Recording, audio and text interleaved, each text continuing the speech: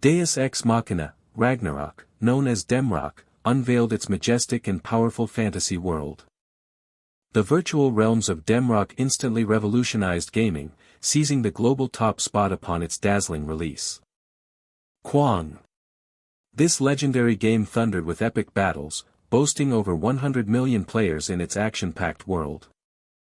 The crushing blow landed, Kwajic, yet a shadow of change lingered intensely. Inevitably, time's cold hand eroded its towering reign, pushing its servers toward an irreversible shutdown. A somber dialogue pierced the quiet forest, announcing Demrock's final farewell to its most devoted. 30 minutes remained before the final digital darkness descended. Kaiser, the legendary Demrock Rank 1, stood resolute. Purple Flavor, Rank 5, voiced a curse he never expected to come true, a tinge of regret in his defiant words. Sword Emperor, Rank 4, concurred with a reflective nod, admitting the game's inexplicable charm despite its frustrating flaws. Cluck-Cluck-Chicken, Rank 3, animatedly questioned how such a flawed game could possibly survive, gesturing at its absurd design. The air around the campfire grew tense as Cluck-Cluck-Chicken's defiance met Kaiser's cutting retort, escalating the mood. The flickering firelight cast an angry glow as Cluck-Cluck-Chicken's challenge met Sword Emperor's exasperated sigh. Kaiser's quiet interjection hung, anticipatory, in the sudden silence. A somber, nostalgic truth escaped Kaiser's lips: it is a bit of a shame. Purple Flavor nodded appreciatively, acknowledging Kaiser's unparalleled dedication to the game and his impressive combat prowess. In Purple Flavor's mind, Kaiser's dynamic, powerful battles had always appeared godlike. Cluck-Cluck-Chicken playfully teased Kaiser, lightheartedly reminding him that even godlike players suffered from terrible luck. Purple Flavor observed with playful amusement that if Kaiser had any luck, his prowess would surely elevate him beyond their companionship. Cluck-Cluck-Chicken recounted a famously amusing anecdote of Kaiser's explosive frustration, Kuaak, claiming the universe conspired against him during gear upgrades. Puhaha. Amidst the light-hearted laughter, Purple Flavor affectionately dubbed Kaiser the most wicked bastard of them all. The jovial ha ha ha ha ha echoed warmly across the campfire. Ha! Sword Emperor smiled, a melancholic reflection on Kaiser's truly unmatched, terrible luck. A final, sobering dialogue chimed, officially confirming Demrock's scheduled shutdown, a quiet farewell to its most steadfast players. Jying. Purple Flavor's form began to dissolve, a sad, ethereal shimmer as he conceded, "It's been a good run." Jying. Sword Emperor wistfully acknowledged the end, while Cluck-Cluck-Chicken offered a poignant, hopeful promise of future gaming. Jying. Only Kaiser remained, the campfire's glow a lonely, poignant farewell. Tadak, Tadak. The campfire crackled, a solemn warmth against the encroaching digital night. Jying. A mysterious column of blue light ascended, the game's final, fading breath. The stark, glitching static confirmed Demrock's server shutdown. KKUK. The quiet stillness of a forgotten VR headset marked the silent passage of 2 years. The vibrant city skyline thrummed with a new, bustling rhythm. Buong, ung. The city bus moved through the ordinary, everyday hum of urban life. A young man casually exclaimed his awe at someone's incredible game control. He excitedly showed a friend the engaging proof: a demon lord had been soloed. He enthusiastically declared Annihilation from the Execution Guild was undeniably the best among all top rankers. The other young man, equally excited, championed the Empress, praising her incredible lone wolf style and movements. Their casual discussion turned curious, wondering if anyone could rival these two formidable players. A surge of nostalgia swept over them as they recalled Kaiser, Demrock's legendary Rank 1, only for the military man to question his mysterious disappearance. 2 years had indeed passed since Demrock's mysterious end. The heroic and fantastical, God of Savior, or Ghost, now reigned supreme as Demrock's worthy successor. Its expansive reach connected an even larger global user base. A dynamic world of infinite freedom unfolded, teeming with an immersive array of new races and classes.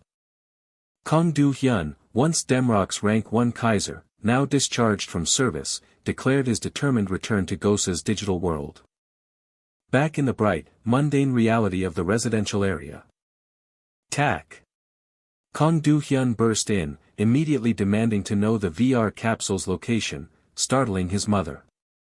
His mother, exasperated, watched him move, Tadak, HWIK, wondering why the VR capsule was his absolute first priority. Byokyog, Keog. His mother's contemplative thoughts drifted to his childhood, lamenting how adult children seem to forget their mothers so easily. His eyes sparkled with pure, unadulterated excitement. In his bright, orderly room, he gazed awestruck at the VR capsule, something only ever seen on streams. Ha! He hugged it triumphantly, the sparkling embodiment of 1.5 years of military savings, the fruit of his labor. He lovingly caressed the capsule, comically praising its texture and alluring curves. Cheeing. The futuristic capsule word, preparing for immersion. Inside the cozy, futuristic chamber, he noted its surprising comfort, despite being used. Sugyuk. With a determined smirk, he declared it was time to connect. Woong. Blue digital light enveloped him as the high-tech system began scanning his irises. Woong. The technical process continued, verifying his ID. Woong. ID verification complete, synchronization finalized, confirming his entry. Kwang. With a grand boom, God of Savior welcomed him into its inviting paradise of adventure. An empty, pristine hall awaited his character's creation. Inside the ethereal space, he looked puzzled at his default avatar. He observed with displeasure that the avatar resembled a soldier. Confronted by overwhelming holographic options, he sighed, deciding to simply throw something together. The system requested a nickname, prompting a thoughtful pause from his avatar. Seek. A confident smirk, and the resolute name, Kaiser. Woong. With digital confirmation, the system welcomed its newly created character, Kaiser. Woong. The informative interface displayed his unique tag before transitioning him directly to the tutorial zone. Kayak. Kwang. Kwayak. He landed amidst the epic, war-torn devastation of Arlen Castle's tragic battlefield. He stared, awestruck, at the immersive reality of the blazing virtual world. Chuang. Holographic weapons glimmered around him as Kaiser contemplatively considered his starting armament. Chijijijik. He looked upon the basic choices with palpable disappointment, finding nothing impressive. Jiang. With a decisive hum, he chose the weapon he knew best. Kwang. Chuang. A powerful sword materialized, a confident echo of his preferred weapon from Demrock. Tak. A commanding voice sharply interrupted Kaiser's moment. Tak. Charlie Knight Commander urgently thudded towards him through the ruins. Charlie Knight Commander, confrontational and urgent, demanded to know Kaiser's presence in the fiery castle. Diopseek. Charlie grabbed Kaiser's arm, his demand to move it, laced with urgent command. Kaiser hastily agreed, a system message confirming his unexpected party formation with Knight Commander Charlie. Tak. Tadadak. They raced through the chaotic, burning hallway with urgent speed. Kaiser's eyes widened, surprised by the grim sight ahead. Keu. Cook. The grim sight of fallen knights echoed with silent pain. Charlie, grave and urgent, revealed the terrifying alliance, enemies joined with monsters, possibly an abomination. His desperate, fearful words warned of that thing descending if they failed. Charlie urgently pointed towards a strategic shortcut, urging Kaiser to move fast, through the hidden door. Sugyuk, Woong. He peered into the mysterious, tense darkness beyond. Pishak. Papapat. Papat.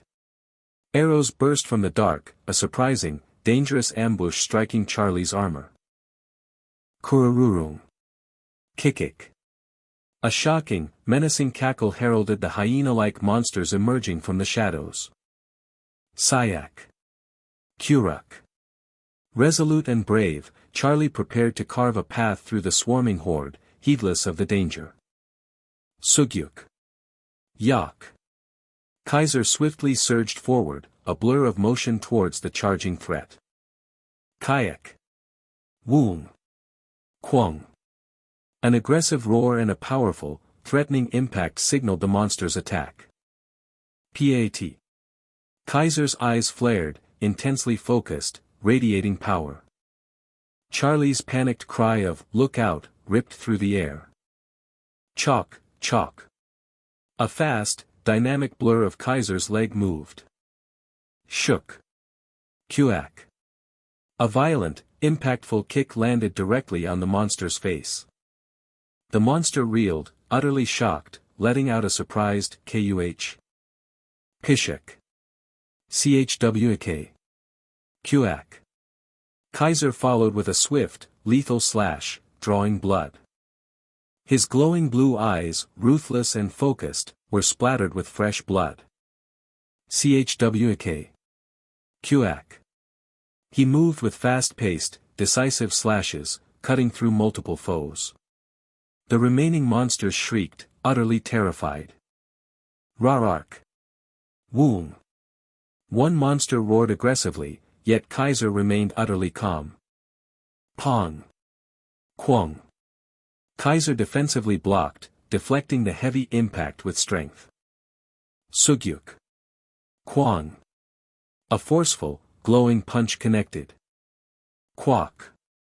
Pok. A brutal, decisive kick snapped the monster's head back. The dying monster let out a final, Painjiro RGH. Teal-seek. Sukuk. Kaiser stood dominant over the fallen foe, surprising the recoiling survivors. Surururuk. The scared monsters hissed, one dropping its weapon in fear. Shook. Sugyuk. His eyes glowed, intensely focused and menacing. Chwk. Pa. Shu_UK. He delivered swift, deadly slashes, cutting down the remaining monsters. Chike. Yuk. His foot stepped, dominant and final, on the defeated foe. Teal-seek, Teal-seek. Kaiser stood victorious, silent amidst the fallen monsters. Hook. Sugyuk. Pishak. He calmly wiped the blood from his sword with meticulous care. He smiled, pleased and self-assured, realizing his skills hadn't rusted in the slightest. Tak. He took a light step, feeling agile and confident, his body mysteriously lighter than before. Charlie stared, awed and shocked, barely believing Kaiser had single-handedly dispatched 5 monsters. Dailong. An interactive system notification declared Charlie's soaring affinity, leaving Kaiser to question the sudden affinity. He remained contemplative, questioning if this new game's affinity system was perhaps too generous, soaring after just one brief encounter. Charlie's impressed thoughts sparked with hopeful wonder, could this unknown mercenary be a legendary hero of ancient history? Dailong, Dailong, Dailong. An astonishing, game-changing flood of notifications declared Charlie's unconditional trust and a rare, max affinity from the start, title. Wang. Kaiser smiled knowingly, quite satisfied with the strategic benefits of his newly acquired, rare, max affinity from the start, title.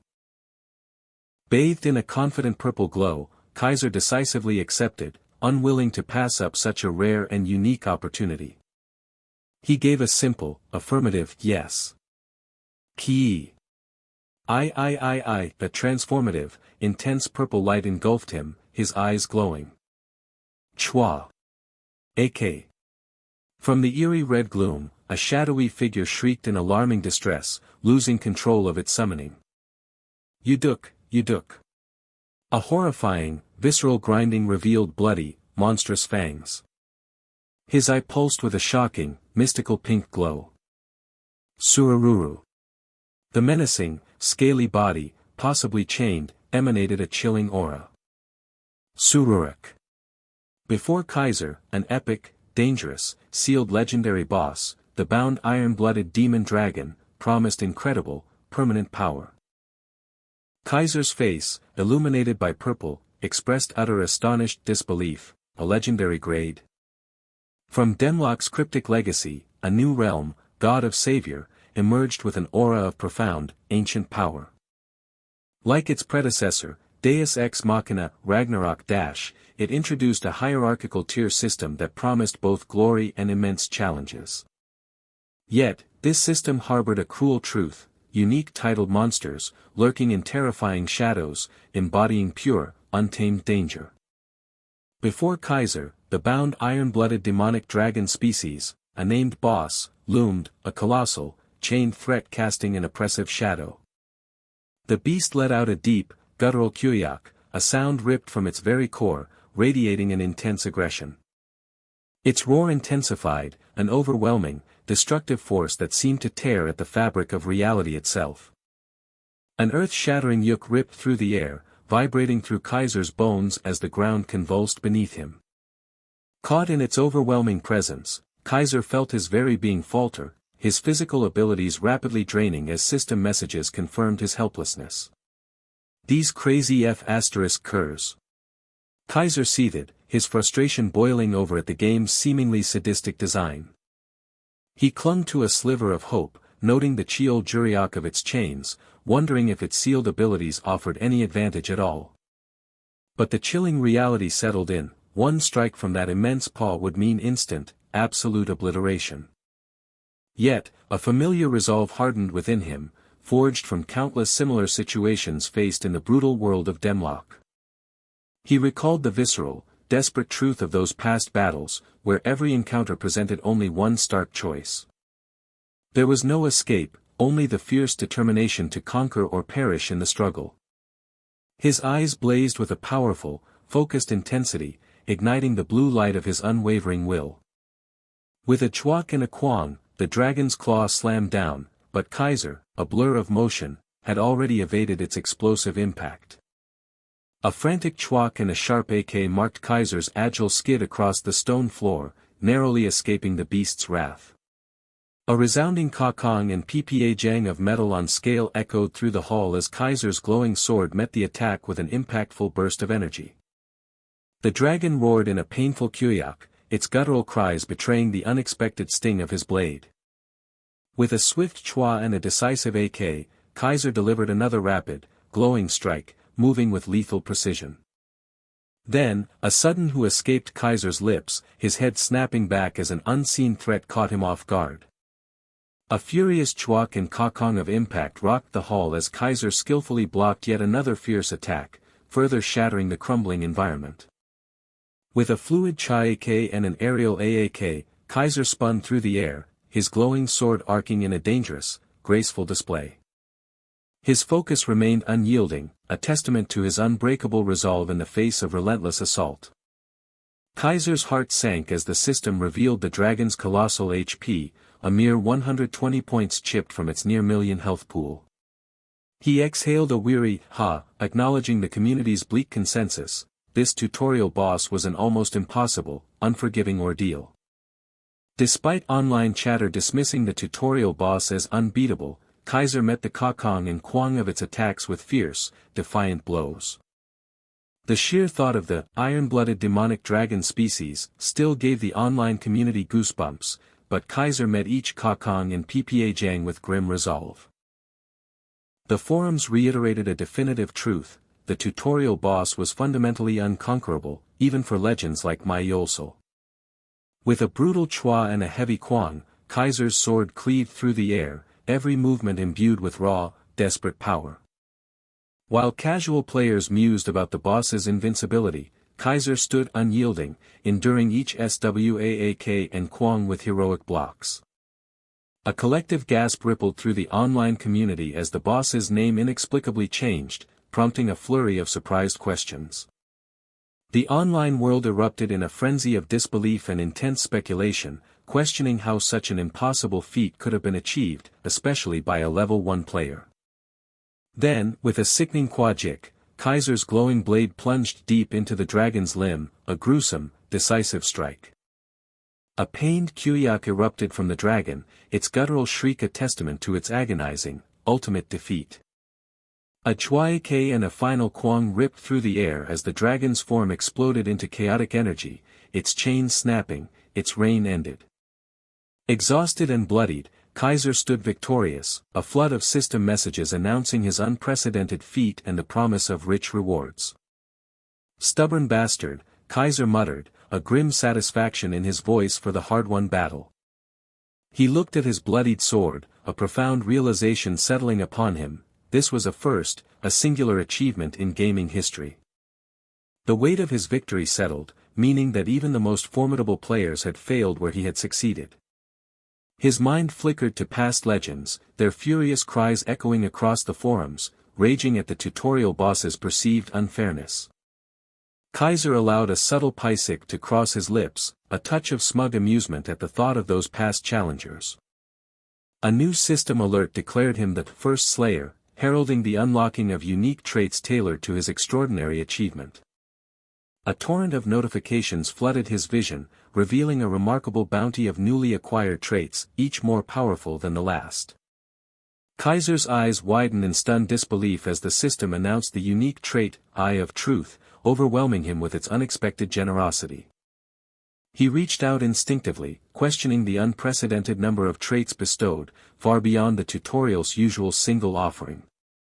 Traits, the game explained, were the special, mystical systems of GOS, shaping a player's inherent abilities.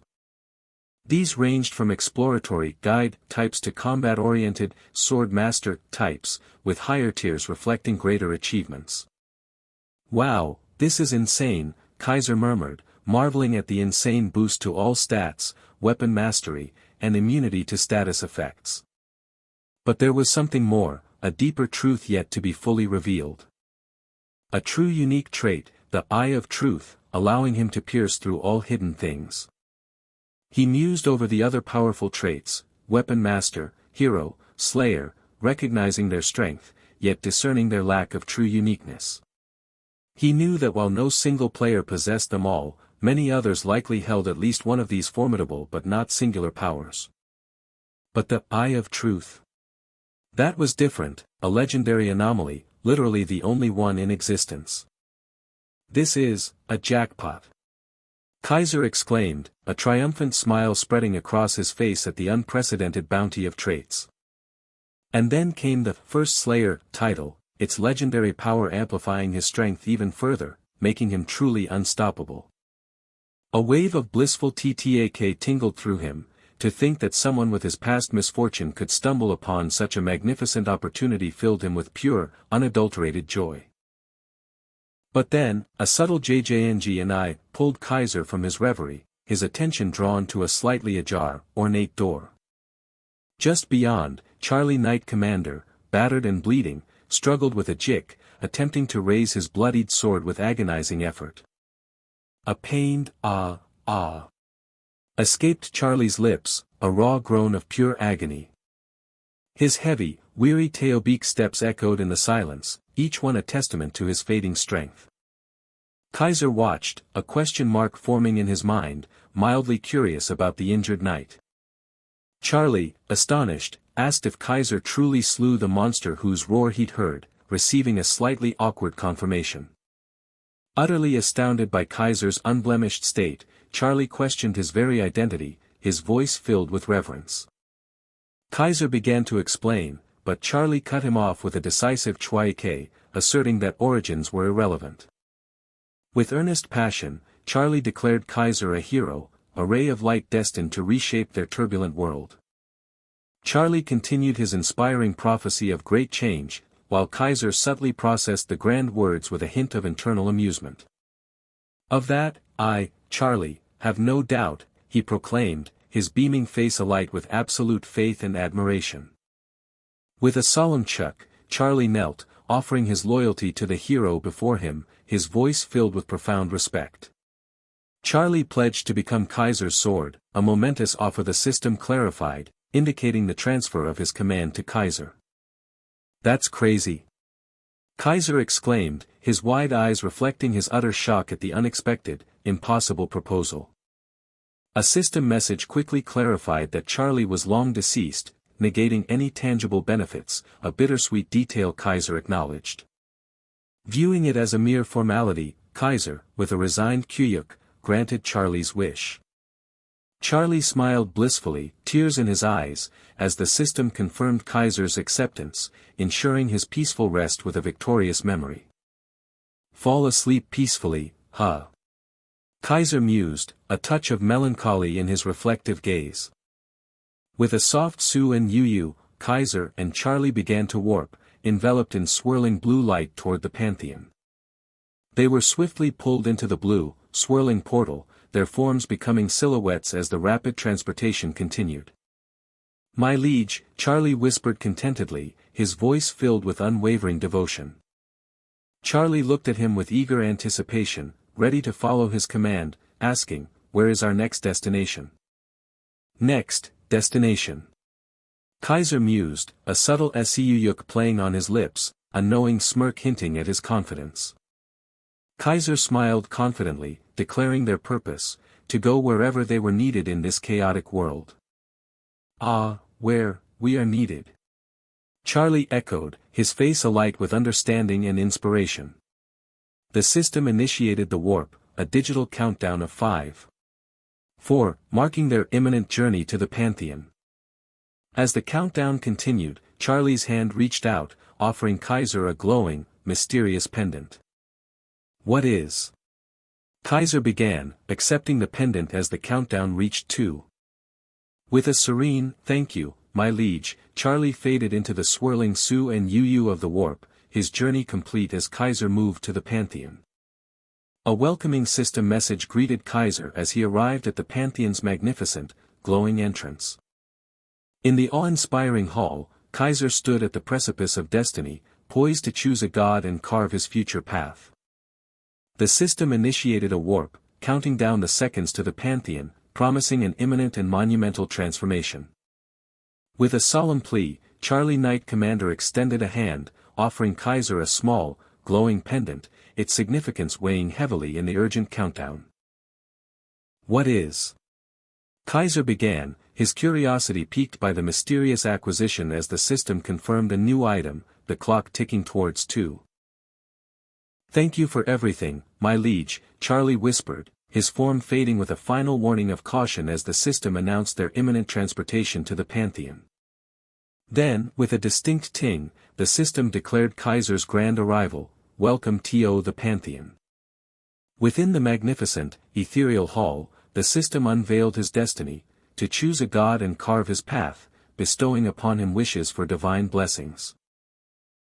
Kaiser, eyes wide with genuine awe, could only muse, so this is the famous Pantheon. Yet, the narration revealed the grand title was a mere facade for its common, more telling moniker, the Gotcha Room, a place known to make countless users both laugh and weep. This was the fabled God Gotcha, where one single choice of deity inextricably bound their entire class and future trajectory. The system elaborated on the tiered hierarchy of gods, neatly categorizing them into fable, hero, and myth, each card glowing with distinct possibility. Fable gods, the narration explained, were beings woven into existence by the ancient tales and beliefs of countless generations.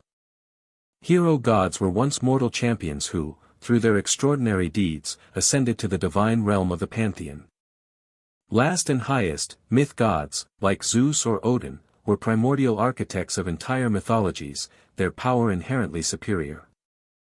A sudden ting signaled a cascade of options, each card contains a different god. Please select the god you wish to serve. Kaiser exclaimed, "Wow! That's a lot. I have no luck anyway, there's no need to get greedy." Kaiser thought, a familiar resignation, before something unexpected made him pause, "Huh?" A gentle Shah accompanied Kaiser's inner query, his gaze fixed on an anomaly, "Why is that one gold?" A sharp ting announced, "Eye of Truth is activating." Kaiser gasped inwardly, realizing, it sees right through the hidden secrets.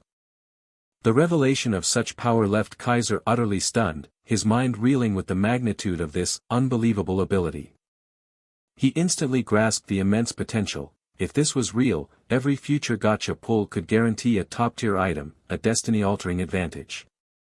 Before, old friends, like the male character with white hair and red sash, had teasingly asked, "Why are you so unlucky?"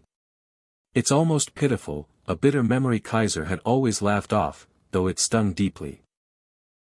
But now, with this game-changing skill, Kaiser felt a fierce surge of hope that he might finally reclaim his place as a ranker.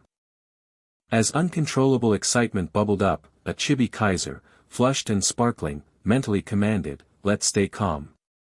Despite the internal jing-jing and ha of his rising elation, his resolve hardened. No matter the options, he would exclusively target the gold ones. A soft sha hummed as Kaiser grasped the golden card, the fate of his new journey resting in his hands. Then, with a distinct ting, the system unveiled the glorious prize. You have drawn the myth god, one-armed sword god Tyr. It then posed the critical question, will you choose this god? Kaiser's face split into a triumphant grin, glowing with golden light as he exclaimed, a myth god. With this. But then, a stark system message shattered his triumph. The vessel of the apostle has not been formed. You cannot become Tyr's apostle. Please draw a card again. Kaiser's heart plummeted, a shocked, escaping his thoughts. What does this mean? I can't be an apostle. Kaiser inwardly screamed, even the mighty Tyr depicted as highly bewildered by this unexpected situation. A vessel hasn't been formed. Kaiser, frustrated and dejected, found himself lost in thought, utterly baffled. I've never heard of anything like this happening. But then, a sudden realization struck him, his eyes widening. Wait a minute, vessel. The narration unfolded the crucial backstory. Normally, a goddess would deliver a revelation after a demon lord's defeat, but Kaiser's premature victory meant he had missed this vital step. A profound and unsettling understanding dawned on Kaiser. If so, is all of this because I didn't receive the goddess's revelation? A sharp jing punctuated Kaiser's disheartened discovery as he checked his status. His class window simply read, Adventurer, nothing more. In the critical class section, where Apostle should have been, it stubbornly remained Adventurer, a stark reminder of his incomplete status. Damn it. Kaiser despaired, a hand on his chin, wrestling with the impossible dilemma. Then what am I supposed to do? The array of god cards now seemed utterly pointless. He foresaw only repeated rejections, each declaring he lacked a vessel anyway. A forlorn geok and Suk echoed Kaiser's deep despair, a bitter lament escaping him. Do you know how long I've waited for this moment? Ha! What should I do? He muttered, running a hand through his hair, swiftly dismissing the desperate thought of restarting, knowing a character deletion meant another 60-day wait.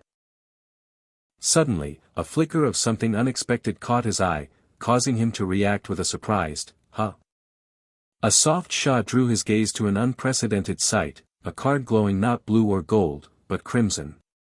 Red? A sharp yuk escaped him as he reached for the anomalous card, utterly astonished. I've never heard of a red card tier. With a ting, the system exploded with revelation. You have selected a hidden card. You have selected the forgotten last adventurer, Kaiser. You possess the vessel of an adventurer. You have become Kaiser's apostle. Kaiser's thoughts simply screamed. Kaiser's eyes glowed red with fierce determination as he realized the magnitude of his discovery. I'm sure of it. This is a hidden piece. A powerful sha heralded his class advancement. You have advanced to the last adventure class. Acquiring class skills. The ancient lore spoke of humanity as mighty adventurers, masters of Avtartal, whose fall made him humanity's last adventurer. The system then unveiled his truly astonishing, unique ability, Adventurer, which granted him the explosive potential to use skills regardless of class restrictions. Kaiser could only think, that's crazy. A confident smirk played on his lips as Kaiser fully grasped the empowering implications. Regardless of class, I can use every single skill. He immediately envisioned a personalized path to power, planning to strategically pick all the useful skills and build my own custom skill tree. He calculated further, envisioning a formidable combination. Anyway, with the eye of truth, I can guarantee getting the skills I want, and if I combine that with the weapon master trait. Kaiser pictured his ultimate form, an all-master, with no vulnerabilities, a truly formidable force to be reckoned with. Class advancement complete. You will be transported TOF Turtle shortly, the system announced, counting down from 5 as Kaiser thought, with this. A confident smirk played on his lips as a soft shot emanated from him. It's worth trying again. With quiet self-assurance, Kaiser declared his ambition, a rancor. The vibrant heart of Avtartal, Arde, the city of beginnings, hummed with the eager energy of new arrivals, a lively, inviting hub. Ah, my gotcha pull got completely screwed. One new player despaired with a hue, while another new player with shoulder armor attempted to console him. Just hang in there, there's plenty to do in GOW even if you're not a combat class. I'm screwed, the dejected player mumbled, while the geobeak of 2 suit-clad figures echoed through the square, passing by. Well, there's no one useful here today, the male character with gray hair in a suit declared dismissively, revealing them to be scouters. These guild recruiters, despite their official role, were widely known among users as those annoying street recruiters, often ignored or avoided. The gray-haired recruiter ran a hand through his hair, lamenting his monthly quota and fearing his manager's impending wrath. Hey, look at that guy, the male character with black hair in a suit subtly directed his colleague, who simply responded, huh? Oof, he's a total train wreck, the gray-haired recruiter declared, misinterpreting Kaiser's quiet contemplation as utterly shattered mental state. Let's just go, there's no point recruiting guys like that, the black-haired recruiter decided, a casual sigh accompanying their dismissal of Kaiser. Kaiser gasped at the revelation of Charlie's gift, a necklace of blood and covenant, a hero-tier item with insane options that promise defense and magic resistance with every EXP gain. A chibi Kaiser, covered in golden honey, represented his pure, unadulterated joy. Ah, so sweet, so incredibly sweet. A sharp ting startled Kaiser as a new notification popped up, Quest, Goblin Cleanup, he exclaimed, mildly surprised. Another ting displayed the quest details, Goblin Cleanup, Tier, Normal. Other players, like the new player with shoulder armor, cheered, oh, a hunting quest, while a new player with staff excitedly noted, wow, sweet, we don't even have to wait in line. Hunter Dante, a man with a booming voice, rallied the gathered players, instructing them to massacre those stupid goblins. The square erupted in shouts as players scrambled to form teams, looking for party members, cried one, LFP, tank/DPS/healer, looking TO rush straight to LVL12, yelled another. Kaiser observed the burgeoning chaos, thoughtfully noting, looks like everyone's partying up. Excuse me, we're grinding up to level 12, wanna join us? Shield Best asked, a friendly haha accompanying his invitation. Let's team up so we can get the party bonus, Ainforth had encouraged with a friendly heh, while Yubinkung added, let's hunt them together. Kaiser pondered the offer, a party, huh? Well, they're not wrong. The narration highlighted the practical truth, party hunting was not just easier, but practically essential, for bonus EXP. Sounds good, let's party up, Kaiser agreed, and with a swift jing, the system confirmed, Shieldbest's party has been formed. Oh, are you a Kaiser fan?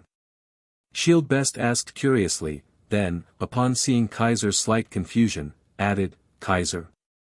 Who's that? Ainforth had clarified, there's this guy, the rank 1 player back in the Demrock days. Yubinkung hummed in understanding, and Ainforth had continued, you must be a true fan of Kaiser. To even name yourself Kaiser. Kaiser gave an awkward haha and a knowing Cube Jiak, his secret identity remaining safe, for now. Alright, shall we get going? Kaiser suggested calmly, igniting a wave of enthusiasm from his new teammates. Let's hit level 12 in a flash. Shield Best declared, while Ainforth Head shouted, let's go. A chibi Kaiser leaped with pure, unadulterated joy, a triumphant ye escaping him. With a forceful fa and EOP, Shield Best landed a bash on a green goblin, stunning it for one crucial second. I landed a bash. Shield Best roared, his face contorted in effort. Everyone, attack. Ainforth Head, he declared, firing an arrow with a fa and yang, while Yubinkung followed, mana bolt. A Sha and Piang confirmed the combined attack, and the system announced, you have defeated a green goblin. But the respite was short-lived, as new, menacing cries of Keek, Jiok Suk, and Kayak signaled more green goblins emerging from the forest. A deafening kayak filled the air, punctuated by a sharp tack and more Keek-s as a monstrous horde charged forth. A screeching Keek heralded a goblin's attack, which Shield Best met with a solid tack, the impact resonating with a Woong and Kwang. Ainforth Head and Yubinkung cried out in sudden panic, Shield, and Shield OPPA, their voices laced with fear. Shield Best strained, struggling against the snarling goblin, urging his teammates, hurry up and grab it, through the goblin's Keek. Wait a second, Shield Best stammered, looking back desperately. My cooldown is still. With a sudden shuang and a collective asterisk. Asterisk of shock from his teammates, Kaiser blurred into the air above the fray. A guttural kiek echoed from below, a goblin's aggressive challenge meeting no response. A powerful pa and yang reverberated through the forest as Kaiser's unseen strike impacted the ground. A swift sha, keek, and whack concluded the encounter, you have defeated a green goblin. Shield Best, Ainforth Head, and Yubinkung all stared in profound asterisk. Asterisk surprise, utterly stunned by Kaiser's sudden display of power. A confident Wa and Yak announced Kaiser's charge, a blue trail in his wake, as he moved fearlessly towards the remaining goblins. Another forceful Ta and Yak marked the impact of his sweeping attack on the forest floor. With a decisive Wa and two rapid Yak-s, Kaiser cut through the horde, the system confirming, you have defeated a green goblin. Ainforth Head cheered, Keu, nice one, Kaiser, while Yubinkung, equally impressed, added, Kaiser, you're the best. A crisp check signaled the sheathing of Kaiser's sword, the battle momentarily settled. Good work.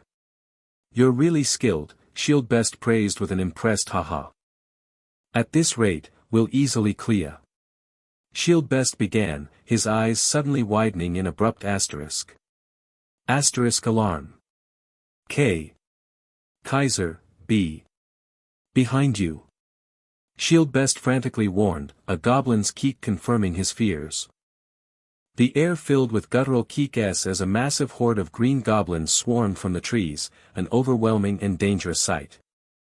The terrifying Keek-s intensified, as an endless wave of red-eyed goblins surged forward with menacing intent. We can't handle this. Let's run for now. Shield Best stammered, a desperate suk accompanying his panicked retreat. Kaiser. Shield Best screamed, but with a defiant cha and yak, Kaiser ignored the warning, charging directly into the overwhelming horde. A deafening kiek erupted from the goblin ranks, their charge unrelenting. With a powerful buwoong, Kaiser leaped high above the charging goblins, eliciting cries of keek, kayak, and keek from below. Kaiser's eyes glowed red with furious determination, a powerful Wa and Ya escaping him as he prepared to strike. Below him, the forest remained momentarily serene, oblivious to the catastrophic power about to be unleashed. Then, a deafening Kuu and Wa exploded through the air, as a massive blue energy blast obliterated the tranquil forest. The muscular purple-skinned man sternly confronted Kong Du-hyun, challenging his chaotic approach to combat. Still clutching his blood-stained blade, Kong Du-hyun found himself puzzled by the accusation. The muscular purple-skinned man vehemently detailed the perilous choices, highlighting the low HP and sudden boss encounter. Yet, Kong Du-hyun simply smirked, confident in his undeniable triumph over the beast. A surprised concession escaped the muscular purple-skinned man. Victory didn't erase the inherent danger, he worried. As screeching goblins surged forth, Kang Do-hyun inwardly questioned the word reckless. Amidst the aggressive, red-eyed horde, he conceded that his actions might appear risky to outsiders. A desperate plea to flee burst from the panicked player calling for party. But with defiant resolve, Kang Do-hyun ignored the desperate cries and surged forward, a brilliant blue aura trailing his every move. Amidst the relentless, screeching onslaught, he firmly believed his every engagement was meticulously calculated, never reckless. His blade became a blur of brilliant blue energy, cutting through the air with a forceful and a swift, scattering goblins below. With red eyes blazing, he struck, fueled by the absolute certainty of victory. The lush forest briefly held its tranquil breath. Then, a devastating tore through the air as the skilled smash detonated, engulfing the forest in blue energy. AN confirmed the critical blow, felling the green goblin, and Kaiser claimed its pelt as a trophy. As another SCRECH echoed, his gaze sharpened, now fixed solely on the lone remaining poison dart goblin. His foot landed with a swift, powerful A of motion. He streaked past the surprised goblins, prioritizing the swift elimination of ranged threats. With a brutal and, his glowing blade effortlessly cleaved through two more targets. With a focused, the goblin launched its toxic dart. A crimson whizzed past as Kang Do-hyun narrowly dodged the venom, undeterred by the gory around him. With a decisive, the overcome trait ignited within him, an indomitable spirit bursting forth to shatter all limits. His blade ripped through the air with a furious end. A visceral kick escaped the goblin in pure terror.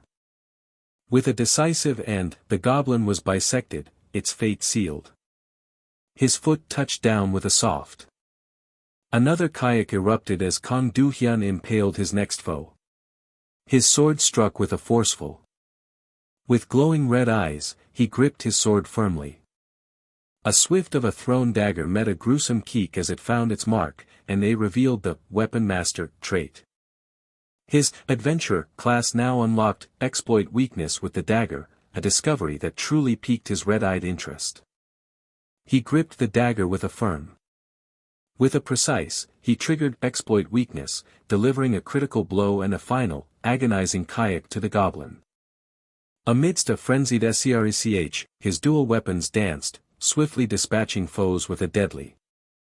A massive end of blue energy erupted on impact. As a spiked weapon soared with a heavy, a new revelation dawned, Weapon Master and Adventurer unlocked swing. A powerful of his blunt weapon elicited a pain from the goblin. Pure terror widened the goblin's eyes. With a brutal and a gruesome, the sharp blade found its mark. A savage and sent blood spraying from the goblin's face. The swing skill unleashed a devastating, utterly deforming the goblin with bone-shattering force. System chimes confirmed a cascade of mastery increases, leaving Kang Do-hyun to reflect on his rather impressive progress. Lying among the fallen, he mused how his new skills weren't just unrestricted, but instantly usable, a delightful surprise. This unexpected power surge was undeniably, delightfully better than expected. The player calling for party watched, stunned, at the scene of the solo slaughter. Utter disbelief rendered his mind reeling. In his mind, even a legendary party strained to conquer such a horde, Kaiser's ease defied all logic. To imagine one man had achieved this feat alone seemed impossible. The name Kaiser echoed in his thoughts, laden with mysterious, potent power. A hopeful, yet disbelieving, question sparked within him, could this truly be the legendary Kaiser of Demrock? He chuckled, dismissing the absurd notion entirely. The thought unspooled, detailing the legend's 2-year disappearance and the sheer impossibility of him joining this particular party now. The conclusion remained stubbornly illogical. If not the legend, then who was this powerful, enigmatic man? With a maniacal and red eyes gleaming, Kaiser declared the experience utterly, disgustingly sweet. A startled confirmed his alarming suspicion. Kaiser seemed crazy. Kaiser's gaze sharpened with intense, focused. Over the glowing, melting debris, Kaiser mused on disappearing weapons. His contented smile confirmed that bypassing restrictions and utilizing new skills was utterly satisfying for the moment. A triumphant confirmed his status window, revealing 3 level-ups from a single, intensely fruitful hunt. Despite his weapon versatility, Kaiser's core remained the sword, influencing his strategic allocation of strength, agility, and sense points. With a knowing smirk, Kaiser acknowledged his other stats were bolstered by powerful titles and the charm of Charlie's precious necklace. The new player with Bao voiced his utter astonishment at Kaiser's prowess. Waves of awe and enthusiastic praise, punctuated by a hearty, washed over Kaiser from his adoring new party. The player calling for party pondered if this might be the legendary Kaiser, yet dismissed it as utterly improbable.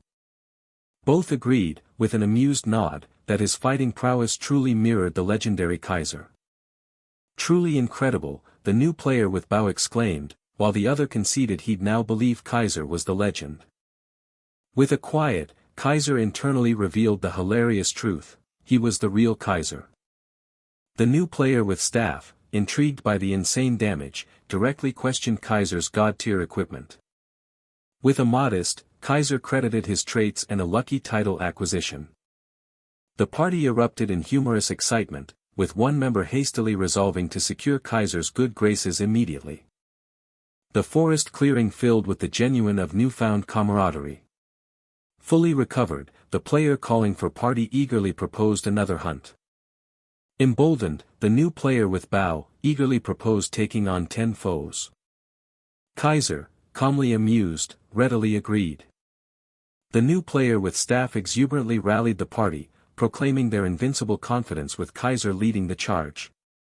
Kaiser's eyes sharpened, intensely ready. An unseen voice barked an impatient command. Meanwhile, back in the ominous dungeon, a heated argument erupted over loot and perceived ranks. With a faint smile, Kang Do-hyun wistfully wondered about his companion's distant endeavors.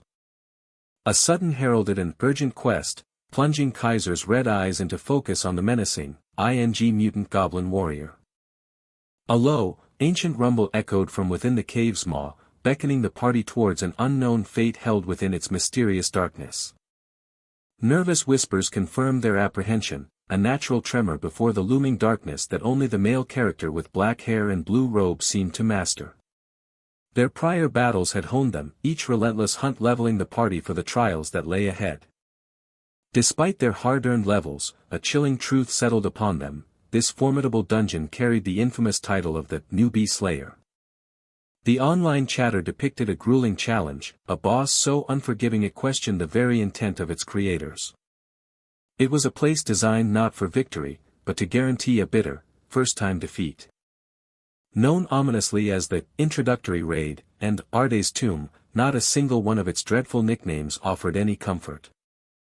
This new adversary's snarl, a guttural, proved its difficulty was incomparably higher than any goblin mob they had faced. And when such unyielding power demanded specific, flawless teamwork, its notoriety as a slayer of the inexperienced only grew. Thus, with a steady of their steps, they pressed deeper into the unforgiving depths, facing their infamous reputation head-on. Exasperated complaints about the dungeon's design and the temptation to abandon flawed allies filled the air, yet the male character with black hair and blue robe remained silently observant. The new player with staff, aghast, quietly acknowledged the profound difficulty, contemplating the true scale of the challenge. Shield Best, resolute, declared that failure here would close off all future raid opportunities, making this clearance absolutely critical. The male character with black hair and blue robe, seeing the undeniable logic, internally agreed with the stark assessment.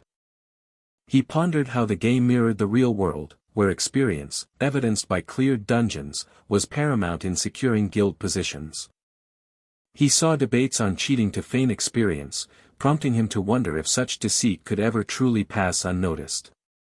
However, the forum's brutal dismissal of such tactics, citing the immutable Book of Adventures, confirmed his suspicion that such trickery was futile in GOS. The Book of Adventures was no mere ledger, but a vast, mystical tome where every triumph and trial was immutably etched. From minor quests and gathered materials to the unlocking of new regions and the slaying of monstrous bosses, everything was recorded. Every single action performed by a user within GOS was permanently transcribed into the ethereal pages of the Book of Adventures. Though later records might diminish its importance, for now, they had no choice but to, forward, grit their teeth, and clear this dungeon to secure their future. This urgency was amplified by the realization that the next city's boss posed a mandatory clear, unlike their current, more optional, challenge. With a definitive, the male character with black hair and blue robe took a single, confident step forward. A mighty heralded their arrival at the boss chamber, where a game interface glowed to detail the formidable, variant goblin warrior, a rare, cursed fighter of immense power. With a knowing and a slight smirk, the male character with black hair and blue robe issued a confident invitation to enter. Shield Best declared his readiness, while the new player with shoulder armor, having memorized the guide, vowed to make no mistakes. The male character with black hair and blue robe remained silent, his gaze weighing their determined and nervous faces. As the male character with black hair and blue robe moved with a casual, Shield Best let out a startled AH, caught off guard by the silent gesture. The male character with black hair and blue robe led them with a resolute, all advancing towards the monumental boss door. With a, Shield Best, as party leader, activated the entrance, bathing his extended hand in a soft blue light. A sounded, and a system prompt appeared, seeking agreement to enter the perilous variant goblin warrior's habitat. With excited shouts and calm affirmations, the three party members confirmed their readiness to face the challenge. A new chimed, signaling the system was now checking the number of players. Another sounded, as the system verified their entry levels. Finally, it confirmed their entry into the variant goblin warrior's habitat. With an ominous, the colossal stone doors slowly parted, revealing a dark, red-tinged abyss as the party stepped into the unknown. The male character with black hair and blue robe, engulfed in a reddish aura, decided it was time to warm up, a confident glint in his eye. With a low, the party marched through the cavernous entrance, entering the dimly lit expanse. Their collective echoed softly, signifying their unwavering advance deeper into the dungeon's heart. The of flickering torches along the cavern walls cast dancing shadows, heightening the foreboding atmosphere. Then, with a start, the variant goblin warrior stood revealed, its formidable elite status and tragic lore displayed across a system interface. The monstrosity let out a guttural growling, its red eyes burning with malevolent intent. A thunderous tore through the air as the variant goblin warrior unleashed an enraged roar, radiating raw power. A collective of shock swept through the party, the new player with staff even questioning the reality of their terrifying encounter. The male character with black hair and blue robe's urgent shout sliced through the tension, "It's coming." With a mighty and a heavy, the variant goblin warrior charged, its leap shaking the very ground. Despite Kaiser's incredible strength, Shield Best grimly realized he could not possibly protect all three of them simultaneously. He knew Kaiser's powers were vast, but stretched across three vulnerable allies, it wouldn't be enough to shield them all.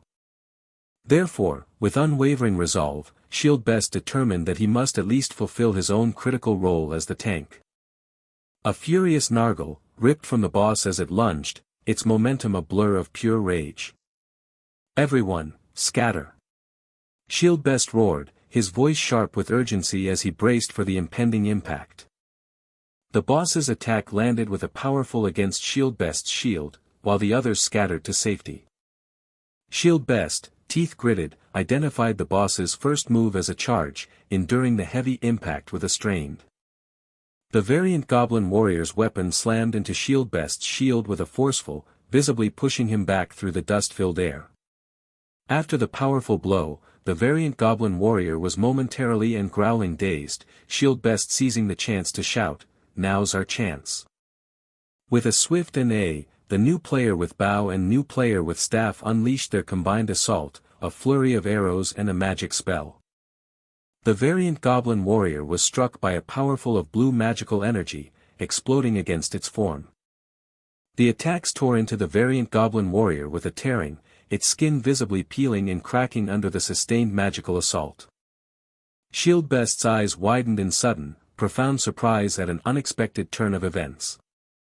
The variant Goblin Warrior let out a low, beginning a wide, sweeping attack that forced Shieldbest to jump back, bracing his shield. The boss's massive weapon slammed against Shieldbest's shield, a blinding flash erupting from the impact. Shieldbest grunted strained as a notification confirmed his protection trait had activated under the immense pressure. His body glowed with golden energy, the protection trait boosting his defenses as he roared, "I've got the AGGRO." With a resounding, the male character with black hair and blue robe launched his attack, swift blue energy cutting through the air. The variant Goblin Warrior screamed pained, reeling from the rapid, blue energy strikes. The male character with black hair and blue robe continued his barrage, hitting the variant Goblin Warrior with successive blasts of blue magical energy. Shieldbest allowed himself a confident smirk, certain that Phase 1 was stable and proceeding as planned. Shield. The pattern is coming soon, the male character with black hair and blue robe urgently warned, but Shieldbest, confused, thought, "What are you talking about?" To their shock, the variant Goblin Warrior began to glow red, its HP dropping to 9,982, triggering an unexpected pattern well ahead of schedule. Shieldbest gasped, his face contorted in shock and disbelief at the sudden, premature boss phase transition. With a quick, the male character with black hair and blue robe pushed off the ground, a blur of motion and dust. A swift slice, imbued with blue energy, connected, causing the variant Goblin Warrior to cry out as blood sprayed. The variant Goblin Warrior shrieked a guttural, bleeding profusely from the precise attack. Shieldbest watched in wide-eyed shock as the boss's blood splattered across his shield. The male character with black hair and blue robe, enveloped in blue light, executed a dynamic mid-air maneuver, poised for another strike. With a confident smirk and glowing red eyes, the male character with black hair and blue robe declared, "Pattern finished." Kaiser's party had conquered the impossible, and now a reporter sought the mysterious secret to their unrivaled success. When pressed for his secret, Kaiser offered a simple, almost dismissive, explanation: everyone just did what they excelled at. The reporter clarified the usual party structure, listing the essential roles of tank, DPS, healer, and support. Yet, she gasped, Kaiser's party bafflingly lacked a tank, rendering raid success seemingly impossible.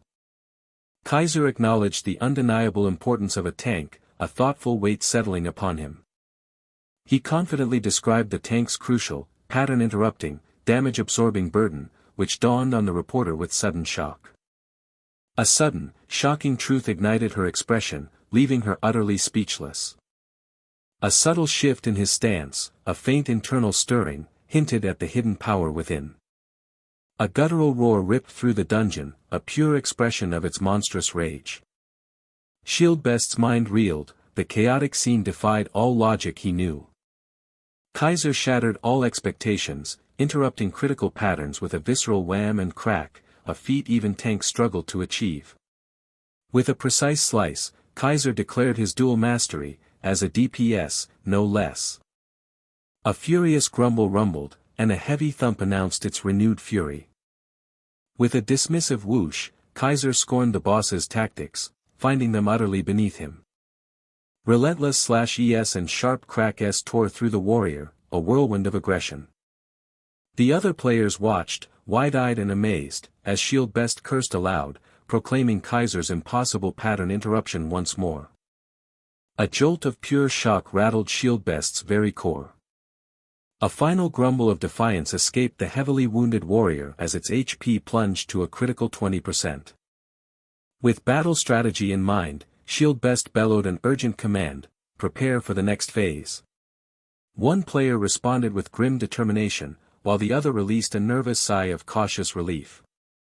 As a ding echoed, the mutant goblin warrior's form violently whoosh-ed, growl ed, and grotesquely shifted, manifesting its dreaded trait. With a mighty boom, it thudded dead its foot, activating the warrior trait. A ferocious roar and explosive crackle engulfed the party, its new power overwhelming even Kaiser with a crushing thump. A chilling ding confirmed the warrior's berserk state, its stats now terrifyingly amplified. As a ding sounded, Kaiser's eyes blazed, calmly acknowledging the arrival of its ultimate form. Unlike common abilities, the mutant trait granted each boss a unique, unpredictable power, making this warrior truly distinct. The warrior possessed not one, but two such devastating traits, cryptically known as 007 Bang, escalating the stakes significantly for the observing party. A strategic ding revealed the grim truth, for consecutive physical strikes meant a party-wide debuff, while 3 magic hits reflected all damage back. A bestial roar tore through the air, followed by a heavy, menacing thump. A heavy thump pulsed through them as a ding confirmed the berserk effect had reduced their attack and movement speeds by 4%. Frustration flared, followed by a sharp scream of pain, as the debuff added an unbearable burden to the already brutal fight. A brilliant ding heralded Kaiser's hero trait, completely negating all mental contamination and rendering him immune to both berserk and mutant effects. A sly smirk played on his lips, he now understood the full, advantageous scope of his immunity. Shield Best, resolute, ordered the party to prioritize dodging over attacking, a command the bowman immediately understood. With a desperate whoosh of his head, Shield Best turned to Kaiser, silently pleading for a solution. With deliberate steps, Kaiser calmly walked past Shield Best, leaving him utterly baffled by his strange instruction. A knowing smile curled his lips as Kaiser declared his intention to single-handedly slice it up. Shield Best could only stare, frozen in utter disbelief. A blur of swoosh es and whoosh es, Kaiser launched a lightning-fast assault. A guttural grumble of pain, a desperate whoosh, tore from its throat. A mighty clang of steel, followed by a sharp slash, found its mark. A phantom whoosh marked his impossibly swift passage. Brutal slash after slash ripped through the warrior, eliciting a painful grumble as it screamed under the aerial assault. The other players exchanged bewildered glances, unable to comprehend why Kaiser remained utterly untouched by the same crowd control effects crippling them. Shield Best muttered, completely disoriented, questioning if this was truly the damage dealer he knew. A profound realization began to dawn, painting a familiar, awe-inspiring figure in his mind. A mighty clash and booming thump announced Kaiser's devastating, explosive strike. Shield Best breathed the words, recognizing Kaiser as nothing less than a true god of battle. A graceful spin, punctuated by a sharp thump, sent blood splattering.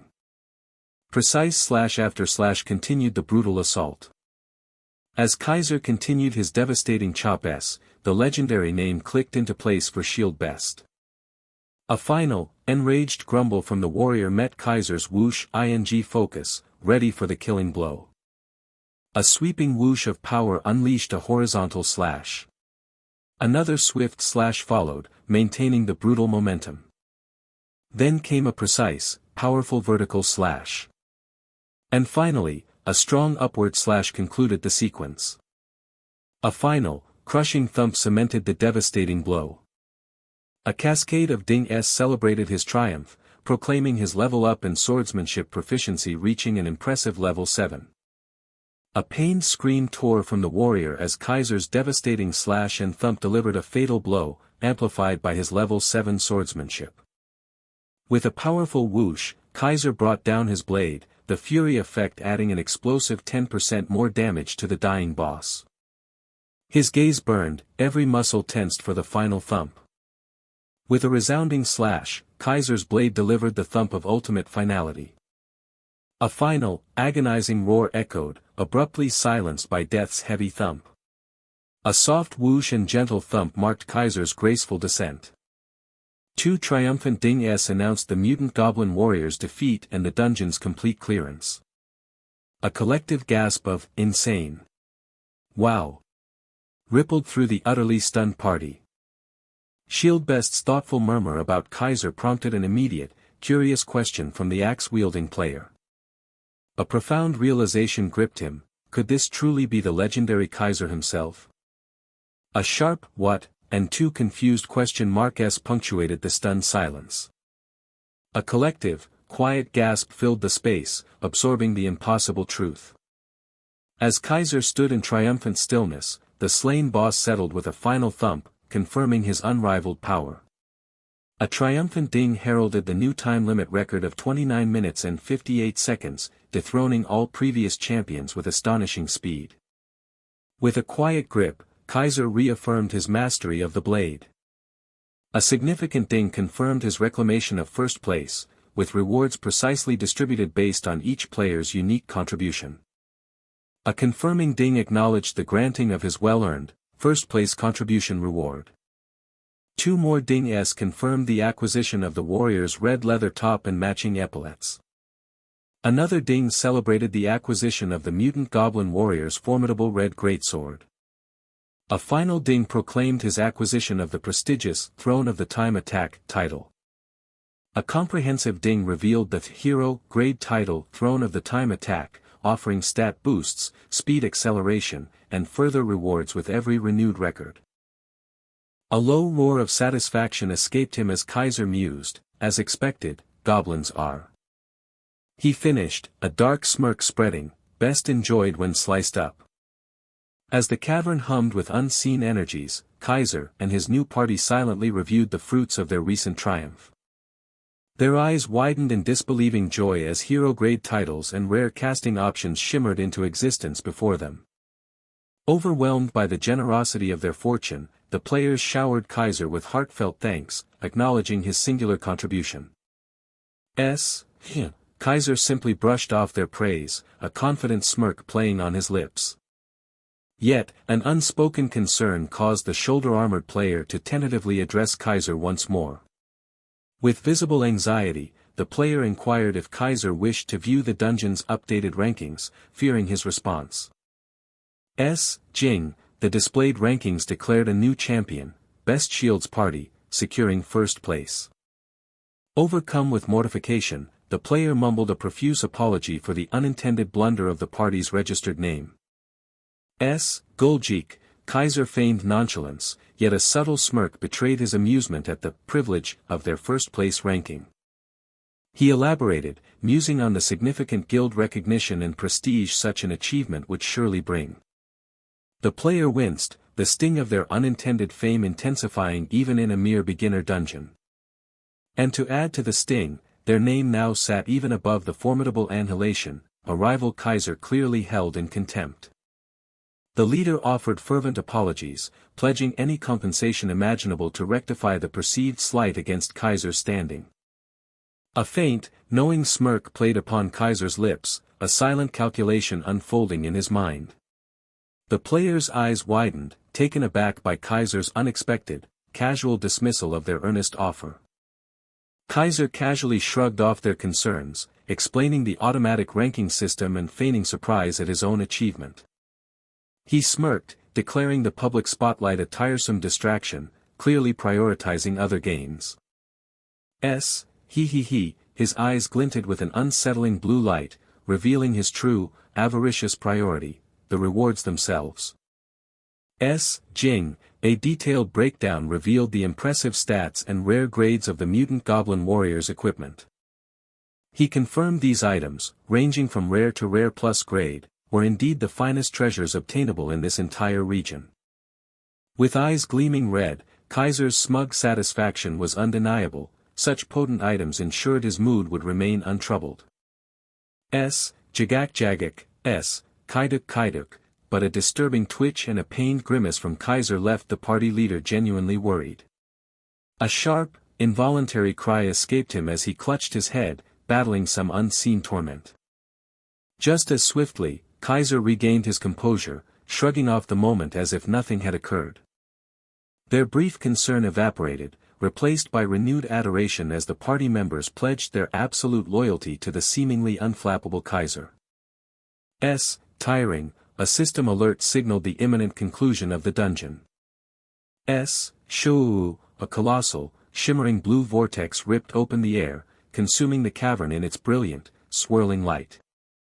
Wu Jin, the leader, confided quietly, admitting his past skepticism regarding the exaggerated online praise for Kaiser.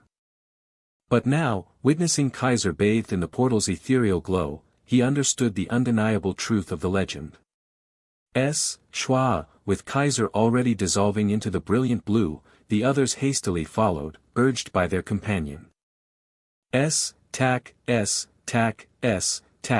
their boots pressed into the shimmering entrance, each step drawing them deeper into the portal's embrace. Schwa, the world dissolved into a maelstrom of pure, unadulterated energy. They materialized into the picturesque calm of our back alley, a stark contrast to the dungeon's raw intensity. The team gawked, stunned by the magical disparity between the quaint alley outside and the cluttered, potion-filled shop where they now stood. Kaiser merely hummed, his gaze subtly shifting as he surveyed the unexpected surroundings. His back turned, Kaiser locked eyes with the hooded figure behind the counter, a silent challenge in the air. The cloaked figure, Calda the alchemist, immediately bristled with suspicion, demanding their identities. The party whispered their unflattering first impressions of the creep, though their leader swiftly interjected a warning against hasty judgment. Giabik, Calda stalked from behind his counter, his voice laced with unnerving hints of needing blood for his dark research. Tack, Kaiser produced a vial, shocking Calda into an exclamation of disbelief at the sight of mutant goblin blood. Beakkeek, Bioryung, Calda roared, eyes bulging with incredulity that the blood had been acquired in less than 40 minutes.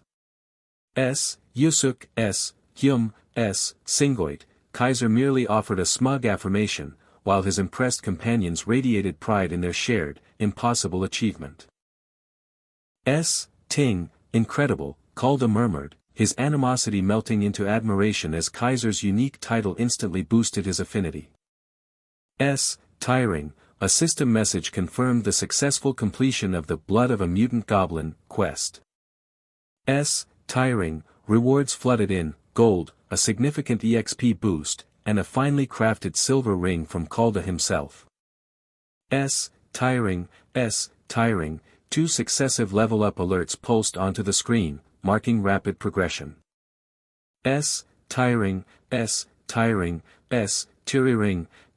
Tiring, multiple system alerts heralded their passage of Trial 0, unlocking the main continent and granting a low-grade skill draw ticket.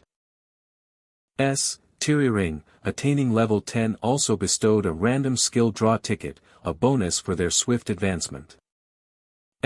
Woa, the party erupted in cheers, their excitement boiling over at the prospect of finally reaching the main continent. Tiring, a new notification announced additional rewards for meeting unforeseen special conditions. The latest acquisition was a unique postcard, penned by Calda himself. Jing, Kaiser noted the rare postcard but set it aside, his true attention fixed on more pressing matters. This, he declared, was the truly important moment, the very draw ticket he had anticipated since his days in the Pantheon.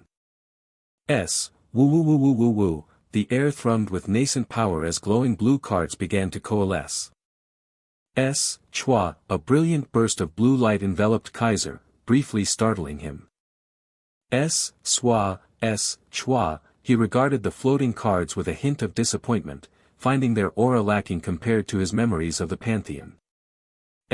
Jing, Chuang, his eye of truth snapped open, glowing yellow, ready to pierce through any illusion. As expected from a low-grade ticket, his activated vision confirmed nothing truly special lay before him. Tiring, a system notification announced the acquisition of Charging Slash. The details of the Charging Slash unfurled, a common-grade skill, yet Kaiser noted its pragmatic utility, deeming it not bad. He casually recalled using it frequently in Demrock, a mere distraction from the truly significant draw ticket he still anticipated. A prompt offered to use the low-grade ticket, but Kaiser's mind fixated on the ultimate prize, a draw ticket promising a random skill from common to legendary. Jing, an abrupt, critical alert flashed, his connection time limit had expired. Ting, a chilling countdown followed, announcing a forced shutdown in 5 agonizing seconds. Tuck, what? Kaiser stammered, his eyes wide with disbelief and his finger frozen on the screen. The connection time limit, a safeguard against the dangerously immersive realism of GOS, had abruptly activated. Ting, 10 hours, he gasped, terror flooding him as the countdown blared. 3. Ting, the glowing cards pulsed mockingly as the merciless countdown ticked to 2. A silent, desperate scream echoed within him, his mind screaming to hurry, as time blurred. Ting, the singular glowing card held its secret hostage as the countdown screamed. 1. Polly, Ting, Sayuk, with a guttural cry of despair, Kaiser's world went dark as the forced shutdown severed his connection without mercy. A shimmering, high-tech chamber hummed with silent purpose. Deep within the pod, a user's mind drifted into the digital expanse. A visceral wave of discomfort washed over him, each sound a testament to his struggle. A raw, guttural scream ripped through the digital chaos. But reality called, bathed in the tranquil light of a new day. His restless feet tapped a nervous rhythm against the floor. A triumphant shout erupted, it worked. From the dazzling blue portal, he stepped into a new reality. Digital commands hummed and pinged as his very being synchronized with a new world. A fantastical town materialized, welcoming him to the paradise of adventure, in Arde Back Alley. Driven by a nagging urgency, he hurried through the narrow alleyways. A persistent thought gnawed at him, the fleeting glimpse of a yellow light demanded his immediate attention. Then, a digital whisper materialized, an unconfirmed skill lay waiting. He accessed his skill storage, where luminous purple cards awaited discovery. A flicker of disappointment crossed him, it wasn't the legendary card he'd hoped for, but he mused on his recent fortune. The skill, Backstab, revealed itself, its gruesome potential sending a jolt of surprise through him.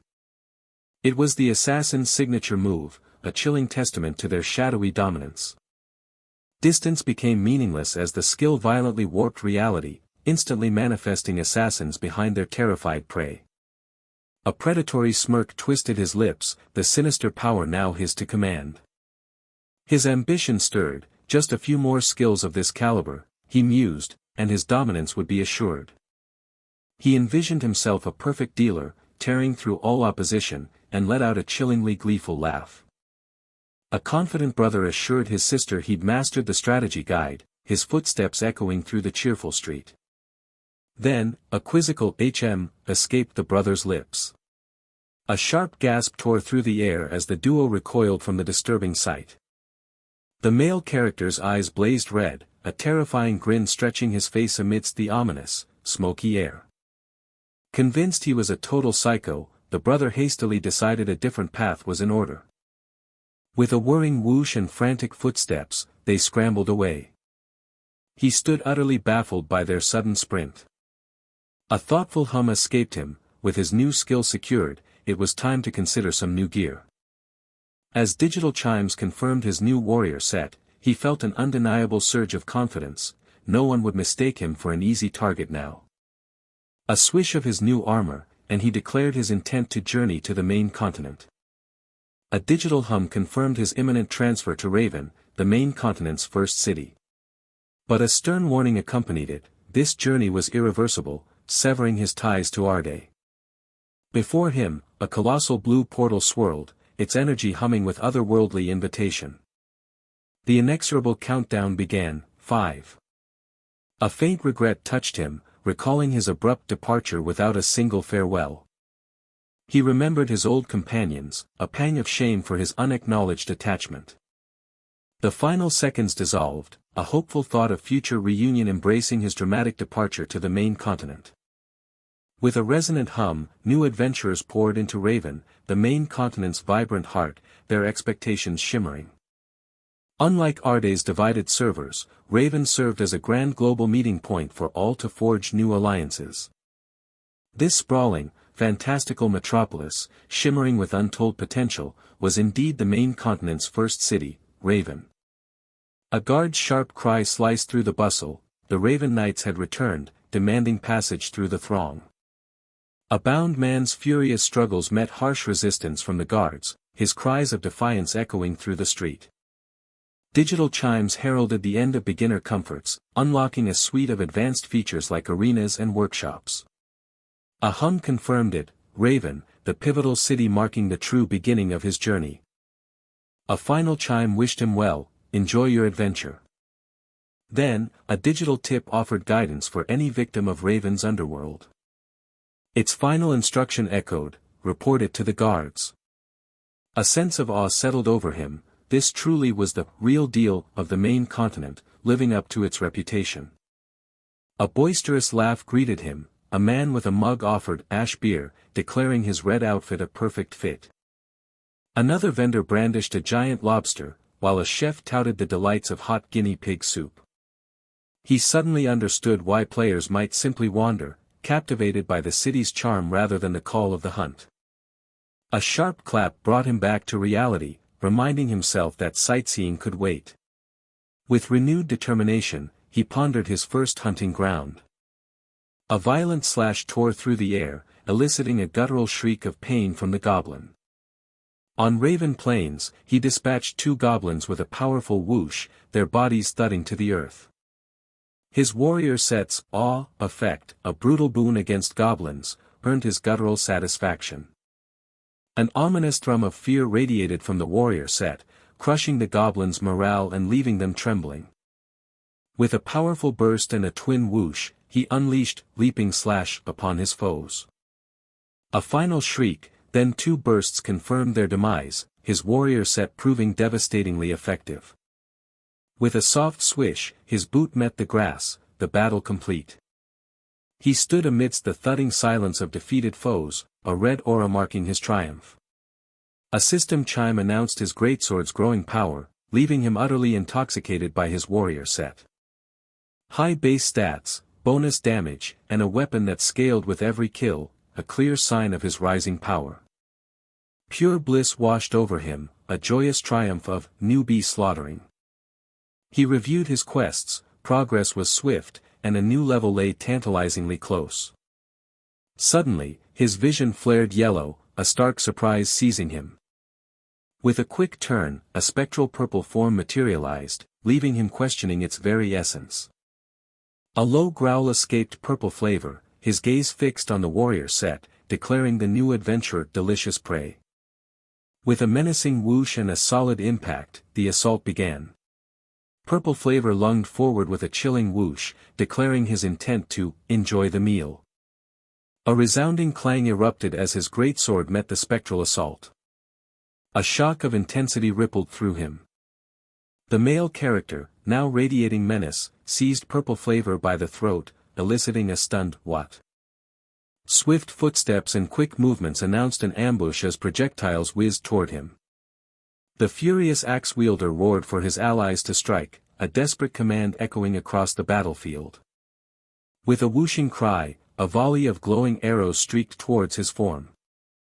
His greatsword cleaved the air with a rumbling whoosh, its powerful swing deflecting the barrage with a resonant clang. With an enraged shriek, the axe-wielder lunged, his weapon crashing down with heavy impacts. A forceful clang of steel on steel rang out, their weapons locked in brutal defiance. With a powerful whoosh, he forced the axe-wielder back, asserting his dominance. A devastating slash cut through his opponent, the impact a grim promise of defeat. A raw expletive tore from the axe-wielder's lips, his world collapsing in agonizing shock. Disbelief choked his opponent, utterly baffled by this newbie, as a ominous mark sealed his fate. With a fierce whoosh and a low hum, he launched his enemy skyward. He towered menacingly over his airborne foe, a red specter poised for the final, decisive blow. A chilling grin split his face, his taunt echoing with sinister triumph, "Are you lost?" The vibrant forest stirred with a dynamic, almost chaotic energy, a prelude to deeper conflicts. Kaiser's powerful assault slammed into the centipede, disrupting its formidable stance with a visceral pock. As the centipede shrieked in sheer agony from the impact, Kaiser pressed his relentless assault, determined to finish the fight. A raw, visceral ugyak tore from Kaiser's throat, a testament to the immense strain he endured. He plunged his mighty blade downward, intending to cleave through the centipede's segmented hide with a resounding fake. A fierce grin split Kaiser's face, his eyes alight with a terrifying, red glow, signaling a potent surge of power. The giant centipede reacted with a startled asterisk Kaya. Asterisk, utterly unprepared for the ferocity of the attack. Kaiser unleashed a devastating wide arc swing, a torrent of green and red energy erupting with destructive force. The giant centipede shrieked, a high-pitched Kia ek, as the attack tore into its face, splattering viscous green liquid. Parts of the monstrous centipede ruptured violently, scattering debris as Kaiser watched the chaotic aftermath of his assault. Kaiser stood poised and ready, his sword gleaming, a red aura aggressively pulsing around him in the tense air. The giant centipede, refusing to yield, charged forward with a terrifying, high-pitched kai-yeek, surprising Kaiser. Kaiser's eyes widened, a sudden flicker of shock breaking through his battle-hardened resolve. Before he could react, the centipede's limb ensnared his hand with a painful squeeze, sparks flying from the intense friction. Kaiser gritted his teeth, groaning, "UGH," as the monster's suffocating grip tightened around him, a brutal reminder of its power. He found himself repulsed, commenting, "It looks disgusting too," even as a potent blue glow emanated from his captured hand. "Why are you shoving your face in?" Kaiser roared, impaling the monster's head in a decisive strike that sent green ichor gushing. The centipede let out a final, agonizing Kia ek, its head erupting in a shower of green liquid, signifying a critical blow. His eyes burned a fierce red, Kaiser delivering another strike, a calculated follow-up to his devastating assault. Kaiser continued his relentless attack, slicing through the monster with a powerful chalk, sparks and green liquid spraying with each impact. He stood triumphant over the vanquished beast, his sword resting, the battle's intensity finally subsiding. As Kaiser knelt, exhausted yet fulfilled, game notifications chimed, declaring his victory, increased swordsmanship proficiency, and a well-earned level up. Kaiser observed his updated stats, quietly noting, already went up 2 levels. He reflected on his remarkable progress, thinking, it's pretty tough, but leveling is going quite well. I've cleared most of the quests. Kaiser's gaze sharpened, pondering his next objective, realizing, and now what's left is. The game system revealed the details for the Lost Pendant quest, a seemingly simple task with a quirky penalty. Kaiser adjusted his massive sword, mentally shrugging off the task's difficulty, believing, well, it's not particularly difficult anyway. Confident in the quest's simplicity, Kaiser walked away, a holographic map glowing beneath his purposeful strides, certain of the location. The clearing buzzed with activity as players jostled for position, with calls of, "All right, line up everyone," and pleas of, "No cutting in line." Arguments erupted amidst the crowd about pushing, as Kaiser discreetly observed the chaotic scene from the back. Kaiser's gaze fixed on a distant tree, deducing, that must be the tree where the pendant respawns. He felt a pang of relief, noticing, good thing the line isn't too long. If there were more people, I'd have to wait a long time. Kaiser subtly turned his head, his attention caught by an overheard conversation about execution orders on those griefers. 2 players gossiped maliciously about an assassin brat, while Kaiser, hidden in the background, registered a flicker of surprise. The male player smirked, mentioning the supposed assassin was going around calling himself Kaiser or something. Kaiser's eyes widened in utter disbelief, his inner voice screaming, "Why is my name coming up?" The player dismissively waved his hand, rationalizing the rumors as fanboy nonsense, questioning, a swordsman used backstabbing, does that even make sense? As the player in gray armor laughed at the absurdity, Kaiser quietly resolved, I'll have To lay low for a while. He knew the guilds would never stay quiet about a swordsman with assassin skills and 6 traits, realizing the inherent danger. Kaiser grimly anticipated both recruitment offers and numerous attempts to cut me down early due to his unique powers. He suspected the top guild members from Demrock, knowing their destructive mentality: if they can't have it, they'll destroy it. That's their way. A hand plucked the lost pendant from a tree branch, and a chime confirmed its successful acquisition.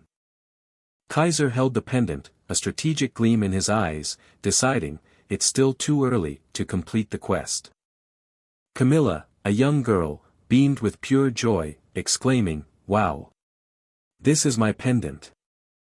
Camilla's heartfelt "Thank you so much," were followed by game notifications confirming the quest lost pendant completed, and her rewards.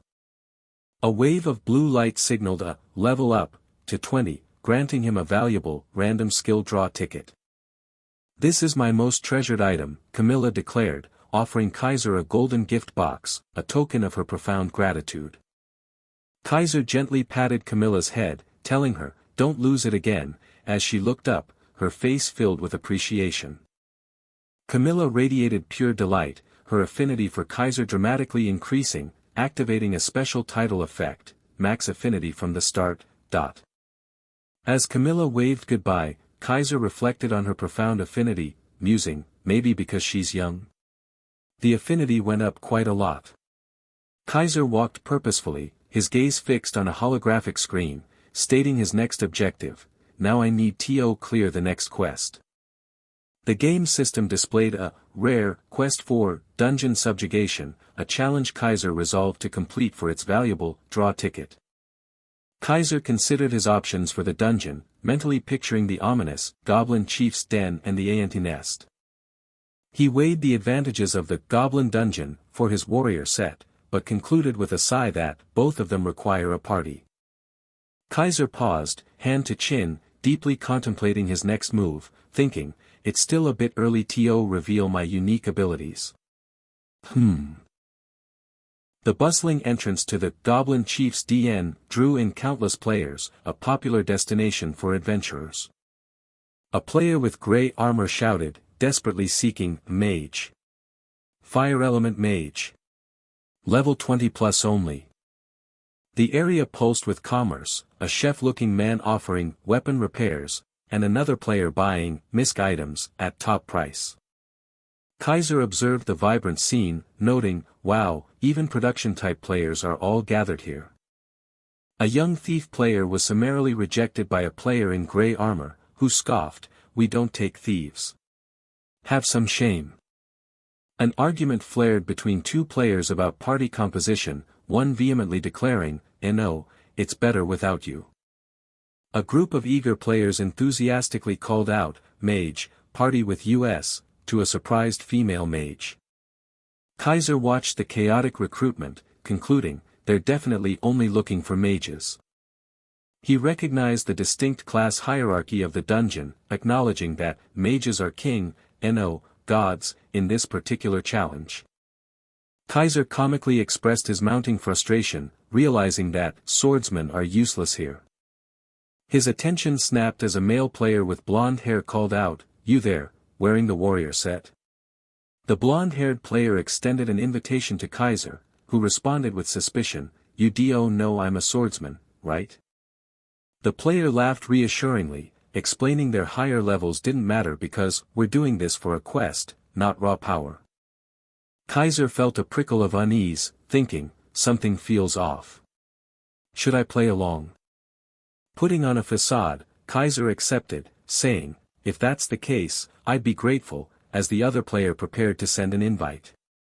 A notification chimed, confirming the formation of the Bastard Sword Party, listing Kaiser alongside 3 other level 24 players. Kaiser's expression shifted, a sudden realization dawning on him about his new companions. A chilling suspicion solidified into certainty, they know who I am, Kaiser realized, his new party members revealing their ominous, red-eyed intentions. A party member, pointing directly, confirmed Kaiser's identity, solidifying the premeditated trap around him. The blonde-haired man sealed Kaiser's fate, confirming his unique appearance left no doubt for their sinister intentions. A cruel smirk twisted the blonde-haired man's lips, his red eyes burning with the certainty of their dark pact. The blonde-haired man's call cut through the air, drawing Kaiser's attention with feigned innocence. He extended a false invitation, but Kaiser's pointed question about his swordsman class hinted at his knowing skepticism. With forced cheer, the blonde-haired man dismissed Kaiser's class as irrelevant to their quest, while his companions feigned amusement. Kaiser, playing along, accepted the deceptive offer, watching as the party leader initiated the invitation. A digital chime announced the insidious formation of the Bastard Sword Party, sealing Kaiser's immediate fate within their ranks. The dungeon's dark depths revealed the lore of the Goblin Chieftain's habitat, a rare but perilous challenge for 4 players. A swift, red-tinted flurry of blows concluded the skirmish, as the party swiftly dispatched a red goblin scout. The chilling announcement warned that the scout's demise had already reached the chieftain, escalating the dungeon's tension. The 2 men exchanged confident smiles, their boastful words about the effortless victory ringing hollow to Kaiser's discerning ears. Kaiser, calm amidst their bravado, internally assessed his new party's combat prowess, finding their power surprisingly solid. Suddenly, a system notification screamed of impending battle, a chieftain's desperate call to arms against the party's intrusion. Red-tinted chaos erupted as weapons clashed against numerous goblin soldiers, immersing the party in fierce combat. The blonde-haired man, with a predatory grin, offered Kaiser the lead, promising backup while clearly observing his every move. The woman encouraged Kaiser to engage, framing it as a chance to sync up, but her words carried an undertone of calculated observation. Kaiser's eyes narrowed, a sharp prick of suspicion confirming his internal question, were they truly testing his skills? With a subtle glint in his eye, Kaiser decided to humor them, stepping confidently into the fray as his wary companions watched. Dust exploded from the rocky ground, a silent testament to the raw force of an unseen impact. Kaiser's charging slash tore through the goblin ranks, a brutal, red-tinged display of power and efficiency. The 2 men exchanged satisfied glances, their smirks confirming Kaiser was precisely the right one for their covert agenda. The blonde-haired man sought his companion's assessment, receiving a curt but impressed, "Not bad," in response. Kaiser moved with a terrifying precision, his greatsword striking down goblins with unexpected speed, deliberately avoiding fatal blows. Despite Kaiser's undeniable skill, a gnawing unease settled in the dark-haired man's mind. Something about him felt fundamentally off. The dark-haired man voiced his deep suspicion, scoffing at the notion that a simple Gear-Reliant player could fell a skilled assassin. He conceded Kaiser's strength and speed, but his thoughts lingered on the assassin, a master of one of the game's deadliest classes. The sheer improbability of an assassin, armed with stealth and potent poisons, falling in a 3-on-1 battle gnawed at his logic. The woman, cutting through the overthinking, bluntly reminded them that the only thing that mattered was dealing with him. The blonde-haired man, a chilling smile on his face, agreed to swiftly conclude their grim task, eager to be rid of it. With a sudden surge of false enthusiasm, the blonde-haired man suggested they press deeper into the dungeon. The dark-haired man calmly instructed his comrades to maintain their facades, their smiles masking a dark, collective intention. Kaiser continued his relentless assault, his greatsword carving through red goblin soldiers with brutal efficiency. The blonde-haired man lavished Kaiser with praise, his words dripping with feigned admiration for the swordsman's destructive prowess. As Kaiser walked away, the blonde-haired man continued his sycophantic compliments, suggesting Kaiser alone could have conquered the dungeon. Kaiser, his smile a thin veneer, humbly deflected the praise, subtly acknowledging the deceptive skill of his companions. The party exchanged banter about Kaiser's recruitment, the dark-haired man proudly claiming credit for his eye for talent. Kaiser's mind seethed, cataloguing their brazen disrespect and the utter shamelessness of their calculated bad manners. He knew their treachery ran deep, anticipating abandonment and the looting of his equipment should he fall to their machinations. With a shared, false eagerness, the party announced their readiness to resume their trek deeper into the treacherous dungeon. A silent war of wills raged between Kaiser and the dark-haired man, their glowing eyes promising a brutal, impending clash. The dark-haired man tore into a red goblin soldier, his angry blow splattering blood across the cavern floor. The blonde-haired man grimaced, his shield barely deflecting a fierce blow from an attacking red goblin. An explosive impact erupted behind Kaiser, engulfing a goblin in a burst of energy as he maintained his focus. The dark-haired man's frustrated shout accused his companion of poor aim, who then nervously blamed an unpredictable goblin. A wave of confusion rippled through the party. The blonde-haired man wondered if Kaiser's surprising evasions were merely luck. Kaiser's internal monologue questioned his companion's hesitation, even when he deliberately exposed his back. A chilling system notification screamed that the boss stage had been unlocked, heralding an even greater challenge. The massive, ornate boss gate slowly creaked open, revealing the grand and ominous path into the chieftain's domain. An ominous aura enveloped the party as a system notification warned them, the goblin chieftain had detected their intrusion. Two monstrous red goblin elite soldiers emerged from the gloom, their roar proclaiming their elite status and stubborn tenacity.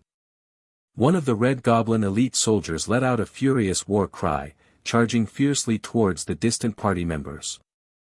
The dark-haired man barked an order at Kaiser, demanding he confront the elite soldiers while they prepared to intervene.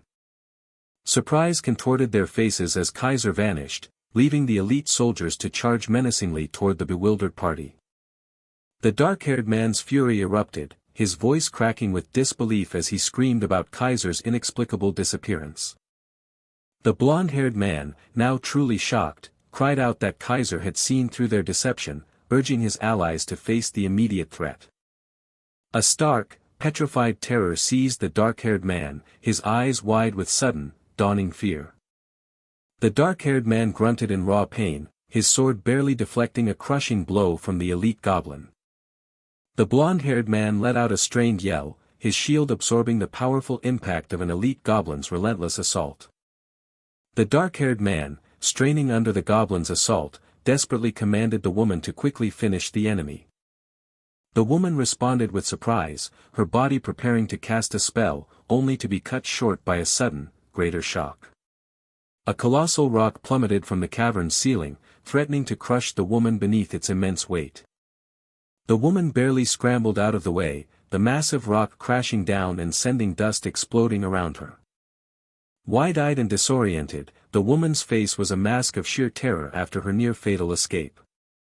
A monstrous, gold-armored foot slammed down, signaling the arrival of the formidable goblin chieftain.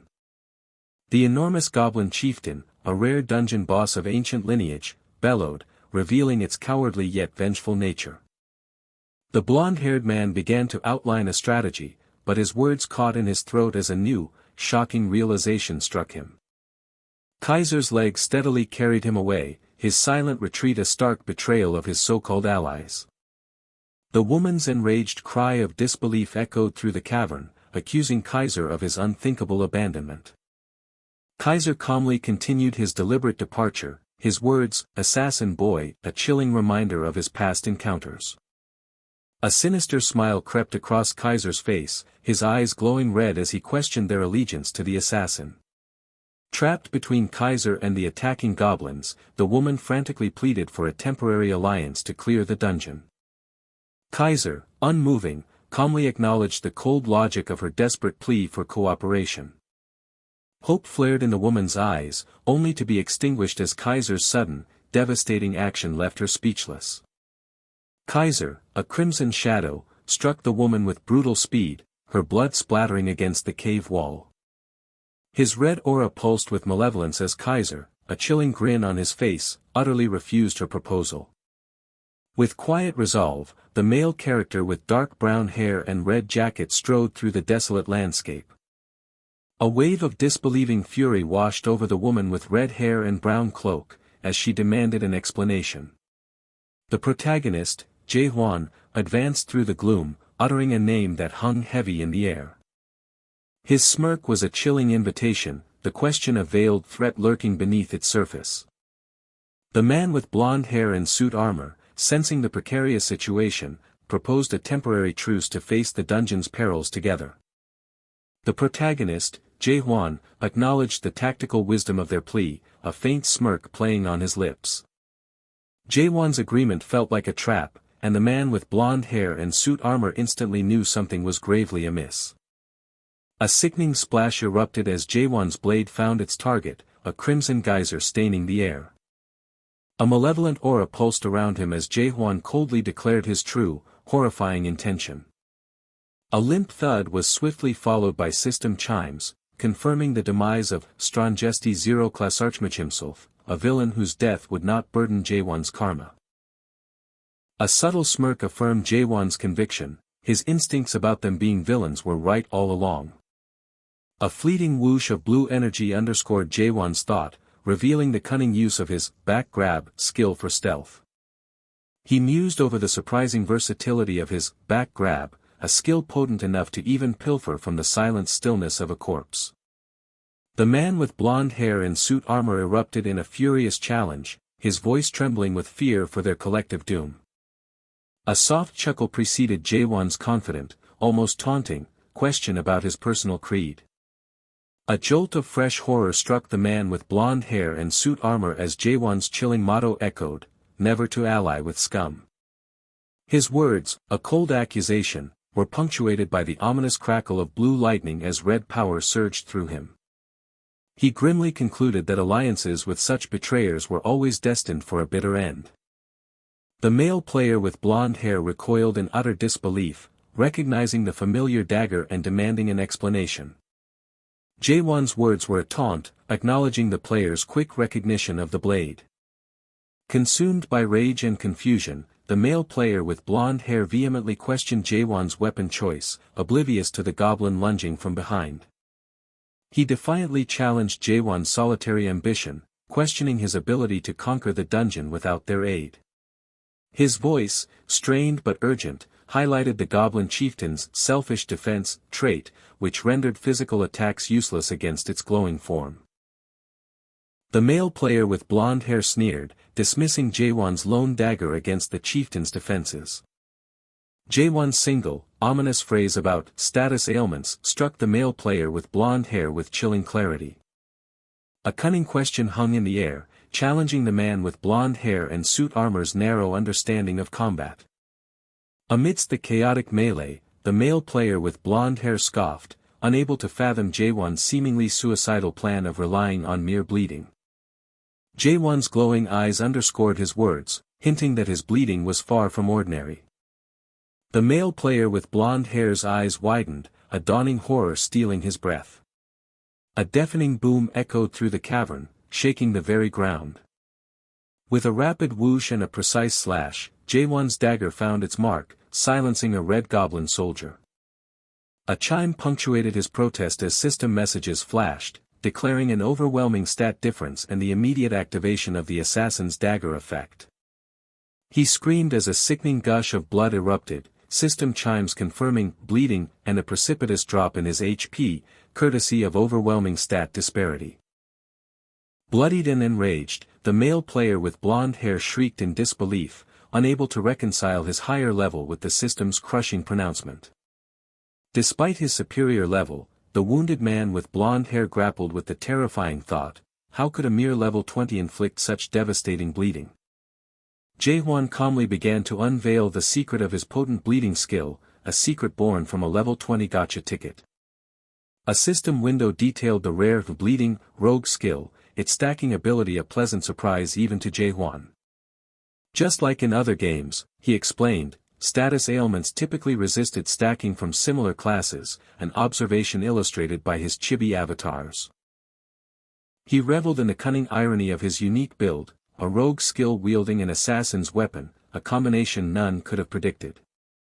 With a desperate squelch and a final stab, the bleeding male player with blonde hair choked out a dying accusation of hacking. His final, blood-gurgling breaths formed a weak accusation, calling Jaewon a hacker. A final, decisive thud sealed Bastard Sword's fate, and system chimes confirmed his villain status, nullifying any karmic penalty. Jaewon sighed in exasperation, weary of his fallen foe's utterly predictable last words. Amidst the fray, the shield player's desperate cry tore through the chaos, a plea for Jaewon. The shield player's panicked thoughts spiraled into despair, questioning the disastrous turn of events. A chilling realization struck the Shield player: their doom was sealed the moment they dared to cross Jae-hwan, who loomed ominously. Drops of blood splattered, each tuk-tuk mirroring the Shield player's desperate, frantic plea to escape. With a swift slash and a silent whoosh, Jae-hwan moved like a phantom, his dagger a blur.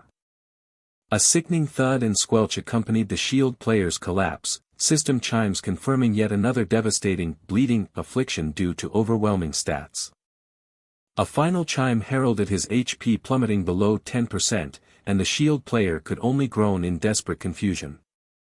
A soft thud marked the end of Unbeatable, swiftly confirmed by a system chime. Jae-hwan stood amidst the fallen, a chorus of system chimes confirming the villain status of his vanquished foes and the victory over a Red Goblin elite soldier. Jae-hwan admired his powerful damage output, a satisfying return on his considerable investment of 15 strength points. A pained groan escaped the Goblin chieftain, a sound that Jae-hwan heard clearly from the shadows. A final, gurgling sound escaped the fallen Red Goblin soldier, now utterly still. The Goblin chieftain let loose an enraged GWOH, a system chime confirming its fury at its subordinate's demise. A flicker of understanding crossed Jae-hwan's face as he uttered a soft exclamation. With a swift whoosh, the Goblin chieftain charged, confirming Jae-hwan's dawning realization that the boss remained a threat. Jae-hwan's red eyes gleamed with sinister amusement as he whispered a challenge, ready for the coming fight. The Goblin chieftain roared its defiance, a thunderous goo accompanying its aggressive leap towards Jae-hwan. A resounding crunch erupted as Jae-hwan's foot slammed down with decisive force. A resounding thwack signaled Jae-hwan's brutal kick, sending a spray of blood into the air. A guttural groan of agony escaped the Goblin chieftain, its face contorted in pain. With a chilling hiss and a malevolent smirk, Jae-hwan prepared to strike with his glowing dagger. With a quick tap, Jae-hwan gracefully evaded the clumsy lunge, leaving the chieftain stumbling. His eyes narrowed to slits, a fierce intensity burning within them. A golden shimmer swirled, heralding a surge of formidable power.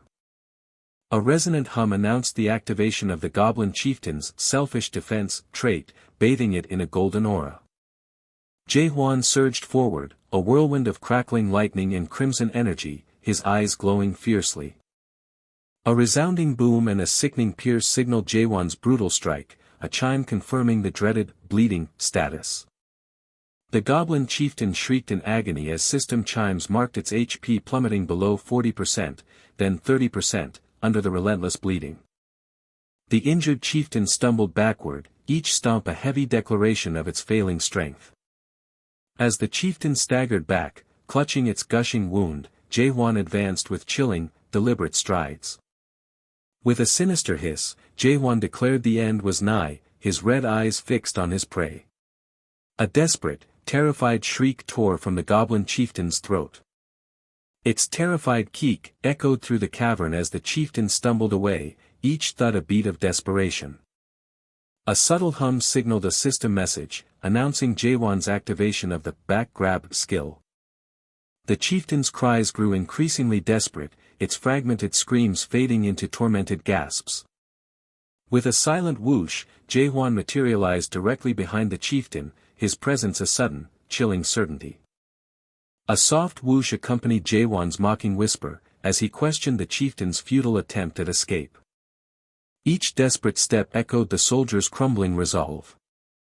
Behind its fading escape, a crimson shadow advanced, relentless. Jae-hwan's voice, cold and final, promised an end. A desperate, primal shriek tore from its throat.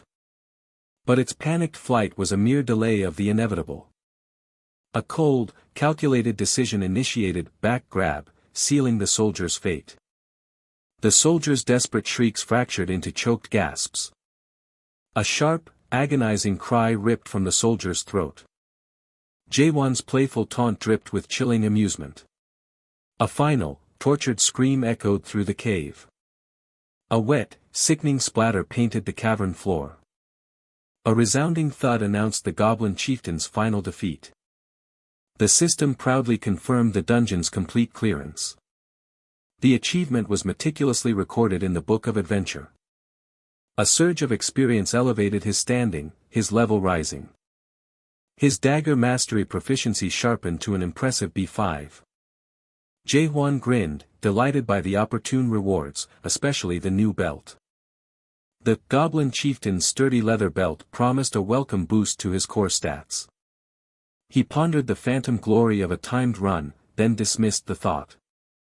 A knowing smirk played on his lips, hinting at further discoveries. More treasures awaited, now shimmering brightly from the floor. The system registered a new acquisition, an item left behind by a fallen player. The silver iron shield, a rare custom craft, revealed its formidable defensive properties. Jae-hwan's surprise was quickly replaced by a shrewd assessment of its market value. Then came the Bastard's Training Sword, its peculiar name sparking his interest. Its former owner, a dedicated role-player, had certainly fallen short of his chosen title. He considered the practical matter of selling his new collection of loot. Suddenly, the Eye of Truth activated, unveiling hidden layers of reality. His eyes, now burning with yellow light, perceived something new. A pulsing red light emerged from a crack, drawing his gaze deeper. He approached cautiously, weighing stealth versus its intense glow. A system chime announced a momentous discovery, a hidden dungeon. Before him, a colossal red portal pulsed, bestowing upon him a new title. A hidden dungeon, he exclaimed, utterly dumbfounded. The narration detailed the vast array of dungeon types within this world. But among them, hidden dungeons remained the most elusive and shrouded in mystery. Their locations were absurd, their entry conditions demanding utmost dedication. Jae-hwan stared, incredulous at the brutal conditions for entry. The system demanded solo discovery for a dungeon seemingly meant for parties. Yet for him, the impossible conditions were a trivial matter. Discovering it was hero grade, Jae-hwan swore he would absolutely clear it. Freed's grim warning about the jaws of a beast left many users perplexed. Yet, every survivor of a hidden dungeon silently agreed with his stark words. A tranquil stream offered solace, but beneath its surface, danger lurked. Then, with savage speed, the jaws snapped shut. A hidden dungeon was precisely that, a beast awaiting its inevitable meal. Its glowing eyes, a chilling promise of unseen terror, watched from the murk. With a crackle of red energy, Jae-hwan was thrust into the dungeon's heart. A dark, swirling orb materialized, rushing towards him. The cursed orb struck, shrouding his sight in dark vision. The ominous status narrowed his world, threatening to blind him. But his hero trait flared, instantly shrugging off the mental corruption. Jae-hwan merely smirked, finding the fierce initiation amusing. The hooded figure's voice, laced with contempt, questioned his audacious presence. Before Jae-hwan, the shaman sat enthroned, surrounded by its grotesque, reanimated minions.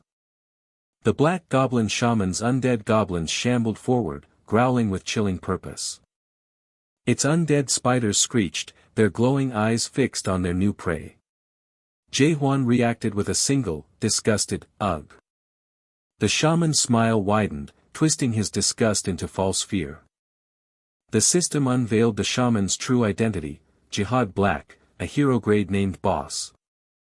A named boss, he exclaimed, the weight of the title resonating profoundly. He imagined the lavish rewards, far surpassing a demonic dragon's spoils. The shaman, however, harbored a strange curiosity about his arrival. His aura, a peculiar blend, defied easy categorization, baffling the shaman. Jae-hwan was mildly surprised by the goblin's unexpected perceptiveness. Enraged, the shaman unleashed its summoned hordes to overwhelm him. Jae-hwan's smirk deepened, ready to teach the shaman a harsh lesson. He lectured the shaman on the cardinal rule of ranged combatants: stay agile.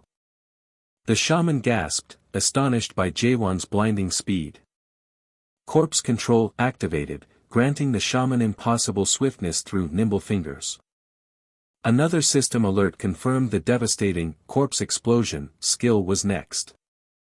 A violent purple burst erupted from the shaman's extended hand. Swirling purple energy intensified around the shaman as it sustained the attack. Its single glowing eye burned with furious determination. But the shaman cried out, bewildered by its missed target. Jaehwan materialized behind it, a red glow signaling his presence. He smirked, dagger ready, poised for the inevitable strike. The shaman recoiled, a crimson stain blossoming on its chest, aghast at the bleeding status. Jaehwan's smug reminder echoed his earlier warning. "You little rat," the shaman roared, consumed by searing fury. The shaman challenged his endurance, unleashing another powerful burst of energy. Jaehwan leaped, deftly evading the explosive impact. The shaman pressed its assault, a flurry of purple energy following. He weaved through the barrage, each dodge a blur of motion. His enhanced vision revealed the shaman's every aim and intent. He could foretell its every move, every unfolding plan. Jaehwan soared over the fallen minions, dagger glinting in the blue light. "This is the end," the shaman shrieked, fueled by desperate rage. A system message warned of Jihad Black casting great corpse explosion. Then, a cataclysmic burst of purple energy consumed the space. Jaehwan's powerful kick sent a jarring shock through the very ground. The hooded figure gathered ominous power, its intent a palpable wham in the air. Jaehwan deftly danced through the relentless storm of exploding purple energy. Jaehwan's heightened perception allowed him to discern every enemy intent. The unknown hooded figure's malevolent smile twisted with its true, hidden purpose. Poised, Jaehwan readied himself for a perilous move on the rising constructs. The unknown hooded figure sneered, savoring its perceived, imminent victory. A system notification confirmed Jihad Black's activation of Corpse Substitution Art, Corpse Explosion. A cataclysmic purple energy explosion consumed everything in its path. The unknown hooded figure snickered, observing a crucial mark vanish, its trap sprung. Jaehwan suddenly materialized, startling the hooded figure into gasping exclamation. Jaehwan smirked, questioning if the enemy's grand attack had utterly failed. Jaehwan's glowing fist connected with a resounding wham, throwing the figure back. The unknown hooded figure groaned in agony as its body convulsed from the thump. The unknown hooded figure coughed violently, clutching its chest in raw agony. Jaehwan stood over the injured unknown hooded figure, now cowering in defeat. Enveloped in a red aura, Jaehwan's masked gaze radiated pure menace. Despite its torment, the hooded figure vowed revenge, teeth gritted in defiant fury. Jaehwan's fist struck again with a sickening punch, eliciting a pained cry. Jaehwan unleashed a rapid punch, following with another, a relentless assault. A continuous, rapid-fire barrage of punches rained down upon the figure. The unknown hooded figure desperately cried out for the brutal assault to stop. Jaehwan paused, bewildered, green liquid dripping from his halted fist. The unknown hooded figure whined, accusing Jaehwan of foul play for hitting its B-bone. Jaehwan wondered at the bizarre nature of this boss, a whimpering echo confirming its pain. This whining creature, hero grade? Jaehwan's disbelief was palpable. Though Corpse Explosion was formidable, Jaehwan found the boss's overall weakness perplexing. The hooded figure flinched, covering its face as Jaehwan observed intently. The unknown hooded figure began to shift, dark energy swirling around it. Jaehwan looked utterly bewildered by the unfolding transformation. The unknown hooded figure taunted, revealing its ploy to exploit Jaehwan's lowered guard. Jihad Black manifested Bloodline Factor, a chilling display of evolving power. Jaehwan reacted with surprise and concern to the impending status increase. He mused on the critical power leap from Hero to Hero Plus grade, a game changer. Jaehwan, gripping his sword, knew he could not allow the boss to power up further. Jaehwan lunged forward, his sword glowing with fierce, red energy. His strength stat surged past 100, prompting Jaehwan to ponder his attribute allocation. System notifications confirmed his warrior set granted extra damage against goblin types, as he prepared. A powerful stomp created a glowing impact upon the rocky ground. Jihad Black screamed in disbelief as system notifications signaled massive, baffling damage boosts. Jaewon's sinister smile affirmed the futility of resistance against sheer power. Jaewon delivered a powerful, decisive slash through Jihad Black. Jihad Black dissolved in agony as a notification confirmed his swift defeat.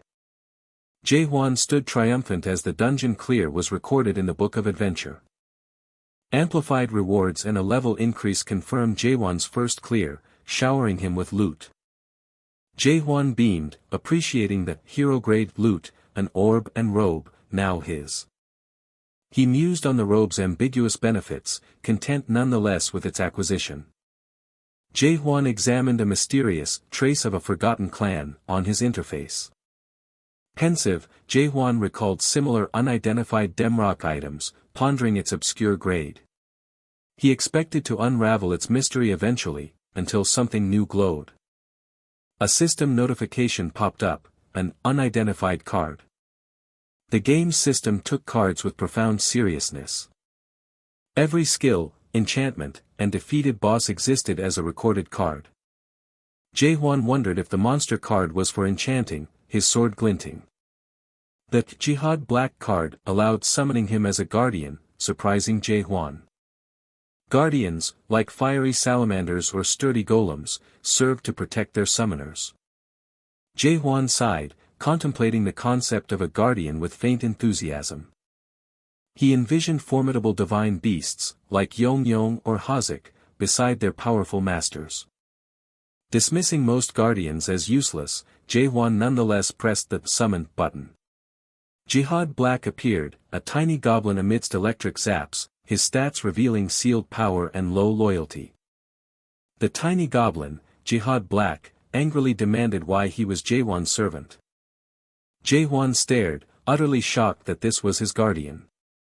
Majestic, ideal guardians, like a radiant Pegasus, were a stark, disappointing contrast.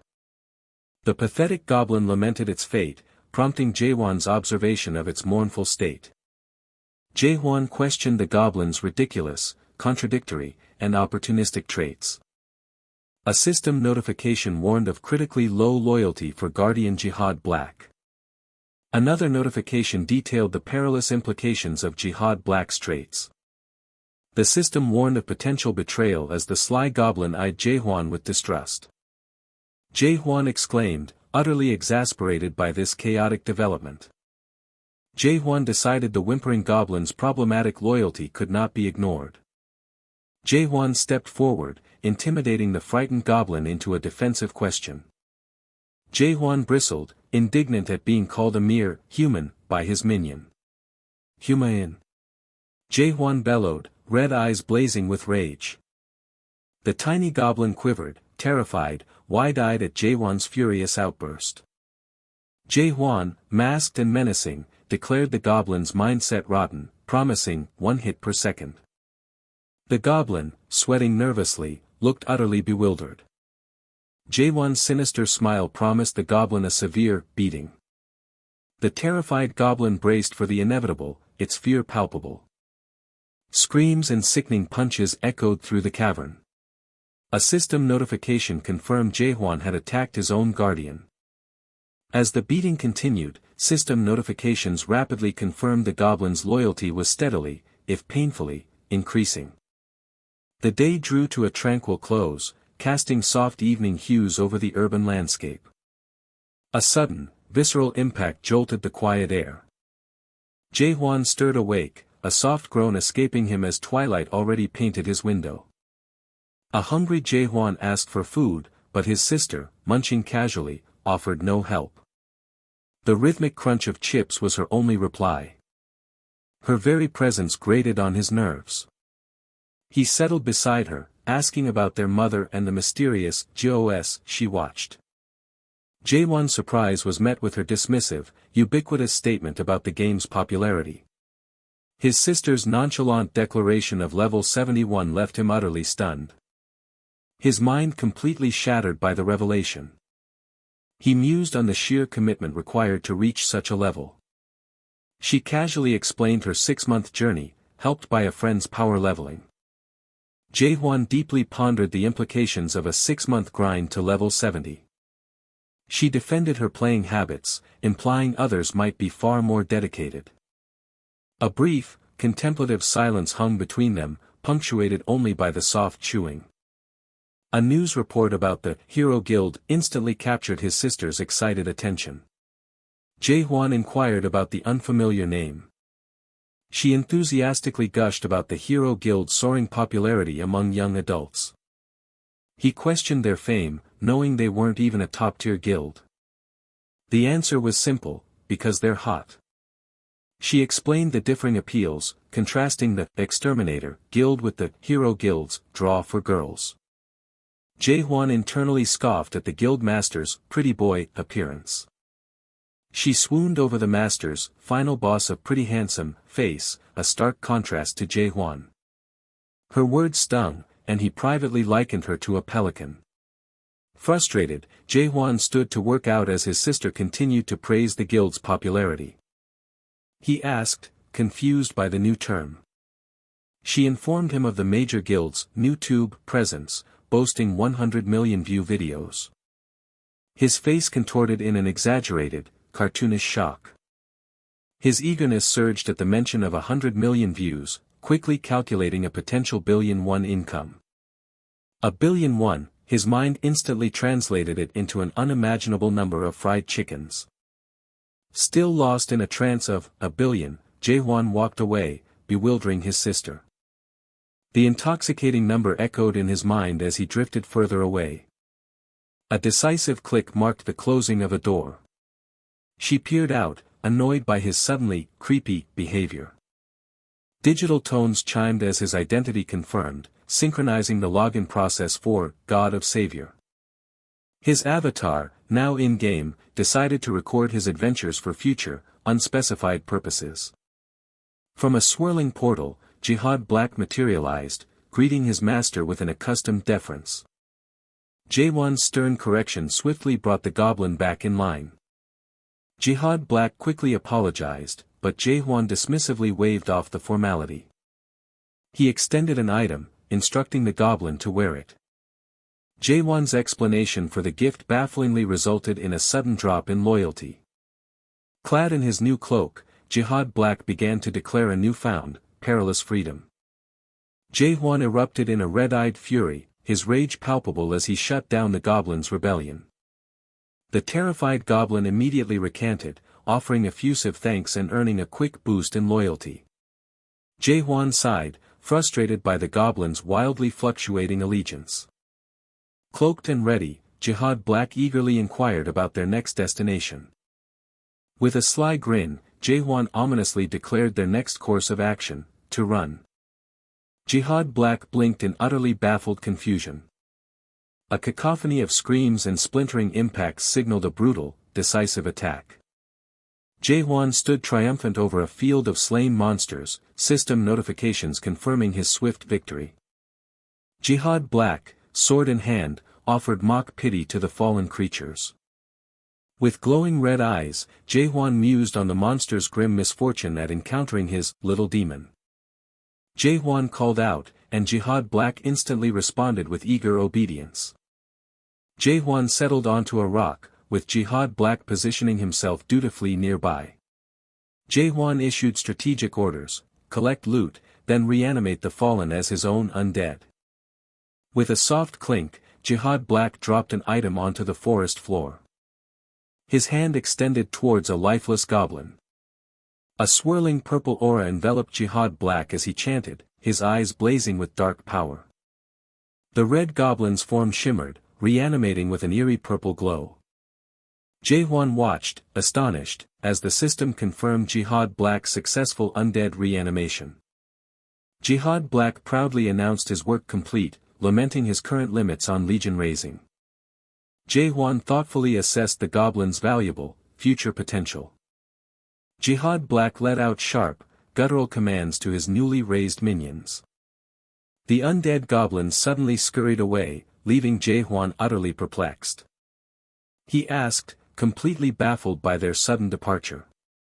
Jihad Black, with a sly grin, revealed his minions were off to collect the loot.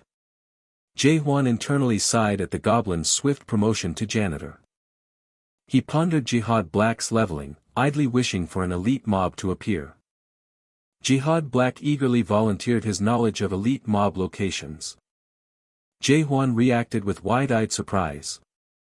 The goblin confidently described the idle, gathered elite mobs. A sinister, gleeful grin spread across Jae-hwan's face at the thought of concentrated elite mobs. Jae-hwan, lost in the dim forest, longed for powerful foes to hasten his growth. Yet, from the shadows, the cloaked figure emerged with an unexpected, cryptic offer. A jolt of pure shock surged through Jae-hwan. The figure elaborated, almost disdainfully, on the elite's lazy, clustered existence. A sinister grin twisted Jae-hwan's lips, his anticipation burning fiercely. Above, the boundless sky stretched, momentarily masking the lurking dangers below. Deep within the woods, crude goblin warriors idled by a crackling fire, their low growls disturbing the quiet. Hidden in the undergrowth, Jae-hwan and the figure observed the unsuspecting camp with a shared, palpable tension. A smirk played across Jae-hwan's face, promising chaos for the unsuspecting. A system notification chimed, announcing an emergency quest as Jae-hwan silently assessed the overwhelming numbers. The blue holographic display zinged to life, detailing a demanding trial of the warriors, with tantalizing rewards and a stark deadline. The lure of an intermediate skill ticket fueled Jae-hwan's resolve, his aura burning with fierce intent. A sudden, confused growl escaped the sentinel goblin. In a flash, Jae-hwan plunged into the unsuspecting goblin's midst. A fierce greeting preceded Jae-hwan's brutal assault. With a roar, the goblin brought its heavy weapon down.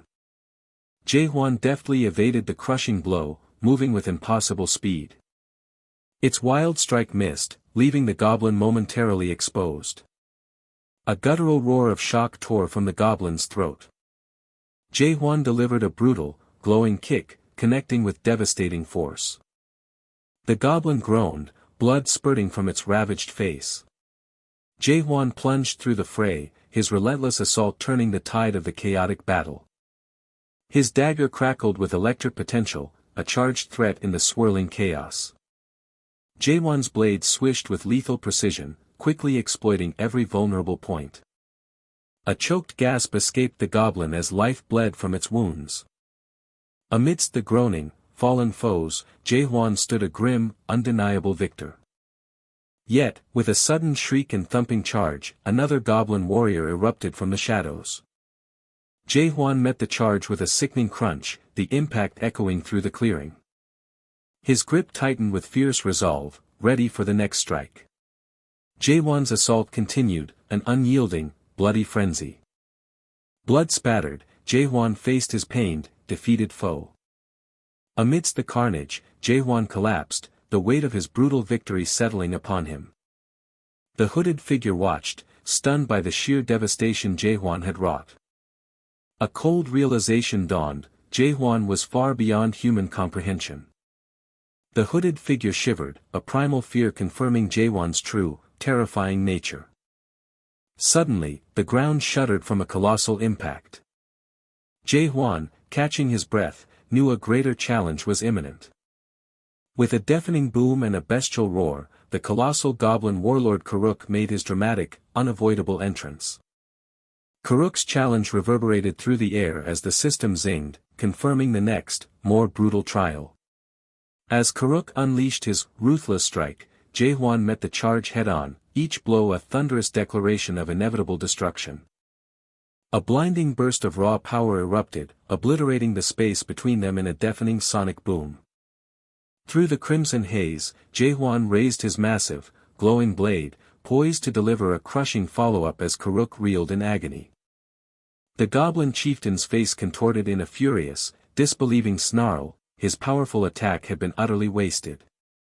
Jae-hwan leaned in, a sinister smirk playing on his lips, probing if the chieftain had already squandered his most potent defense. Karuk could only grit his teeth, a guttural growl of impotent fury escaping him, trapped in the chilling realization of his blunder. Even the unseen hooded figure, cowering nearby, felt the visceral tremor of the collapsing battle, clutching themselves in primal fear. With a final, explosive surge of power, Jaehwan delivered the last, devastating blow, dissolving the monstrous chieftain into raw energy. The system duly recorded the monumental feat, etching the victory into the enduring annals of his adventure. A cascade of rewards followed, the system detailing a generous bounty of gold, experience, and the coveted skill draw tickets. The screen shimmered again, presenting an unexpected bonus, the formidable Karuk's leather top and bottom set. Jaehwan's eyes widened in utter disbelief, his joy exploding over the unexpected windfall of 2 precious skill draw tickets. He bounced and leaped with unbridled ecstasy, oblivious to the hidden observer who watched his erratic celebrations. From the shadows, the unnamed hooded figure sighed, acknowledging Jaehwan's curious post-battle rituals with a resigned tone. During combat, Jaehwan was a demon, but when it came to his peculiar card draw obsession, his persona inexplicably shifted. The hooded figure pondered why such ferocity gave way to utter silliness at the prospect of new power, a baffling contradiction.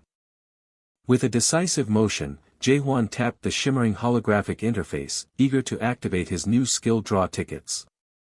A dynamic maelstrom of blue light and spectral swords whirled and converged, promising untold power with each vibrant swirl.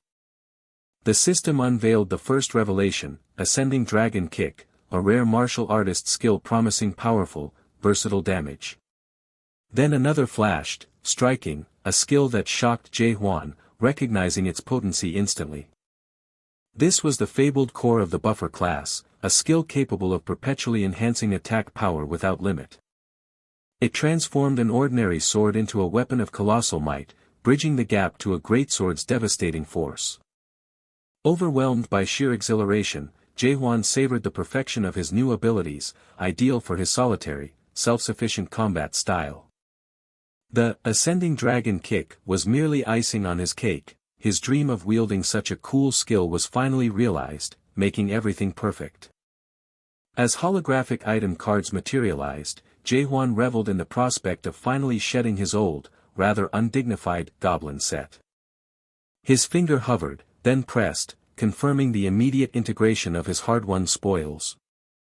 A sudden blue aura enveloped Jaehwan, signaling the seamless integration of his red and blue Great Warrior set, its powerful options instantly active. Jaehwan struck a pose, seeking validation for his new, striking two-toned armor, receiving a hesitant but flattering assessment from his subordinate. The unnamed hooded figure admitted, with genuine unease, that their master's peculiar antics could truly be unnerving.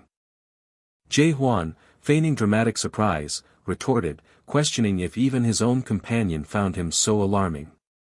He smirked, conceding that even he found his own insatiable drive a frightening thing to behold.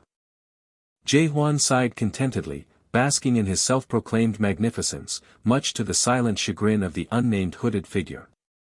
A silent curse resonated from the hooded figure, their master was truly a madman. Jaehwan flinched as a system notification flashed, his loyalty rating inexplicably plummeting, prompting a baffled inquiry. He confronted the cowering figure, demanding to know if a mental slight had just caused the drop, which the hooded figure vehemently denied. With eyes blazing red, Jaehwan menacingly drew his sword, declaring instant death for any perceived insubordination. The hooded figure, now utterly terrified, quickly capitulated, and the system instantly confirmed a restored loyalty.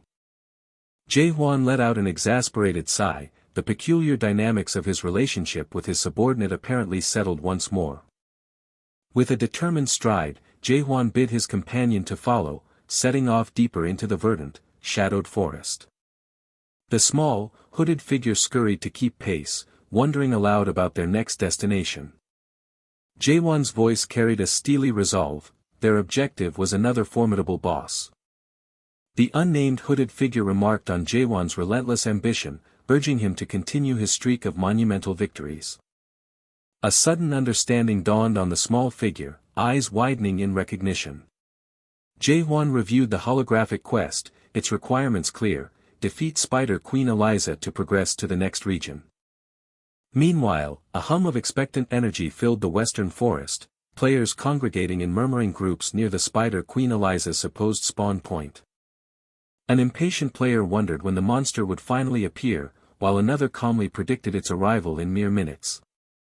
Players speculated about the boss's spawn location, recalling its last appearance in the eastern web. The female player mused that this time, the spawn might shift to the west or north. Jae-hwan and the unnamed hooded figure strode confidently into the crowded area, their presence subtly commanding attention. Jae-hwan, a hint of annoyance in his voice, inquired if his companion genuinely possessed knowledge of boss spawn locations. The hooded figure shrugged, admitting their ignorance. This new generation of monsters surpassed their ancient lore. Jae-hwan sighed in exasperation, recalling his companion's earlier boast of knowing every secret the forest held. The unnamed hooded figure cleared their throat sheepishly, avoiding Jae-hwan's gaze with a subtle air of guilt. After a moment of contemplation, Jae-hwan focused on the real question, the boss's current spawning point. He mused, confident that wherever it appeared, his back grab skill would ensure an immediate engagement.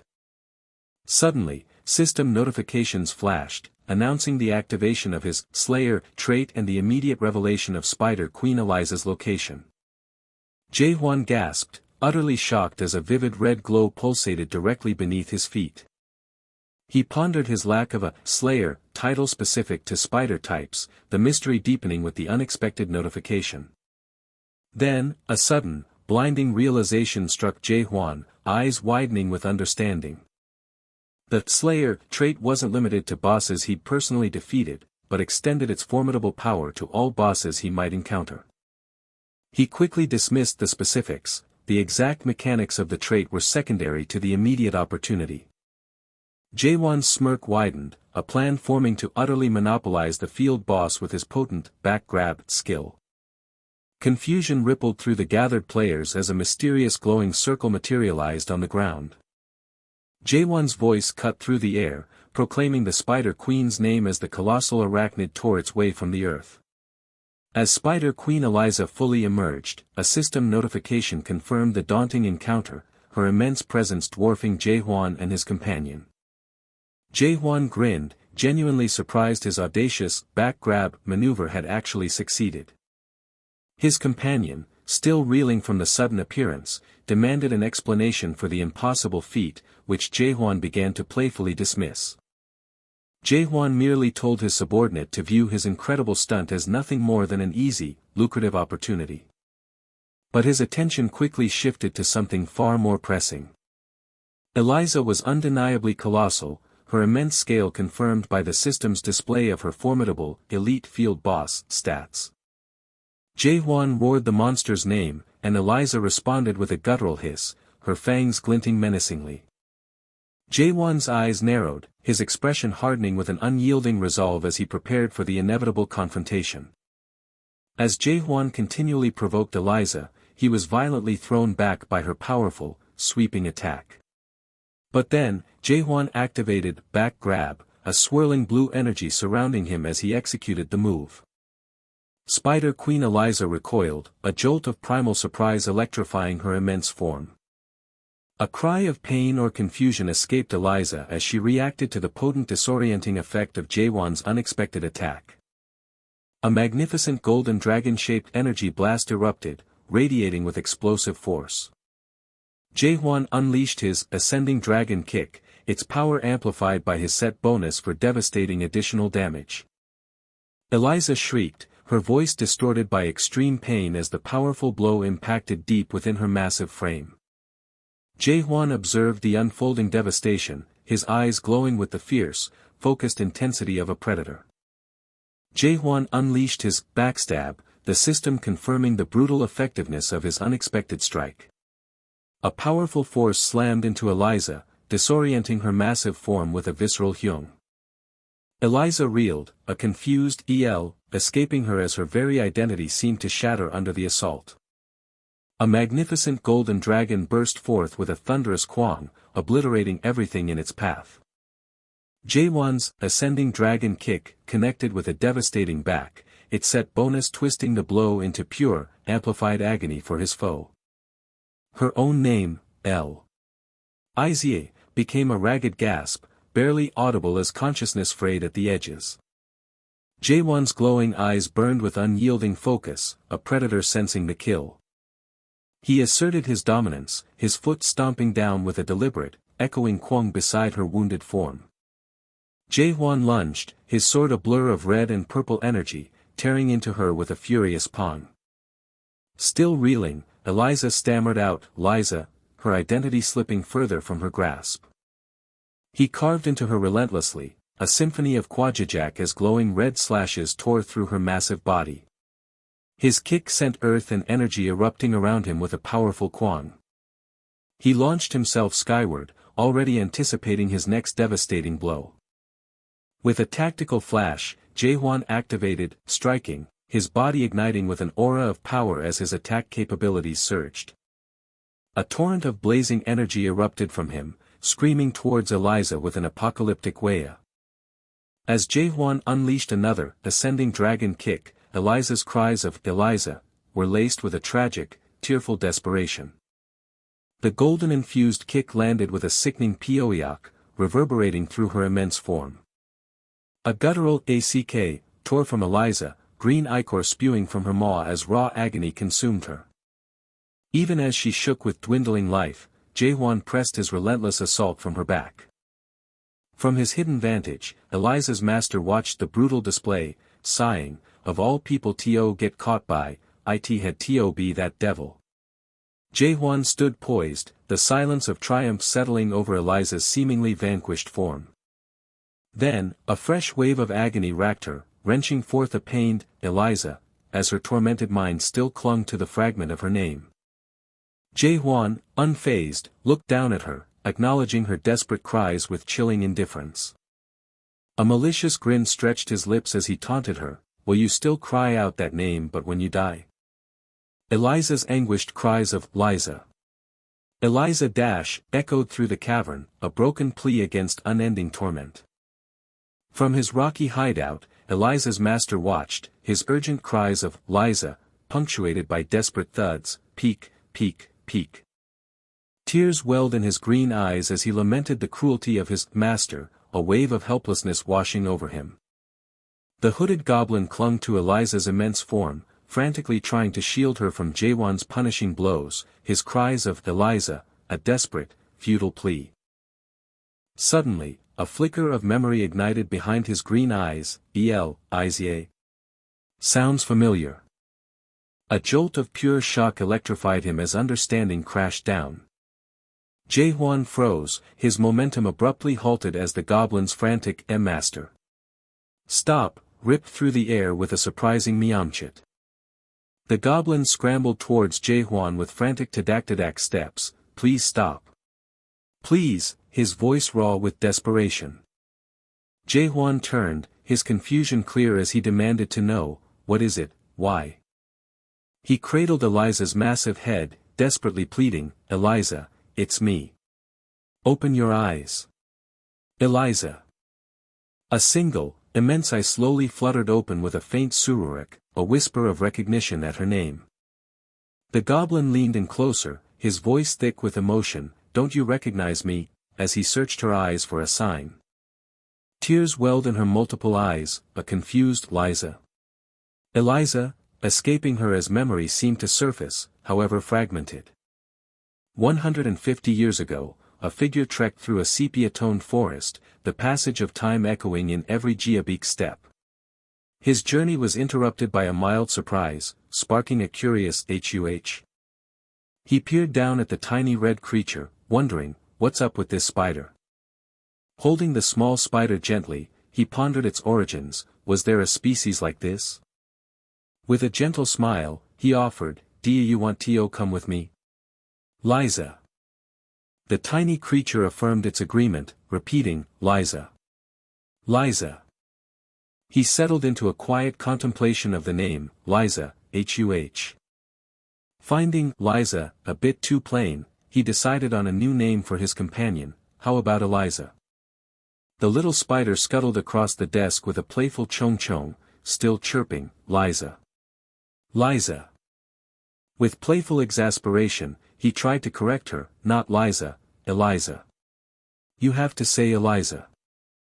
With a fond smile, he conceded to her stubbornness, deciding, I'm going to call you Eliza anyway. A slightly somber note entered his voice as he prepared to leave, I have to go out alone today. From the floor, young Eliza tilted her head, a questioning Liza, escaping her. He gently refused her silent plea, knowing, that place is still too dangerous for you. He offered a reassuring smile, promising, I'll be back then. A quiet, sad Liza escaped her as his footsteps faded with a soft tack. But the promise was broken, her master never returned, leaving her utterly alone in the silent cabin. The sun dipped, the moon ascended, yet Eliza remained, a lonely sentinel awaiting a return that never came. The moon retreated, the sun reappeared, and still she waited, dust and cobwebs becoming silent witnesses to her unending vigil. 1 year turned to 10, then 100, Eliza's unwavering loyalty stretching into an endless, sorrowful eternity of waiting. Even the cabin itself, weary from the long wait, began to creak in protest with a forlorn keek. Finally, with a renewed, melancholic purpose, Eliza ventured into the western forest, seeking the place where their journey had begun. Through the ancient woods, she journeyed, her own name, Liza. Liza. Liza, a desperate mantra to remember a love so long lost. In the present, the old goblin wailed, embracing Eliza in a torrent of long-suppressed emotion, crying, Eliza. Wah. Eliza. Jae-hwan cut through the sentiment, his voice laced with accusation, so simply put, didn't you abandon Eliza? A visible hupchit of surprise and shame shot through the goblin at the blunt accusation. He intensified his theatrical wailing, burying his face in Eliza's fur, waah. Eliza. Liza. Liza. Jae-hwan's sharp mind cut through the noise, demanding, but why were you hiding? Not just for 1 or 2 years, but 150 years. The goblin's expression turned somber, that. I cannot say, master. It is currently beyond my capabilities. Jae-hwan raised an eyebrow, what's that about, his suspicion palpable. The goblin dropped his gaze, a profound suek of shame underscoring his apology. Jae-hwan hummed thoughtfully, the implications of the situation slowly unfolding in his mind. He sighed, torn between his mission and the unexpected reunion, it's a graduation quest, so I can't just not kill it. The goblin nodded in conflicted understanding, then turned to Eliza, a fresh question in his eyes. He called her name again, Liza. Liza, only to gasp in shocked confusion at her response. Eliza's mournful, Liza, tore through the air, shocking her master, what? What are you talking about? The goblin frantically waved his hands, no. No, desperately trying to deny Eliza's fervent, repeated wish of, Liza. Liza. Jae-hwan's brow furrowed with genuine concern, what's wrong? The goblin's voice cracked with tragic anguish, revealing Eliza's heartbreaking desire, she wants you. To stab her, master. The Spider Queen Eliza shrieked her own name, a chilling lament that left her master reeling in confused horror. Jae-hwan cried out in protest, a futile attempt to halt the Spider Queen's agonizing plea for oblivion. Perplexed, Jae-hwan demanded an explanation for the unfolding madness. Eliza's master, with haunting green eyes, revealed the Spider Queen's horrific request, she wanted Jae-hwan to end her suffering. Jae-hwan's world tilted with a visceral jolt of disbelief. Eliza's agonizing cries mingled with Jae-hwan's desperate refusal, trapped in a moment of impossible choice. A guttural shudder ripped through Eliza's body, the agony evident as green mist streamed from her lips, an almost animalistic protest. Jae-hwan's cry was cut short by a stark realization, the system confirmed Eliza was succumbing to a deadly poison, her very life force draining away. As a system alert warned of Eliza's rapidly dwindling life force, Jae-hwan grappled with profound confusion. Eliza's master pleaded, demanding to understand his queen's self-destructive torment, but only her mournful name echoed in response. The hooded goblin stammered, caught between his loyalty and Eliza's desperate wish. Her single, whispered name was a fragile plea, echoing her fading strength. A sharp intake of breath preceded Eliza's master's desperate command to Jaehwan, a horrifying plea that left him stunned. With frantic gestures, Eliza's master insisted on the urgency of the Spider Queen's plea, emphasizing their dwindling moments. Jaehwan's voice wavered with profound hesitation, questioning the unthinkable act. Eliza whimpered her name, a faint whisper, as her master's desperate cries urged Jaehwan to act without delay. With a resigned sigh, Jaehwan assented, his blade sliding from its sheath with a soft rasp. With a sharp, impactful thrust, Jaehwan drove his blade forward, eliciting a final, heart-wrenching shriek from Eliza. A deafening explosion heralded the Spider Queen's demise, swiftly followed by system confirmations of her defeat and Jaehwan's recorded triumph. Jaehwan's power surged as a system message detailed a significant stat increase from the predation effect. A choked sound escaped Jaehwan as he stood silently, surveying the somber aftermath of his grim task. His voice laced with doubt, Jaehwan questioned the morality of his actions, receiving a hesitant, almost reluctant confirmation from Eliza's master. With a soft puff, a tiny red spider emerged, causing Jaehwan to exclaim her name in astonished recognition.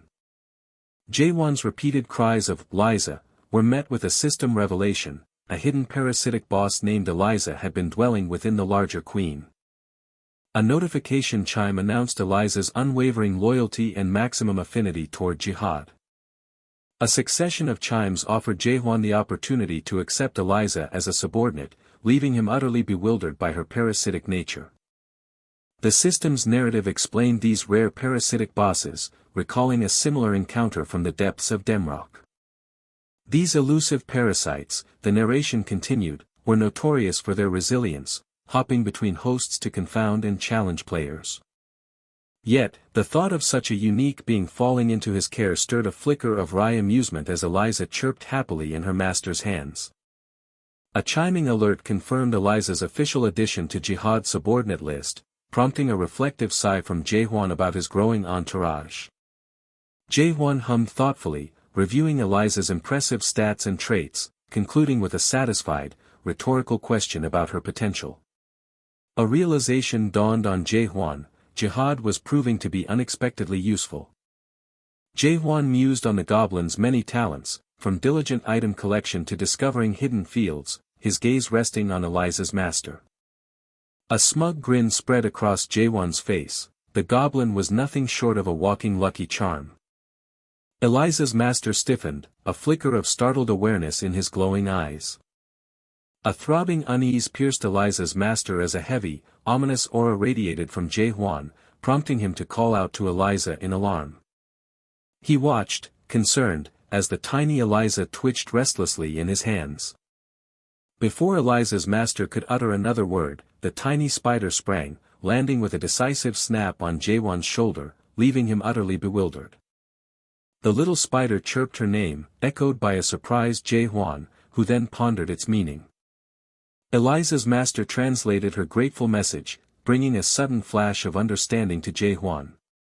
The little spider chirped and cooed her name, a flurry of endearing sounds. Eliza's master relayed the tiny creature's desire to guide them to a reward, sparking Jaehwan's curiosity.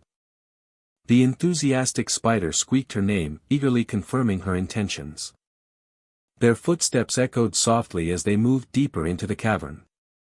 Eliza's insistent chirps continued, guiding Jaehwan forward with growing anticipation. Eliza's master relayed the good news: their destination was almost within reach. A single, impactful step resonated through the quiet. A system notification announced the momentous discovery of a hidden, previously unknown location. Jaehwan's eyes widened in overwhelming surprise at the eerie revelation of a Spider Queen's egg hatchery. The cavern erupted with savage roars and a buzzing hum, as a system message alarmingly confirmed that these hatchlings were all field bosses. A profound realization struck Jaehwan: his graduation quest's field boss requirement extended far beyond just Eliza, encompassing this entire horrifying brood. A system window meticulously detailed the field boss hunt trial, outlining achievement points, reward ranks, and the quest's clear conditions, which originally seemed to center on just one queen. The quest's emphasis on performance-based achievement points fueled Jaewon's determination to maximize his impact on the field bosses. A grim determination settled over Jaewon. If he could clear all these menacing creatures, his reward would be immense. A predatory grin stretched across Jaewon's face. With a smoldering gaze and a resounding swing of his blade, Jaewon proposed they begin the carnage. A blinding red beam erupted, striking the ground with explosive force. A cacophony of frantic roars indicated the spider's ferocious charge towards Jaewon. Amidst the chaotic din, Jaewon plunged into the throng of spiders, his blade a crimson blur. A devastating explosion of red energy ripped through the air. With a sickening thud and a wet spray, Jaewon cleaved through a massive spider. A furious, mid-air acrobatic slash tore through another foe with brutal efficiency and a wet tearing sound. Amidst the chaos, Eliza's master serenely murmured Eliza's name, confirming a quiet understanding between them. As a spider shrieked and tore under Jaewon's relentless assault, Eliza's master watched in awe of his master's incredible strength. Limbs rained down around Eliza's master, a gruesome testament to Jaewon's overwhelming victory. With a final thud and a chime, Jaewon knelt amidst the fallen, a system message confirming the hard-won completion of the field boss hunt. A deep breath signaled Jaewon's exhaustion as chimes confirmed the elimination of 35 field bosses, marking the victorious passage of the first trial. A triumphant cascade of chimes announced Jaewon's unparalleled achievement, an S rank with a soaring score, first place, and the prestigious titles of the first S rank and top graduate. A powerful thrum activated the Throne of Time attack, boosting his stats and sending a wave of ecstatic euphoria through Jaewon, who declared this truly was the life. Jaewon chuckled, acknowledging Eliza as she playfully bounced on his shoulder. Jaewon thanked Eliza for a reward that surpassed his wildest dreams, while her master murmured a questioning, "Liza?" But Eliza's master surprised him further, claiming Eliza insisted the true reward remained undiscovered. A confused, "huh," escaped Jaewon as Eliza chirped her name excitedly. Eliza's master pointed, clarifying that Eliza's intended reward lay somewhere in that direction, leaving Jaewon utterly perplexed. As Jaewon's golden eyes of truth flared to life, a new path began to reveal itself. A faint sound and a sharp chime preceded the momentous system announcement. Jaewon had stumbled upon a genuine piece of fate. Jaewon's golden eyes widened, profound shock etched across his face at the revelation of such an impossible treasure. The players questioned if this foreboding, web-shrouded cave was truly their destination. The leader's spirited call to action echoed through the dark tunnel, galvanizing his anxious team with a shared, urgent objective. A jarring system chime shattered their resolve, delivering the impossible news: Eliza had already fallen, and the trial was over.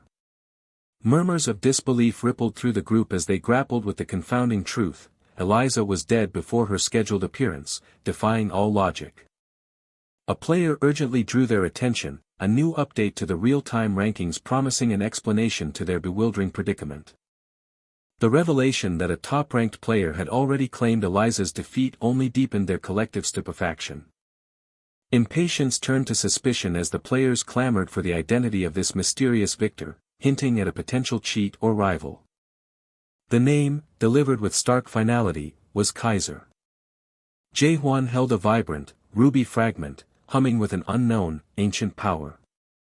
Jaewon pondered the fragment's promise, a class quest called Inheritance of Fate, its purpose still veiled in mystery. Jihad Black effusively celebrated Jaewon's newfound adventurer status, much to Jaewon's utter irritation. Jaewon sat in the dim cavern, his mind wrestling with the unfolding implications of his new quest. Jihad Black, sensing Jaewon's unease, questioned his master's somber expression.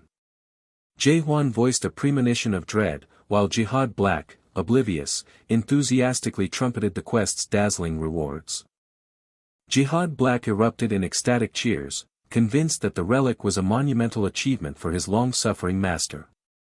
Jaehwan thundered, pointing to the dire warning that failure meant losing everything, his class revoked, a living NPC stripped of free will. The panic of losing everything he had built abruptly shifted to a chilling realization about his companion's fate. Jaehwan's stark question about Jihad Black's survival if his class vanished struck his subordinate with a sudden, unsettling clarity. Jihad Black shrieked in an exaggerated fury, demanding why his master would ever doubt his loyalty, as his true allegiance flickered at a dismal 15%. Jihad Black vehemently denied any ulterior motive, a raw honesty that briefly startled Jaehwan. Jaehwan sarcastically thanked the little punk for his honesty, declaring that pure spite would now drive him to accept the quest, inadvertently boosting Jihad's loyalty by 1 point. As a new system message materialized, Jaehwan read the description, revealing a trial designed to prove his worthiness to inherit Kaiser's will. He scoffed, recalling his past conquest of the iron-blooded demonic dragon, convinced this new challenge would be no match for him. With a decisive declaration, Jaehwan confirmed his acceptance, ready to face whatever lay ahead. Jaehwan swore to crush any monstrous obstacle as blue energy surged around him, signaling the daunting commencement of the trial of fate. The current predicament, the narration began, all stemmed from his fateful acquisition of Kaiser's hidden card. The priest shrieked, his face contorted in outrage at the mere mention of Kaiser, accusing Jaehwan of being his apostle. Jaehwan confirmed his controversial identity with a self-satisfied wink. Glowing with newfound power, Jaehwan proposed helping the village in exchange for a blessing, oblivious to the priest's mounting horror. The priest roared in righteous fury, condemning Jaehwan as a filthy apostle of Kaiser and summarily revoking his request.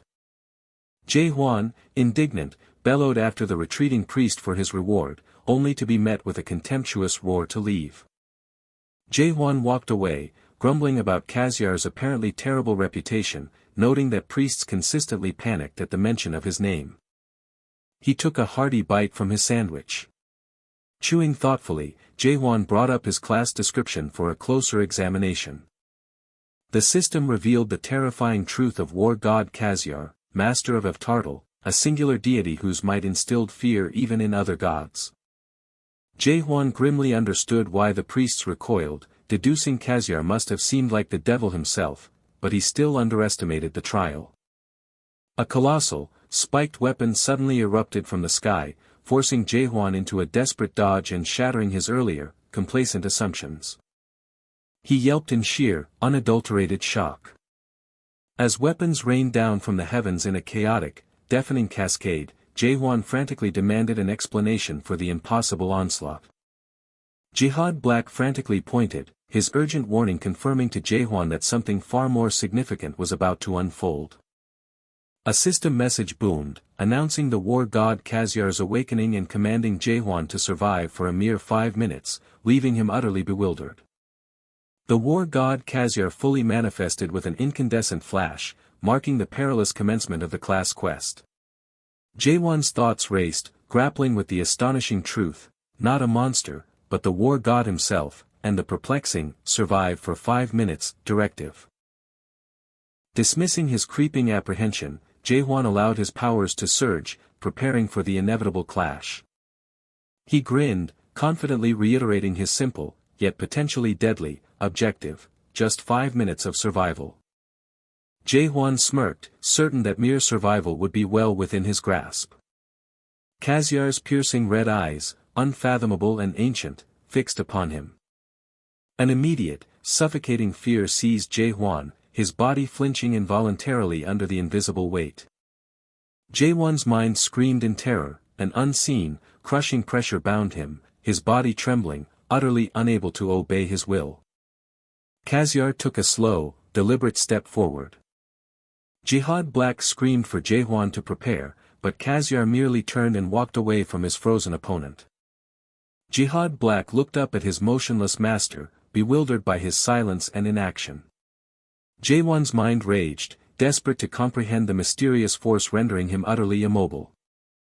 A sickening truth dawned on him: his hero trait, his very essence, refused to activate. A stark system message clarified the brutal truth: his trait was deactivated because Cassiar's power transcended mere status effects, a raw, intrinsic force. Jaehwan trembled violently, the sheer, unadorned power radiating from Cassiar, unenhanced by skills or status, plunging him into absolute terror. Jihad Black bolted in a panicked scramble, convinced Jaehwan was a lost cause, eliciting only a weak, pleading sound from his master. Anger flared within Jaehwan, his pride chafed at the ignominy of being paralyzed by mere data. He roared his defiance, a raw, furious challenge against his own fear. Jaehwan's sudden, guttural scream startled both Cassiar and the fleeing Jihad Black. With a surge of purple energy, Jaehwan swung his sword, carving defiance into the suffocating pressure. He sneered at Cassiar, mocking the idea that he could still be intimidated after everything he had endured. Jihad Black, ever the perceptive critic, drily pointed out Jaehwan's telltale trembling lips, shattering his tough facade. Jaehwan snapped at Jihad Black, revealing his desperate attempt to look cool, prompting Jihad to apologetically wish him luck. Jaehwan addressed war god Cassiar, conceding the usefulness of the skills he had received. His voice rising in a frustrated crescendo, Jaehwan questioned the punitive nature of the inheritance of fate quest's failure conditions. He raged at Cassiar, condemning the outrageous injustice of losing absolutely everything over the failure of a single quest. He continued his frustrated rant, leaning against Cassiar and confessing the futility of his complaints, yet still vehemently declaring his own suffering. Jaehwan cried out in anguish, lamenting the monumental effort he had poured into acquiring his precious items. Jihad Black watched, deeply concerned, musing that Jaehwan had finally lost his mind, as Jaehwan let out a pained, choked sound. Jaehwan cried out, lamenting that his gaming life had finally seemed promising with his new skills and gear, only to face this impossible challenge. Jihad Black shrieked, demanding why his master was ranting instead of fighting, drawing an annoyed response from Jaehwan. Cassiar's calm voice cut through the air, informing Jaehwan that only 1 minute remained. Jihad Black suddenly erupted in amazed praise, realizing Jaehwan's rant was a masterful stalling tactic worthy of goblin cunning, leaving Jaehwan utterly speechless. Jihad Black eagerly urged Jaehwan to continue his silver-tongued stalling, confident they could survive. Jihad Black shrieked in horror as Jaehwan suddenly charged headlong into battle. Jaehwan mentally prepared to unleash a backstab, hoping to exploit Cassiar's distraction. He spurred himself on with the tantalizing hope of a hidden reward, should he somehow manage to defeat Cassiar. Jaehwan lunged, activating backstab with a vibrant blue glow, aiming for Cassiar's unguarded back. Cassiar responded with a subtle, knowing smirk. With effortless grace, Cassiar's hand clamped around Jaehwan's neck, stopping his sword mid-air, rendering him utterly helpless. A wave of pure shock washed over Jaehwan. Backstab, his reliable skill, had failed entirely. Cassiar unleashed a devastating, red-infused blow, shaking the very foundations of the cavern. Jihad Black shrieked in unbridled terror, his cries echoing Jaehwan's name in desperate despair. Jaehwan's battered form was brutally flung through the air, defeated and utterly broken. The Goblin Master and young Eliza reeled back in a shared, frantic alarm. Jaehwan's world constricted as Cassiar's grip tightened, his inner thoughts screaming about fate's cruel hand and an impending, bitter end. A menacing grin spread across Cassiar's face. Power radiated, shimmering intensely around the triumphant war god. A choked grunt of pure agony tore from Jaehwan. A strange, playful prod startled Jaehwan, who suddenly questioned Cassiar's intent. A wave of raw disgust washed over Jaehwan as his mouth was crudely stretched open. Cassiar's maniacal laughter echoed as he relentlessly tickled Jaehwan, who thrashed helplessly under his bizarre tormentor. Cassiar's tongue flickered out in a bizarre, unsettling lick. Sheer horror contorted Jaehwan's face, demanding answers about the bizarre, probing tongue. The hooded goblin, quivering with excitement, shrieked that Cassiar had finally acknowledged Jaehwan. As Jae-hwan stared, bewildered, the goblin explained this bizarre licking ritual was Kazyar's unique form of acknowledgement. Kazyar, a wide grin spreading, seemed genuinely surprised by the revelation of his own custom. A silent, knowing nod completed his peculiar endorsement. The goblin, fists clenched in fervent anticipation, declared Kazyar sought to pass on his very will. Jae-hwan, jolted by the sudden proposition, shot up, a defiant yes echoing in the cavern. Kazyar, radiating power, deemed Jae-hwan's defiant will good enough, a rare human spirit unfazed by his divine might. Jae-hwan, utterly bewildered by the nonverbal exchange, incredulously asked how Jihad Black could possibly translate such odd pronouncements. A crisp system alert heralded the completion of the Inheritance of Fate quest, shifting Jae-hwan's destiny from apostle to the unforeseen successor route. Jae-hwan stared in disbelief. The monumental trial concluded with a simple, baffling thumbs up. The goblin, nearly bursting with excitement, announced Kazyar's intention to bestow a relic, leaving Jae-hwan utterly mystified. Kazyar's hand delved deep into his strange attire. Jae-hwan's face contorted in an expression of absolute horror. Jae-hwan shrieked in outright revulsion, witnessing Kazyar extracting a relic from the most unholy of places. A brilliant, glowing staff slid from its absurd hiding place. Jae-hwan frantically waved his hands, desperately trying to reassure himself, this isn't that kind of game. Kazyar proudly displayed the magnificent, radiant relic. Jae-hwan's rage erupted in a furious, unrestrained shout. Kazyar, relic in hand, simply stared back, utterly perplexed by Jae-hwan's outburst. Jae-hwan, pointing a bewildered finger, demanded the logic of the relic's extraction, as the goblin questioned his very thoughts. Despite the system proclaiming the acquisition of Chanbayan, the relic of Kazyar, Jae-hwan couldn't shake an unsettling feeling about its origin. With a sly smile, Kazyar gave a nonchalant, dismissive wave. The hooded goblin, somber now, conveyed Kazyar's urgent decree for their immediate departure. A brilliant purple portal flared to life beneath them, whisking Jae-hwan and the goblin away, leaving Kazyar genuinely surprised. Jae-hwan's panicked shriek was lost in the chaotic swirl of the purple void as they were violently ripped through reality. Their desperate screams mingled as they tumbled helplessly through the swirling, disorienting portal. An ancient temple stood majestically under a boundless blue sky. They burst from the portal, slamming onto the hard stone with a jarring impact. The goblin groaned, its eyes spinning, utterly incapacitated by the violent teleportation. Jae-hwan regained his composure in Bryan, the city of promises, unaware his arrival was a foreseen event, awaited by another. Jae-hwan, startled, wondered about the new presence. Gamillion Adrian, gazing thoughtfully, considered Jae-hwan's premature arrival to be an undeniable twist of fate. A worried goblin frantically warned Jae-hwan about the elder's unsettling, abnormally potent aura. Jae-hwan, sensing the shift, decisively drew his glowing blade, prepared for the unknown. In a sudden, profound gesture, Gamillion prostrated himself. From the ground, Gamillion declared his long vigil for the prophesied successor, leaving Jae-hwan bewildered. Gamillion Adrian solemnly introduced himself, revealing his family's ancient lineage and their centuries-long wait for this very moment. A system message announced the discovery of hidden NPC Gamillion Adrian. As Jae-hwan and the goblin bickered, a crucial quest, one step toward the truth, unlocked, promising access to the elusive main quest. The words, main quest, hung in the air, a shocking, impossible revelation for Jae-hwan. For years, even the legendary king of adventurers, Barayan, had fruitlessly searched, firmly declaring the main quest simply did not exist. Jae-hwan questioned the impossible appearance of the main quest as Gamillion prepared to unveil essential truths for the successor. Jae-hwan, recognizing the gravity, silently nodded for Gamillion to continue. Long ago, a magnificent human civilization, blessed by Abtartal, held one of the world's 5 great thrones with unparalleled power.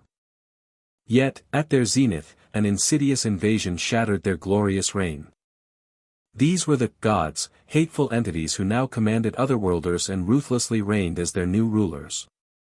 The hooded goblin gasped, eyes bulging, utterly stunned by the gods' hidden machinations. Jae-hwan silenced the goblin with a stern glare, eager for Gamillion to continue the grim tale. Fleeing a devastating Ragnarok, these gods sought refuge in Eptartal, igniting a prolonged, brutal war for control of their new domain. The ensuing conflict decimated a third of Eptartal, yet a single human warrior dramatically shifted the war's grim tide. This was Kaiser, the fierce, unyielding martial god. Humanity's hopes for victory soared with Kaiser's triumphs, until an unspeakable horror erupted from the very earth itself. This was the Abyss, a terrible darkness born from battlefield grudges, a cosmic horror threatening to engulf the world in pure annihilation. Facing total oblivion, warring gods and humanity forged a desperate pact, the annihilation of all humankind to save the world. Humanity became mere sacrifices, their collective faith harvested to fuel the gods' immense, insatiable power. Humanity, once great, was stripped of potential, becoming enslaved by the gods, and their champion, Kaiser, was instantly sealed away. The gods, Gamillion revealed, twisted otherworlders into puppet apostles, shattering their original forms through the abyss to serve their will. A chilling realization began to dawn on Jae-hwan, who stammered for clarity. The goblin, green eyes narrowed, furiously snapped at Jae-hwan to cease his distracting chatter. A sly smile played on Jae-hwan's lips as a grand, unsettling theory formed in his mind. The goblin, practically spitting fire, roared its absolute fury at Jae-hwan's relentless provocations. Jae-hwan found himself reflecting on the path he had chosen, an adventurer rather than an apostle of Tyr. His journey, marked by the defeat of the demon dragon and the acquisition of the Eye of Truth, had inevitably led him to his fated meeting with Kaiser.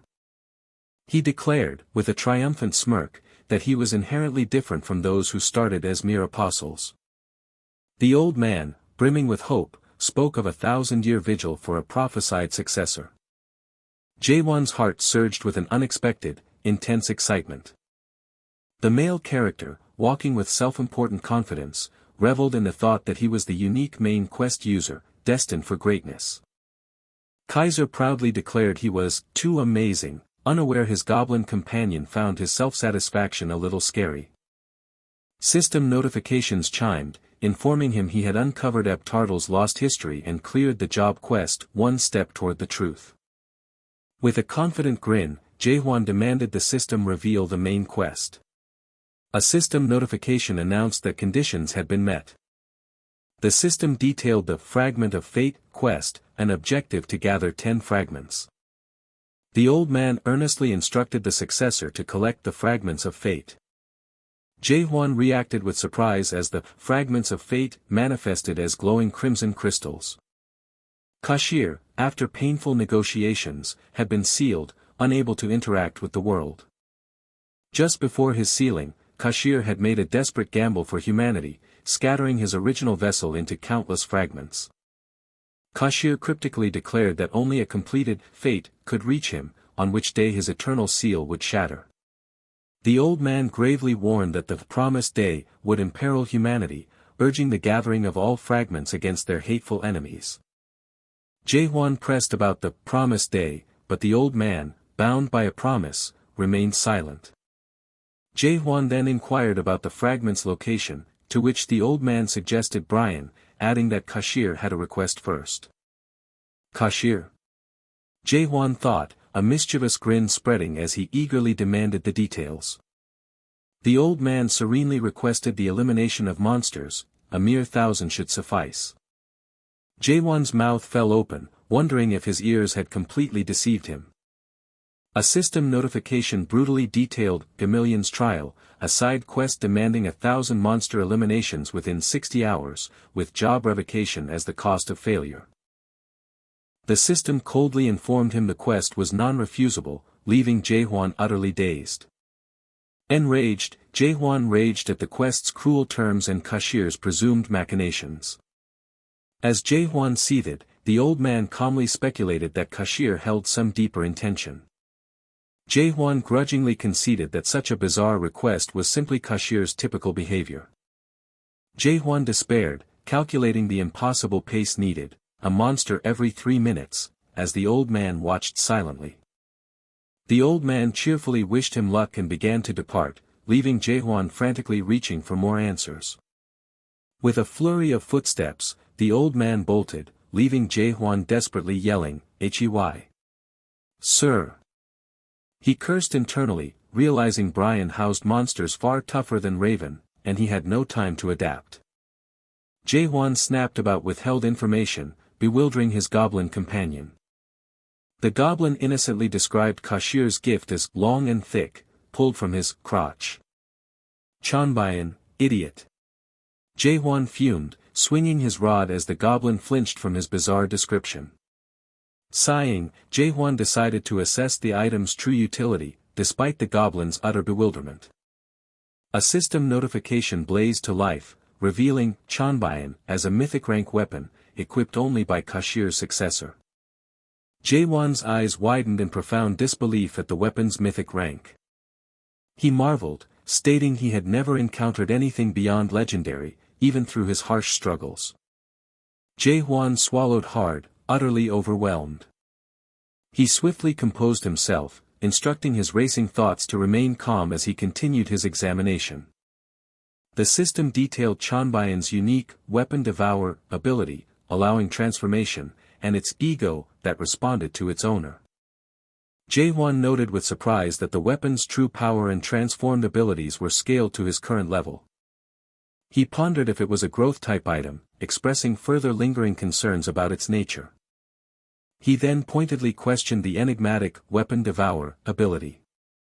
The path ahead led into the Fishy Rock Forest, an oppressive labyrinth of dim light and ancient trees. Amidst the misty gloom, an archer tautly drew his bow, a glowing arrow nocked. The arrow, swift and silent, struck the running green orc squarely in the back. The massive orc merely turned its head, seemingly unfazed by the impact. The archer gasped, a cold dread washing over him as he realized the monster had spotted him.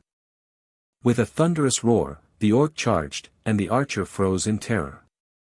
A powerful, glowing impact slammed into the orc's face. The orc stumbled, dazed and smoking, as the female character stood ready for another attack.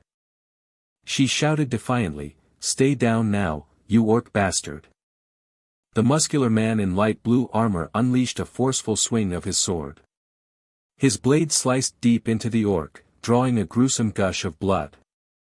With a roar, the orc retaliated with a mighty punch, sending the armored man sprawling to the ground. Gritting his teeth, the armored man commanded his party to launch a full assault on the beast. The entire party surged forward, overwhelming the orc with a barrage of attacks, the armored man delivering a decisive stab.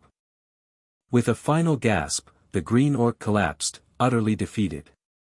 The armored man, exhausted but relieved, admitted the fight's toughness, celebrating their victory. The female character smugly asserted their strength had secured the win, justifying their arduous journey to Brian. The armored man agreed, confidently boasting their party's unmatched physical prowess in the forest. The entire party erupted in boisterous laughter, reveling in their shared triumph. Laughter echoed through the dim forest as unseen footsteps drew nearer. An unseen observer chuckled, having overheard their entire conversation. An orc turned its massive head inquisitively as Jae-hwan observed from the shadows. Two hulking orcs lumbered closer, unaware of Jae-hwan and his goblin companion watching their approach. Jae-hwan scowled, annoyed at the orcs for interrupting his prequest chatter. With a guttural roar, an orc charged, its momentum a blur. With a distinct click, a system notification announced Chanbayan's transformation into the bastard's training sword. The newly transformed yellow sword cut through the air with a powerful swoosh. Jae-hwan attacked with blurring speed, his glowing sword striking both orcs, crimson splattering. The entire party watched Jae-hwan's brutal efficiency with collective, wide-eyed shock. The armored man could only stammer in utter disbelief at the spectacle unfolding before him. As Jae-hwan stood glowing over the vanquished orc, an unseen voice demanded, "What the hell is he doing?" A quiet intensity settled over the blood-soaked forest, the victor's silence more chilling than any roar. Disbelief clawed at the male player's mind, challenging everything he thought he had witnessed. He pondered the weapon's impossible shift, wondering if such power truly existed within their world. A primal roar tore through the forest as a furious orc lunged forward, met by the swift, burning arc of his blade. His gaze flickered, keenly aware of the unseen threat lurking nearby. With a dazzling flash, the system confirmed his weapon's impossible shift into an assassin's dagger. The newly forged dagger pulsed with raw, undeniable power. Her jaw dropped in utter disbelief, it had transformed yet again. With a crushing blow from above, the dagger struck home, eliciting a pained, guttural cry from the massive orc. The constant weapon changes left them utterly perplexed, as if reality itself was glitching. The glowing blade remained, a brutal testament to the orc's demise. A smug grin stretched across his face, feigning surprise at his own overwhelming power. The blade tore free with a sickening spurt of crimson. He casually flicked the dagger, a silent, satisfied chuckle playing on his lips. A murmuring wave of confusion rippled through the group, desperate to classify such an impossible weapon. With a playful flourish, his weapon effortlessly returned to its staff form, drawing yet another shocked gasp. He flashed a grin, innocently confessing to getting excited and stealing their kills. A nervous laugh was all they could muster, desperately trying to salvage their pride. His flat, "Ah, I see," dripped with polite disinterest. Footfalls echoed softly as they ventured deeper, surrounded by the guttural murmurs of unseen orcs. His grip tightened on the staff, ready for whatever lurked ahead. With a mischievous snap, he wondered aloud if 100 more kills would suffice. A gruesome tableau of vanquished orcs littered the ground, their forms twisted in silent defeat. His smirk indicated a growing boredom, he yearned for more foes to conquer. He looked around, bewildered by the sudden emptiness, as his goblin informed him he'd scared everyone away. The goblin frantically pointed away, deflecting credit with a burst of startled denial. He watched, a low growl rumbling, as the remaining orcs subtly fled his terrifying presence. As the goblin explained the orcs' retreat, he mused with a smirk, wondering if they now recognized him as a true predator. A surge of undeniable power coursed through him, validating every ounce of strength gained since his Raven graduation quest. His rewards blazed with unexpected might, the black raven spear and earrings promising extraordinary power. He stretched, feigning thoughtfulness, as his goblin agreed that others deserved a chance at the dwindling prey. A mischievous smirk spread as the goblin realized the easier part fell squarely on him. With a blazing flash, Chanbayan shed its former guise, reborn as the potent black raven spear. He gripped the spear, a menacing grin proclaiming his unwavering quest for an S-rank graduation. With a maniacal laugh, he became a whirlwind of brutal efficiency, each clang and crash sealing another orc's fate. His wild laughter echoed, eyes ablaze with savage joy as the kill count relentlessly climbed.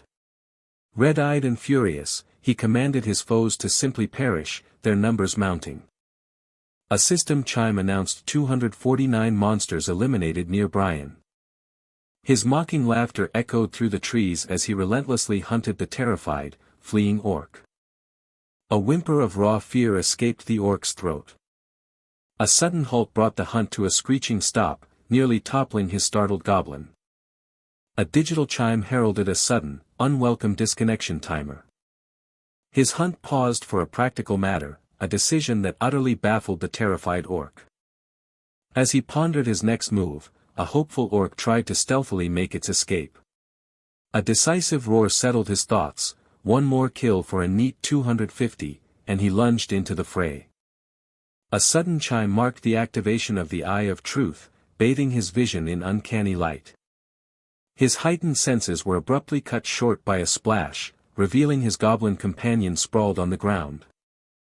His master's exasperation was palpable, while the goblin, exasperated himself, requested a moment. His activated eye led his finger to a distant, inexplicable red glow on the rocks. An unnatural red pulse emanated from the stark, dark rock. His confused goblin companion, however, saw absolutely nothing out of the ordinary. Convinced of its undeniable importance, he charged headlong towards the mysterious glow. An intense, blinding red beam erupted from the earth, leaving him utterly transfixed in surprise. Guided by the long-dormant eye of truth, his hand instinctively reached into the potent, glowing stream. His touch met glowing red energy, his mind racing to wonder if it was a fragment of fate. A sudden, repulsive stickiness made him recoil with an audible grunt of disgust. A crisp chime announced the discovery of a hidden clue. The newfound information was automatically logged into his adventurer's book. The system declared he'd found ominous energy, spawning a new quest, and he simply pondered its meaning.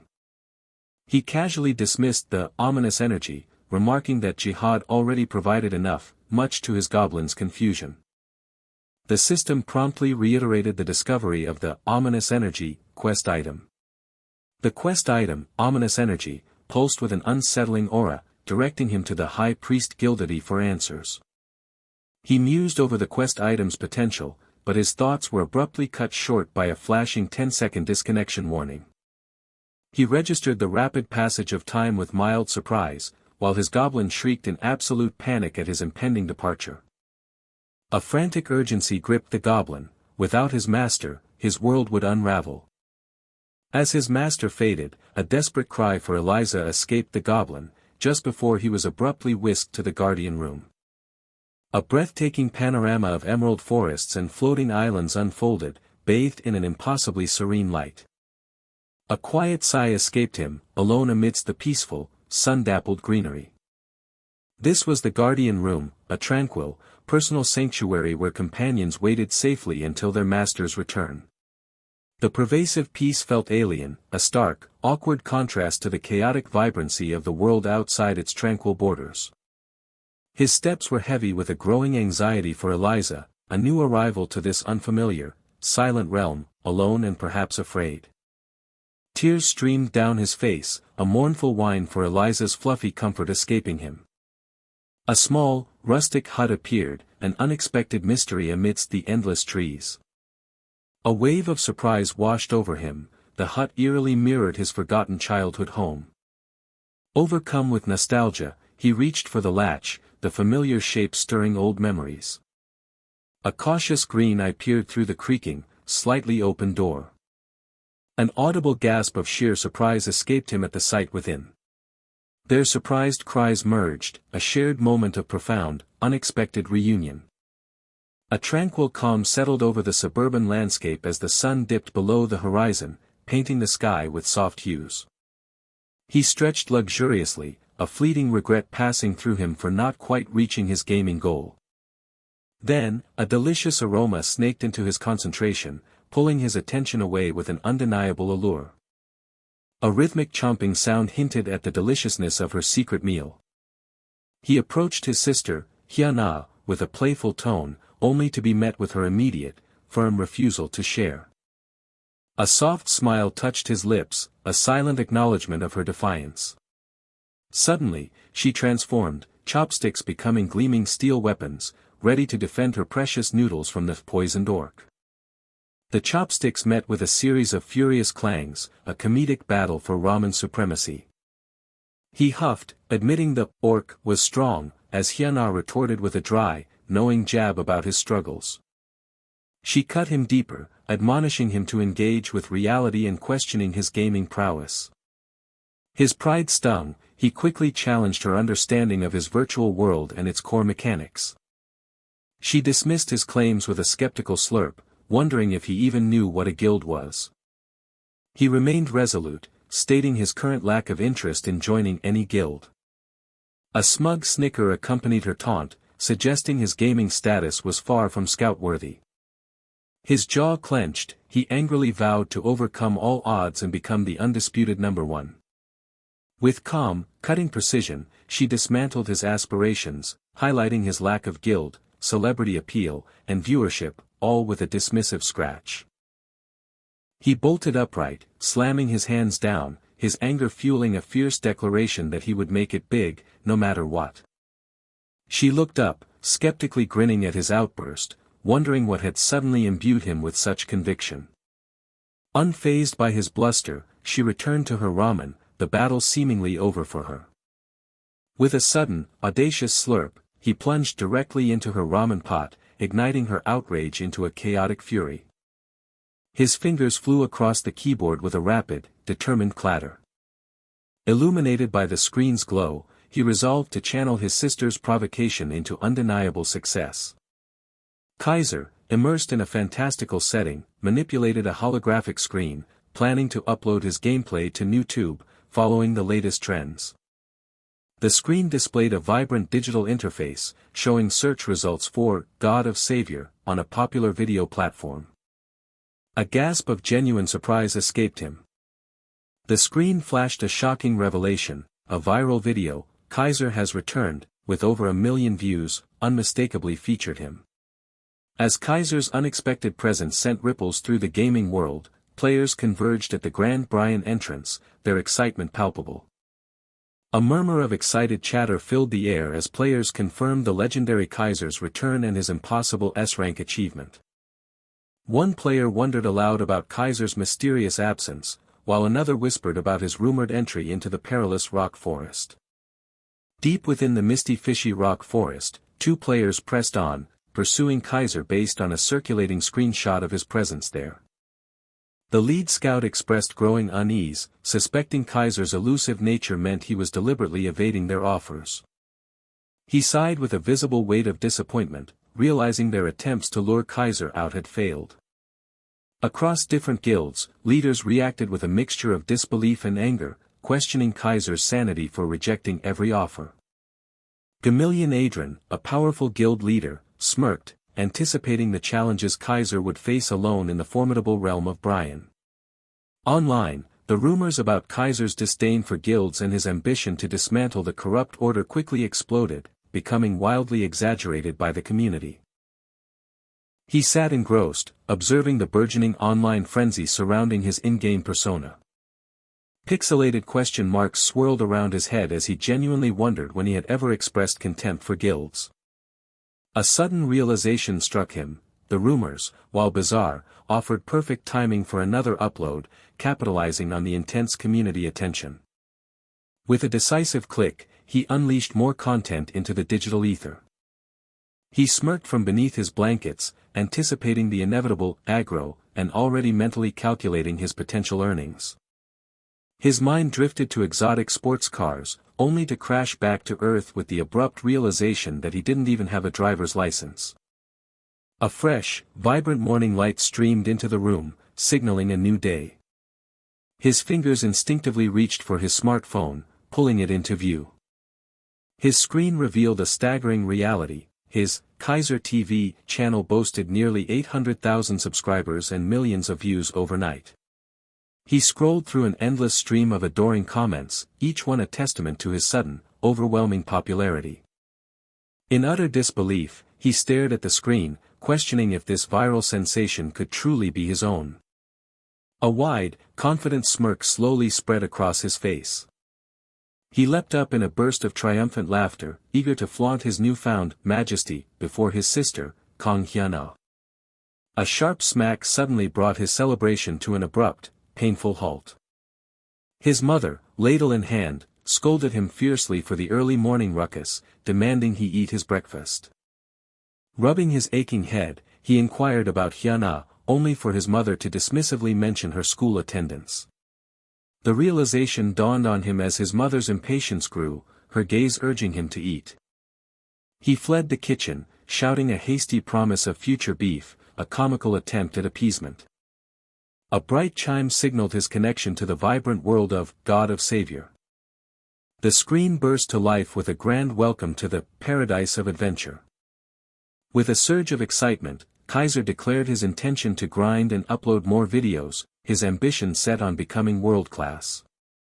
Suddenly, a flurry of chime-laden notifications overwhelmed him. Jihad Black leveled up, and, most surprisingly, Eliza had awakened. Just then, a casual greeting echoed from the forest's depths as Jihad Black approached with an easy stride. Kaiser expressed his annoyance at Jihad Black's surprising cheek, which the goblin playfully dismissed. Kaiser noted a subtle change in his guardian's appearance, to which Jihad Black jokingly boasted about his enhanced handsomeness. His focus shifted to Eliza, wondering why her color had changed and where her new, glowing necklace came from, suspecting it was due to her awakening. Jihad Black tenderly held Eliza, explaining her glowing transformation in the guardian room and proudly presenting her newly found, cherished necklace. Kaiser's brow furrowed in confusion, questioning the nature of their guardian room and how such an item could simply be found. Jihad Black vaguely attributed their good fortune to a reward, all while affectionately stroking Eliza, who winked back. Kaiser threw his arms up in exasperation, wondering why Eliza preferred the lowly goblin, and what was so fundamentally wrong with himself. A sudden alertness sharpened Kaiser's features, as if he perceived something in the distant forest. From a distance, players stealthily observed Kaiser, identifying him by his signature pose and the gloomy guardian at his side. Kaiser's head snapped up in surprise as a voice from the shadows called out his name, confirming his identity. A throng of excited players eagerly shouted their guild offers, each promising Kaiser the best treatment and the perfect fit. The enthusiasm quickly escalated into a chaotic sprint as players jostled and shoved, each desperate to reach Kaiser first. Kaiser watched the swarm of approaching players with visible annoyance, realizing his viral video had attracted a veritable plague of flies. Despite his irritation, a smug smirk found its way to his lips, attributing the chaotic pursuit to his irresistible, fatal charm. With exaggerated arrogance, Kaiser offered the starstruck masses photographs, but only if they waited in an orderly queue first. The players, confused by his taunt, quickly shifted to aggression, resolving to forcibly seize Kaiser before he could escape. A flicker of surprise crossed Kaiser's face as their attempts to grab him simply slipped away. Energy crackled around his hands as Chanbayan began its swift, sizzling transformation into the formidable silver steel shield. With a resounding thud, the shield materialized, and Kaiser defiantly declared that his portrait rights would remain unviolated. He moved with a powerful whoosh, his shield a blur of defensive motion. Bathed in a defiant flash of light, Kaiser loudly asserted his portrait rights to the oncoming horde, his shield poised for battle. Kaiser, deep in concentration, summoned raw power as his battle form hummed with the sizzle of ancient magic, twisting into the familiar silver iron shield. With the silver iron shield now firmly in hand, Kaiser knew his earlier theatrics had given way to an inescapable confrontation. The shield whipped past with a deadly, slicing whistle. With an indignant roar about his image rights, Kaiser's shield became a thunderous, impacting force. A chilling question sliced through the air as the warriors registered the impossible speed and power of Kaiser's projectile. Then, with a deafening boom and a pock, the impact erupted into a wave of raw force, tossing bodies like rag dolls. Scattered across the battle-scarred earth, the fallen attackers only confirmed Kaiser's weary assessment of their utter ineptitude. Kaiser roared a swift command, his sudden urgency catching even Jiheo off guard. Plunging downwards with a defiant snarl, Kaiser desperately moved to escape the flailing, desperate clutches of his relentless pursuers. His face twisted with raw frustration, popularity had become a heavy, unwelcome burden. A sudden, rumbling surge of recognition swept through the approaching horde, startling Kaiser with their collective, hungry focus. Jiheo cried out, a small tremor of panic lacing his urgent warning. With a resolute, just wait, Kaiser prepared to unleash his formidable, glowing power. The glowing shield settled, a silent promise of impending force. A sharp, metallic echo signaled the shield's furious, airborne spin. Kaiser sprinted, his shield now a blur of swift, purposeful motion. If you don't want to die, Kaiser snarled, his spinning shield a lethal, circling threat. With a defiant blast, Kaiser's shield struck, effortlessly tearing through the massed ranks and sending them scattering. The bustling capital city shimmered serenely under the brilliant sun. Unaware of the murmurs and speculation, Kaiser strolled through the city, drawing the public's intense, curious gaze. A persistent guild recruiter was summarily dismissed, barely warranting a glance from the annoyed Kaiser. Still, Kaiser mused, the city's annoyances were a minor vexation compared to the wild. He knew the city's strict rules against violence meant everyone watched his every move, anticipating a slip. Could he blame them, though? His legend made him a walking bounty for any who yearned for instant, bloody fame. Kaiser resolved to hit max level and keep a low profile until then, but Jiheo's cheerful interjection broke his quiet determination. With a proud flourish, Jiheo declared himself the legendary guardian everyone had heard about. Jiheo, undeterred by the confused murmurs, proudly introduced himself and Eliza as Kaiser's personal guardians. Just as he began to demand recognition, his speech halted. A sudden, sharp intervention jolted Jiheo into surprised silence. "Are you insane?" Kaiser seethed, dragging the tiny guardian away for his ill-timed, attention-seeking antics. Despite being held captive, Jiheo indignantly insisted he was merely spreading the word about the overlooked guardians. "Quiet, you flattened goblin," Kaiser growled, his precious quest time already dwindling. The majestic Lyra temple stood, a beacon of impressive, towering grandeur. A cold shiver of apprehension ran through Kaiser, despite the temple's outward serenity. His thoughtful steps echoed his growing, quiet unease. The temple guards abruptly halted their approach, their rigid presence an imposing, formal barrier. Kaiser, suddenly flustered, hesitantly named High Priest Keditor as his intended contact. A spear tip suddenly flashed, a sharp, aggressive warning. The guard's furious accusation about disrespecting the High Priest silenced Kaiser's fumbling explanation. "You little rat!" Jiheo shrieked, fiercely defending his master's honor with unexpected ferocity. With a sharp chuck, the guard's spear redirected, silencing Jiheo, as Kaiser dryly observed, "Such things can happen." Completely useless, Kaiser muttered, requesting a moment to strategically manage his chaotic entourage. "I came to show you this," Kaiser declared, desperately brandishing a small, green box. The guard recoiled, utterly startled by the sudden, unexpected gesture. The guard pondered the mysterious item, his curiosity now piqued. As their footsteps echoed through the grand hall, Kaiser silently acknowledged the temple's rigorous security. Two robed figures respectfully guided Kaiser and Jiheo to proceed with measured steps through a grand door.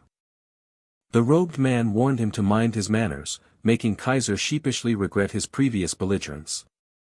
The door creaked open, revealing a glimpse of apprehension. The vast, solemn hall unfolded, revealing the high priest upon his throne, flanked by vigilant, imposing guards. The oppressive grandeur instantly stifled Kaiser, rendering even a simple greeting a daunting, intimidating task. Zerdek, the blonde guard, sharply demanded Kaiser state his purpose. "Why yes." Kaiser stammered, a sickening realization about Zerdek's true threat dawning. Zerdek's stern voice demanded his name, challenging Kaiser's evasiveness. Kaiser's fumbled, false name drew only Zerdek's impatient, dismissive rebuke. The masked guard intervened, his quiet authority quelling Zerdek's badgering, much to the latter's chagrin.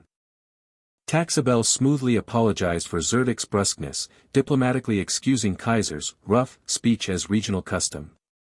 Another red name tag, Kaiser knew one wrong word could spell instant, deadly trouble.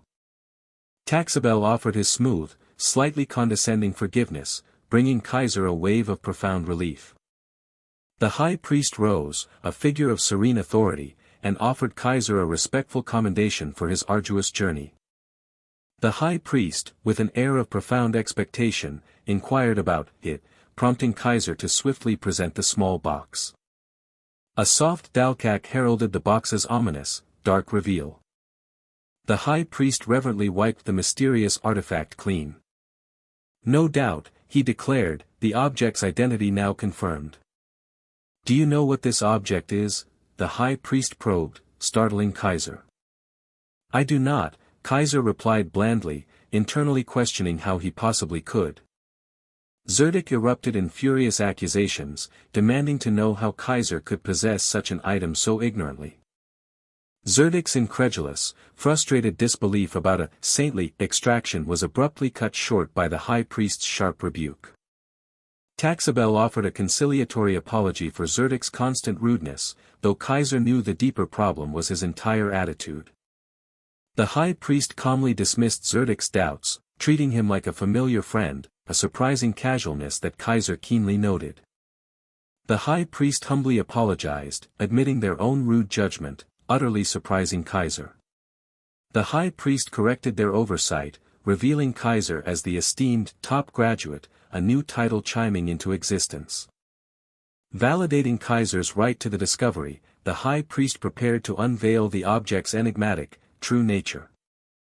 The most ominous force in all of Avtartal, the high priest declared, labeling it the very footprint of horror. He continued, revealing how all the tales of terror of the deep were merely echoes of this sinister artifact. We have another name for it, the high priest pronounced, revealing its true, terrifying identity, the Abyss. The male character in white and black armor declared the Abyss's ancient, terrifying origins, warning that even gods once feared its omnipresent menace. The speaker explained their solemn duty to eradicate the Abyss's every trace, as the protagonist privately pondered Gamillion's earlier, prophetic warnings. The protagonist, burdened by a deeper truth, found the high priest's narrative jarringly incomplete. A sharp query from the male character with blonde hair shattered the protagonist's introspection, leaving him momentarily dazed. Suspicions flared as the male character with blonde hair aggressively accused the protagonist, prompting an irritated interjection from his companion. The protagonist offered a strained apology for his companion's sensitivity, which was met with cynical sarcasm about his true nature. The male character in white and black armor abruptly shifted topics, proposing a formal quest to their esteemed guest, sealing the deal with an emphatic declaration. His words hung heavy with dread as he outlined the perilous task, identifying the insidious corruption of abyss-tainted monsters. He meticulously detailed the subtle signs of early corruption, explaining that blood samples were essential for detecting those monsters still bearing an insidious disguise. A swift notification confirmed the completion of Ominous Aura, immediately offering the linked challenge of In Search of the Abyss's Traces. The new quest, a Rare Plus challenge, demanded concentrated orc blood and exploration, promising increased affinity and a coveted skill ticket upon success. A mid-grade skill draw ticket transformed the protagonist into a grinning, glowing avatar of pure avarice. The protagonist, now resolute, accepted the perilous mission with a determined bow, signaling his immediate intent. Convinced that orcs were mere child's play, the protagonist burst forth, eager to resume his relentless hunt. He bounded down the hall, already envisioning a future where his upgraded skills rendered all opposition futile. The sheer thought of future power sent him into a fit of ecstatic laughter, contagious enough to even stir joy in Jihad Black. They danced through the hallway, their playful steps echoing with carefree abandon. The protagonist rushed toward the exit, his enthusiasm a tangible force. A cacophony of murmurs followed the creaking door as a group of players peered through the narrow opening, their curiosity piqued. With a firm thud, the protagonist sealed the door, cutting off their prying gazes. Jihad Black's innocent query was met with the protagonist's exasperated outburst about his persistent, unwanted admirers. In his mind, leaving meant an unending swarm of fire ants would cling to his every step, an unwanted Pied Piper. The imaginary swarm would descend the moment he set foot in the field, trampling him to death and squandering his precious playtime. Game over. The protagonist sighed deeply, wrestling with the vexing dilemma of avoiding recognition. A sudden thought sparked within his pensive gaze. The protagonist's direct address caught Jihad Black's attention, hinting at an imminent demand. With a sharp command, the protagonist pointed, startling Jihad Black with an unexpected directive. Jihad Black's mortified blush and stammered protests were met with the protagonist's furious incomprehension of the misunderstanding. The protagonist, exasperated, patiently explained his pragmatic need for the robe, a simple disguise for unhindered movement. With a heavy sigh, Jihad Black reluctantly conceded. The scene dissolved into a chaotic vision of menacing forms and frantic battles, leaving Jihad Black utterly shocked. A wicked grin stretched across Jihad Black's face, revealing a mischievous scheme. He audaciously demanded a humiliating plea from the protagonist, savoring his rising outrage. The protagonist exploded in a furious retort, incredulous at such audacious insolence. Jihad Black remained defiantly smug, prompting the protagonist to internally question the pitifully low loyalty of his impudent companion. The protagonist's escalating threats were met with Jihad Black's stubborn defiance, culminating in the protagonist's exasperated concession. Each syllable of the humiliating address was a physical agony for the protagonist, a torturous concession. Trembling with revulsion, he finally forced out the demeaning request, sacrificing his last shred of pride for the robe. His torment was abruptly interrupted by young Eliza's playful leap onto his shoulder, diverting his attention. The protagonist's alarm spiked as he tried to discern young Eliza's mysterious intent. With innocent joy, young Eliza presented a glimmering necklace. The protagonist accepted the unexpected gift, a profound confusion clouding his mind. A system message confirmed his acquisition of Eliza's bracelet. The bracelet, a heroic-grade item, bestowed faint stealth, a powerful ability with a peculiar limitation. Contact instantly cancelled it. His mind reeled at the revelation. Stealth was now a possibility, courtesy of the unassuming necklace. Jihad Black's dramatic accusation toward young Eliza was met with the protagonist's amused query about her apparent disgust with their childish antics. He acknowledged the bracelet's undeniable utility, yet he grimly noted the strict limitations of its stealth ability. The true challenge lay in maintaining invisibility while simultaneously managing his flamboyantly attention-seeking goblin. A sudden, striking realization illuminated the protagonist's face. A sinister aura enveloped the protagonist as he, with glowing eyes, delivered a chilling reminder of Jihad Black's past insolence.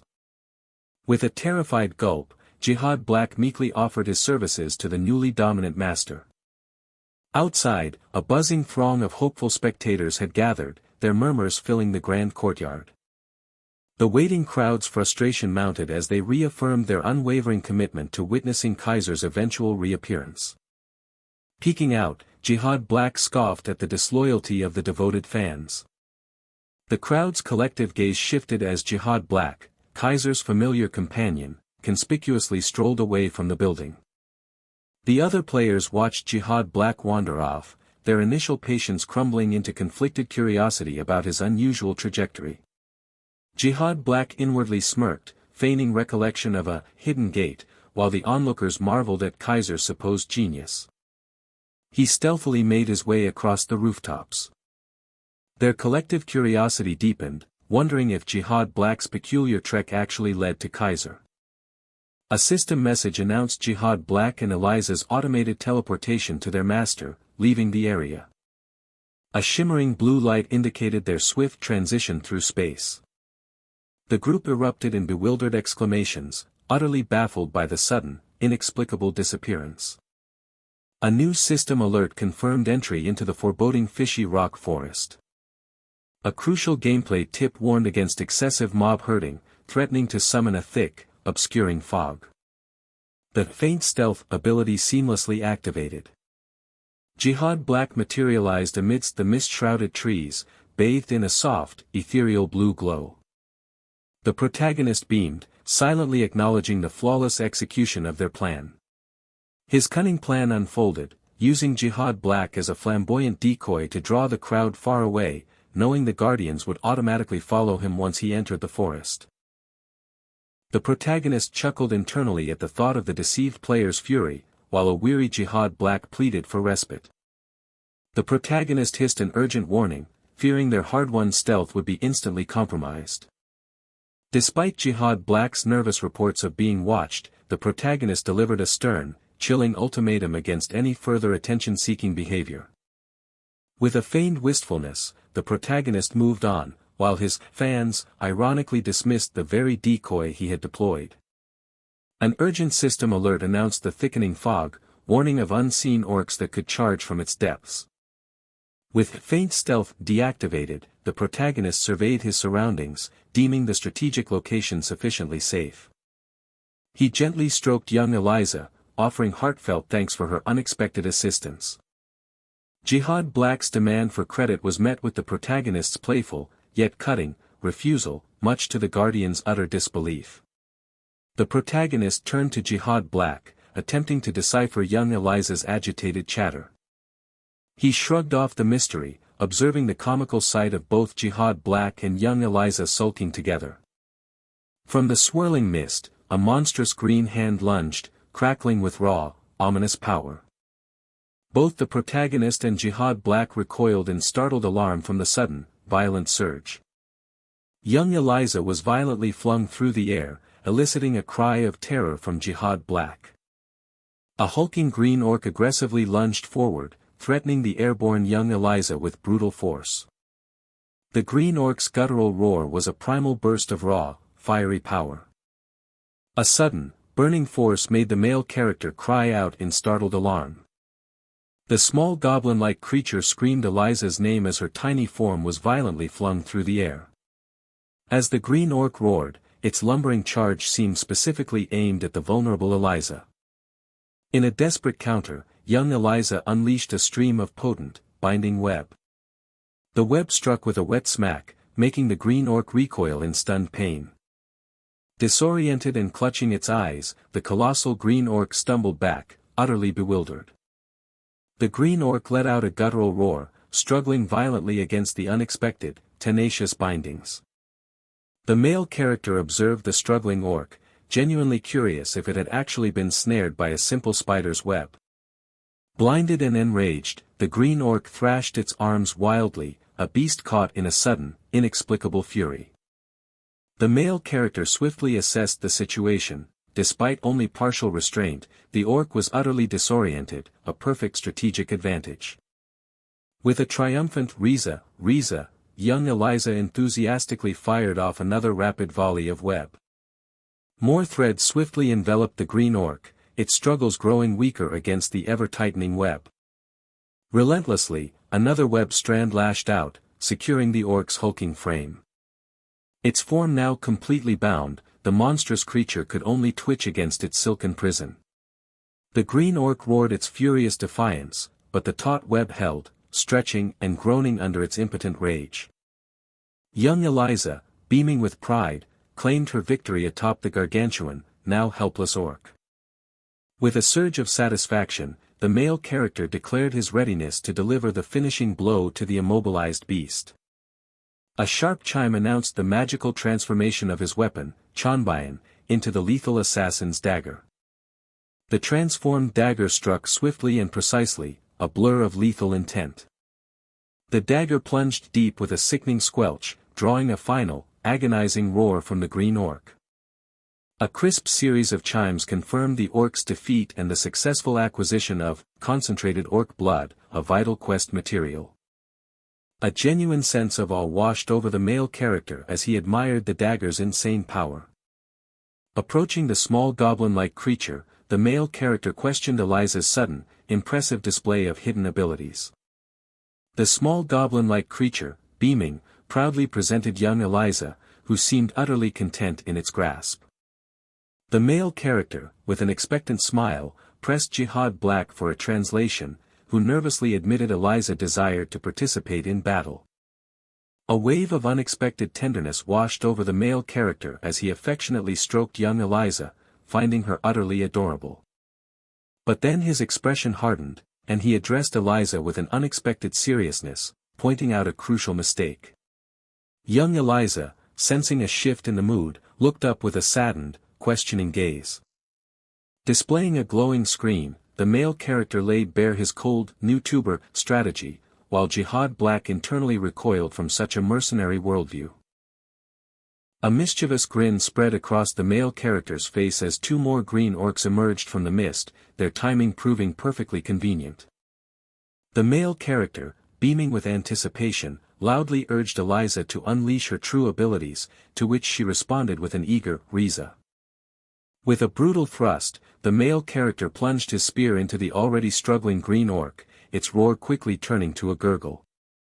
A final, powerful blow shattered its resistance, and the system confirmed yet another orc had fallen. Chimes echoed again, confirming another orc's defeat and, more importantly, a measurable increase in spearmanship proficiency. Holding a triumphant Eliza, the male character marveled at her awakened power, noting how much faster she now helped dispatch the orcs. Jihad Black could only offer a nervous chuckle, a silent question hanging in the air: was this really how things were supposed to be? Jihad Black silently solidified the clear hierarchy in his mind: master, then himself as a slave, and finally Eliza as his pet, a perfectly correct order. But then, with an unsettling glow, young Eliza seemed to swell with power, threatening to upend the carefully constructed hierarchy. The hierarchy wasn't just shifting, it was violently overthrown in his mind, with Eliza ascendant as an A-rank slave and himself demoted to a mere, mixed-breed dog. A chill ran down Jihad Black's spine as he agonized over his master looking down on him even more. With a surge of desperate resolve, Jihad Black declared his intent to prove his worth, his hand crackling with burgeoning power. A system notification flashed, confirming that Guardian Jihad Black had initiated an undead summoning. With an eerie rustle, two spectral red goblin undead, Rowan and Nyx, clawed their way from the misty ground, a new system alert confirming their arrival. The male character watched Jihad Black, completely baffled by his sudden, unprovoked summoning spree. Another eerie rustle and chime announced the summoning of Darien, a forest blue goblin undead, further expanding Jihad Black's spectral army. Jihad Black grandly unveiled his summoned trio, Rowan, Nyx, and Darien, with a flourish, as if performing a magic show. The male character simply watched, his silence betraying a deeper contemplation of Jihad Black's peculiar display. The male character, utterly baffled, questioned the sudden names, to which Jihad Black offered a somewhat embarrassed, flimsy justification. A system notification revealed a crucial game mechanic: summoning undead from previous cities incurred a 50% mana reduction. The male character's eyes widened in genuine surprise, his mind already racing with the implications of this new feature. A cunning grin spread across the male character's face as he instantly formulated a ruthless strategy: convert all defeated monsters into mana-efficient undead before advancing. With a decisive gesture, the male character ordered Jihad Black to immediately begin converting more orcs into undead, following their newly formed plan. Jihad Black, enveloped in shimmering purple energy, intoned a guttural chant, and with a system chime, another fallen orc began its reanimation. From the earth, Kale, Seraphina, and Garrick arose, their reanimated forms roaring a new, unholy existence. The newly reanimated Seraphina, axe in hand, uttered her own name in a chilling, resonant growl. Even headless, Garrick shrieked his fragmented name, a spectral sound echoing through the mist. Jihad Black, with another dramatic flourish, introduced Kale, Seraphina, and Garrick, prompting his master's exasperated question about the constant naming ritual.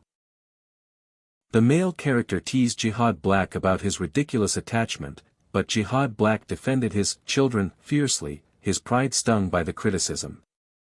Jihad Black watched his master's shadowy form recede into the mist, a melancholic hum escaping his lips. With a fierce grin, Jihad Black declared it was perfect timing to demonstrate his power, calling out the names of his entire undead retinue. With an enthusiastic clamor, his entire undead legion, each calling their own name, surged forward in a chaotic, energetic charge. The male character's jaw dropped in humorous disbelief. This was less an army, and more a Pokemon battle. Jihad Black's undead army, a frenzied wave of goblins and orcs, launched into a brutal, coordinated assault on the living green orcs. With a heavy thud, another green orc collapsed, its life force extinguished. Jihad Black beamed with paternal pride, praising his babies, yet his master remained utterly unimpressed, still finding the whole spectacle not cool. Jihad Black, feeling unjustly criticized, defended his grand ambition, to train his undead army to hunt orcs entirely on their own.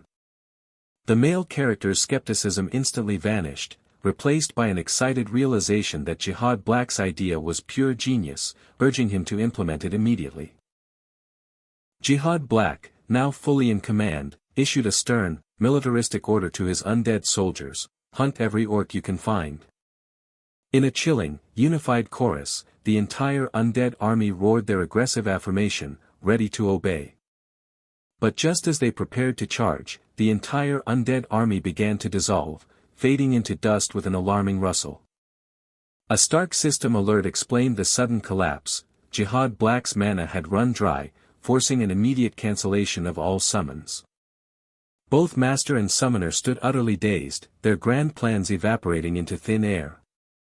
Jihad Black collapsed to his knees, utterly distraught, stuttering the names of his vanished children until his master pointed out his pathetic memory lapse. The male character, deep in thought, quickly identified the critical flaw: Jihad Black's potent abilities were severely hampered by his limited mana.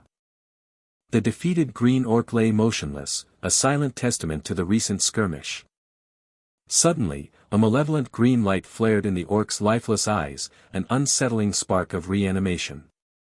Both the male character and Jihad Black turned their heads, a shared sense of perplexity dawning on them. "Wasn't that guy dead?" the male character exclaimed in utter shock, as the supposedly vanquished green orc reanimated, its glowing eyes fixed on them. Jaehwan sensed an unsettling divergence in this green orc, its menacing stride marking it as anything but ordinary. Despite his uncertainty, Jaehwan prepared to strike, a crackling energy around his weapon, intent on forcing a reaction from the strange orc. The orc, caught utterly off guard, flared its eyes in a silent, visceral burst of shock. A name, Riza Riza, escaped the orc's lips as it defensively shielded an unseen presence, leaving Jaehwan utterly stunned. In a whisper of disbelief, Jaehwan questioned if this monstrous form could truly be Eliza. Jaehwan marveled at Eliza's seamless possession of the orc, a subtle white hand the only tell, confirmed by the goblin's chittering.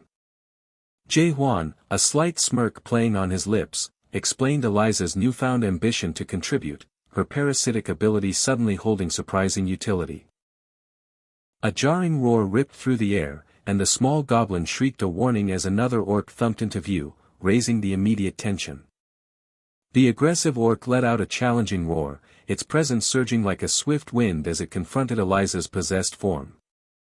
A bewildered "Oh okay? Care okay?" escaped the orc, its brow furrowed in utter confusion. Jaehwan realized with amusement that the orc's guttural conversation stemmed from a profound misunderstanding: they believed Eliza was one of their own. Jaehwan, a hint of incredulity in his voice, translated the orc's indignant scolding, realizing they were berating Eliza for her inaction against him. The aggressive orc roared its furious commands, a blistering tirade about lax Orcish life, demanding Eliza round up her subordinates within the hour. Jaehwan sighed with exasperation, wondering why these orcs insisted on such verbose, drawn-out conversations. With a savage KROO, the orc lunged forward, initiating its brutal assault with a heavy thud. Eliza's possessed orc, with a fierce cry of "Riza," swiftly countered, striking its bewildered kin with a decisive thud and splash. Jaehwan praised Eliza's quick work, then with a decisive, sweeping swing, he prepared to deliver the final blow. His blade plunged deep with a sickening, eliciting a guttural "Orcaaf," as the orc's lifeblood erupted. A triumphant ding signaled the orc's demise, followed by another chiming notification of newly obtained quest material. Jaehwan, beaming, offered a congratulatory pat to the possessed orc, Eliza responding with a proud "Riza." The small goblin's heart sank, a wave of melancholy washing over it as Eliza usurped its cherished place beside their master. With a heartfelt sniffle, the dejected goblin turned away, offering to collect items as a means to escape its sadness. Jaehwan suppressed a smirk at the goblin's sudden humility, while Eliza's possessed orc offered a startled "Ariza," unsure how to react. With a brutal, unexpected, a blade plunged into Eliza's possessed orc, ripping through flesh and drawing crimson. A system alert chimed, confirming Eliza had been assaulted by player Duke and, crucially, Jaewon's right to retaliate without karma penalty. Eliza's possessed form recoiled in pain and a disbelieving, what, as Jaewon's face hardened with an ominous anger. A new player, his voice laced with frantic concern, cried out, "Kaiser! Are you alright?" rushing forward. As the eager player lunged to strike, Jaewon's frantic, "Wait. Hold on, it's okay," sliced through the tension, a surprising interruption. Jaewon forced a nervous smile, trying to explain the orc's harmlessness, while the other player lowered his weapon, utterly bewildered. The eager fan gushed with concern and admiration for Kaiser, leaving Jaewon visibly uncomfortable and attempting to steer the conversation back to his hunt. The fan rambled on, lost in his excitement, while Jaewon's quiet attempts to interject and reclaim control grew increasingly futile. With an almost blinding sparkle of adoration, the fan dramatically declared Kaiser his literal lifesaver. Jaewon's mind reeled with a burst of question marks, utterly bewildered by the fan's sudden, fervent declaration. The fan, contrite yet determined, offered to recount his life story, a notion Jaewon politely but firmly tried to decline. Before, a framed memory of family bliss shattered into a million pieces, symbolizing the tragic hit-and-run that irrevocably altered his childhood. Consumed by grief, he retreated into a dim existence, neglecting himself entirely, having surrendered all hope in the suffocating isolation. At school, he endured cruel torment and unspeakable taunts, utterly paralyzed by his own helplessness and lack of courage to fight back. From the depths of his despair, a beacon of blue light cut through the gloom, revealing Kaiser as the unexpected source of his hope. Watching Kaiser's unwavering resilience against impossible odds became a catalyst, sparking a fragile new belief that he, too, might overcome his own struggles. Emulating Kaiser's indomitable spirit, he rose to face every challenge, forging his own strength step by deliberate step. His fervent dream was to meet Kaiser, but it vanished into melancholic despair when his hero disappeared alongside Demrock. The fan, brimming with enthusiasm, excitedly conveyed the profound impact Kaiser had, especially on a rare Demrock player like himself. Humbly, the fan confessed his lesser skill, longing to learn from Kaiser, yet a palpable resignation tempered his hope for such an opportunity. Jaewon, visibly awkward, scratched his head, admitting he felt entirely out of his depth with such an intensely devoted admirer. With a chilling, the fan's eyes abruptly flashed with a cunning, malevolent intent, hinting at a darker purpose. A system ding announced the activation of Swift, instantly surging his attack speed for a devastating blow. Then, the ominous trait One Strike also activated, promising a single, overwhelming attack. With a furious, "Just stand there and take it," the enraged player lunged with an all-out thrust, his spear whistling to deliver a devastating blow. A violent reverberated as the spear met Jaewon's defense, erupting in a blinding shower of sparks. With a swift and a precise, Jaewon deflected the strike, his movements a blur of effortless defense. A disbelieving, "What? My spear," escaped the attacker as his weapon spun away torn from his grasp. With a decisive, Jaewon pinned the disarmed spear to the earth, leaving his stunned opponent weaponless. A congratulatory ding confirmed Jaewon's flawless execution of the parry skill. The attacker's mind reeled in utter disbelief, his thoughts racing to comprehend how such an instant parry was even possible. With a sharp gasp of self-surprise, Jaewon surged forward, his counterattack a blur of unexpected motion. Jaewon's foot connected with a brutal, the forceful impact echoing through the air as the attacker reeled. With a pained UGH, the attacker was sent spiraling backwards with a sickening, his body now a helpless projectile. Jaewon plunged the spear repeatedly with gruesome eliciting a choked KUHK, as the attacker coughed blood, his life violently ebbing. With a defeated, the attacker collapsed, clutching his profusely bleeding chest, a final, ragged KUGH escaping his lips. Lying defeated, the attacker's mind reeled in a final, bitter disbelief, questioning how his meticulously planned strike had so utterly failed. Jaewon's smirk was chilling, a silent testament to his cunning as he exposed the attacker's elaborate deception and calculated lies. With a final, defiant gesture and a venomous, "Die, damn it," the dying attacker succumbed to his festering resentment. A system ding confirmed the demise of player Duke, validating Jaewon's act as self-defense and sparing him any karma repercussions. Jaewon, a mix of surprise and exasperation on his face, reflected on Duke's betrayal, which the goblin confirmed had been a long time coming. A melodic system chime offered the opportunity to inspect the fallen foe's dropped items. With a glint of curiosity and expectation, Jaewon decided to scrutinize the defeated player's equipment for valuable loot. A holographic interface detailed the stealth leather shoes, a rare plus item promising silent movement and a boost to agility and senses. Jaewon's eyes widened with enthusiastic surprise at the rare plus ranking, eagerly deciding to immediately equip the superior footwear. A swift ding accompanied the shoe swap, Jaewon pragmatically assessing the modest agility boost and the invaluable benefit of silent footfalls. Eliza, conveying her intent through the orc, practically volunteered for continued patrol, expecting more ambushers to emerge. Jaewon, his curiosity piqued, inquired about Eliza's mana reserves, prompting a swift, chittering response from the goblin. The goblin explained that mana was only for initial possession, not ongoing maintenance, prompting Jaewon's inward sigh of envy.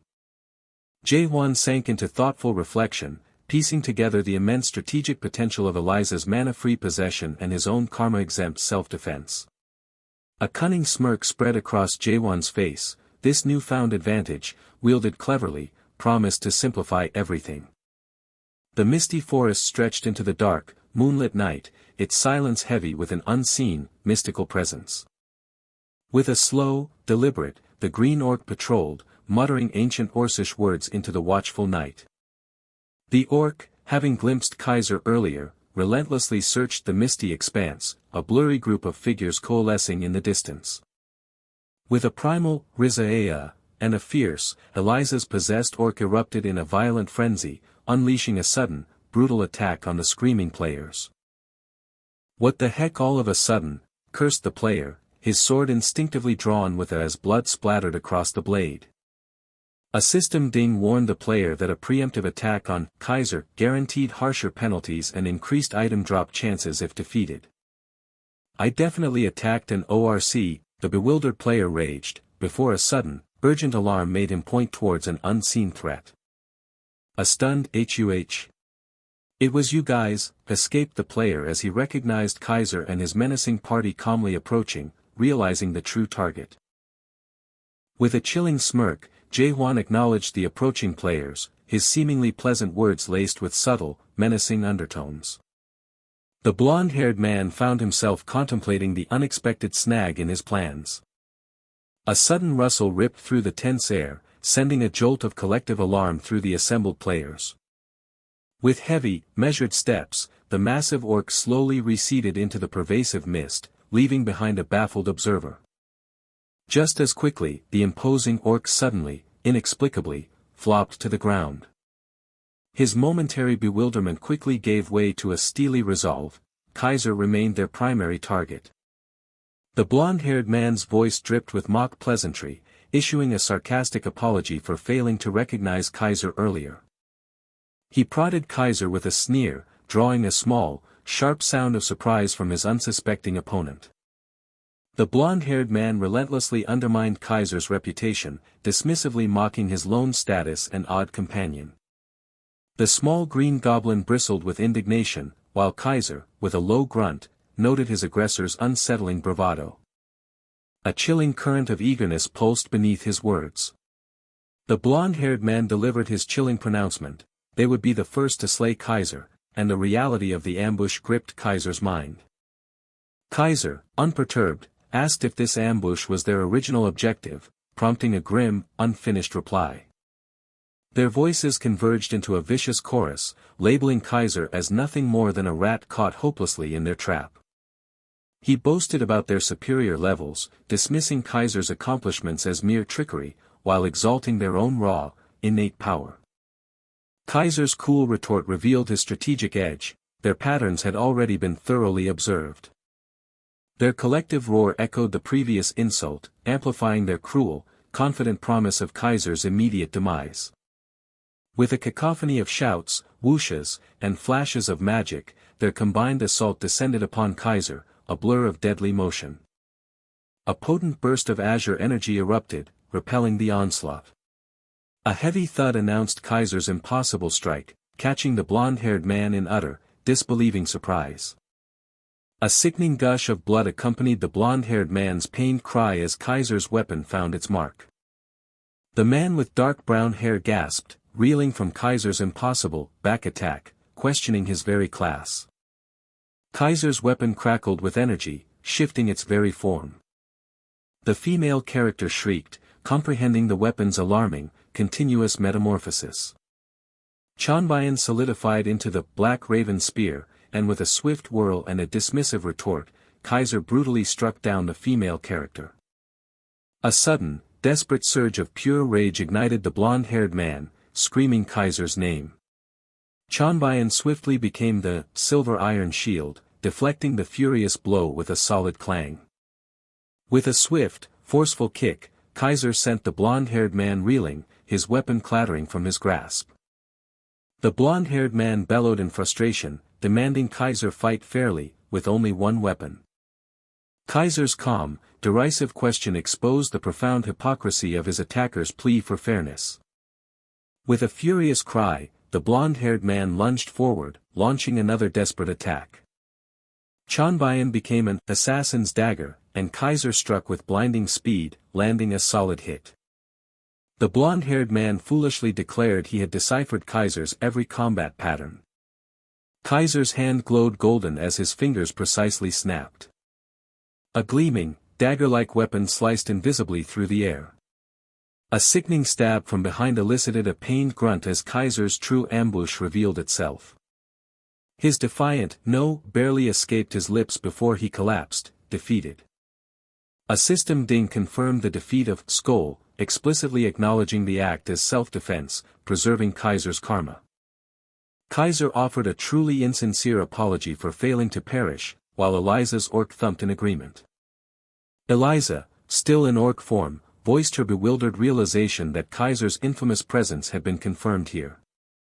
Eliza's cheerful call drew startled attention, and the new players immediately identified her as a mere orc.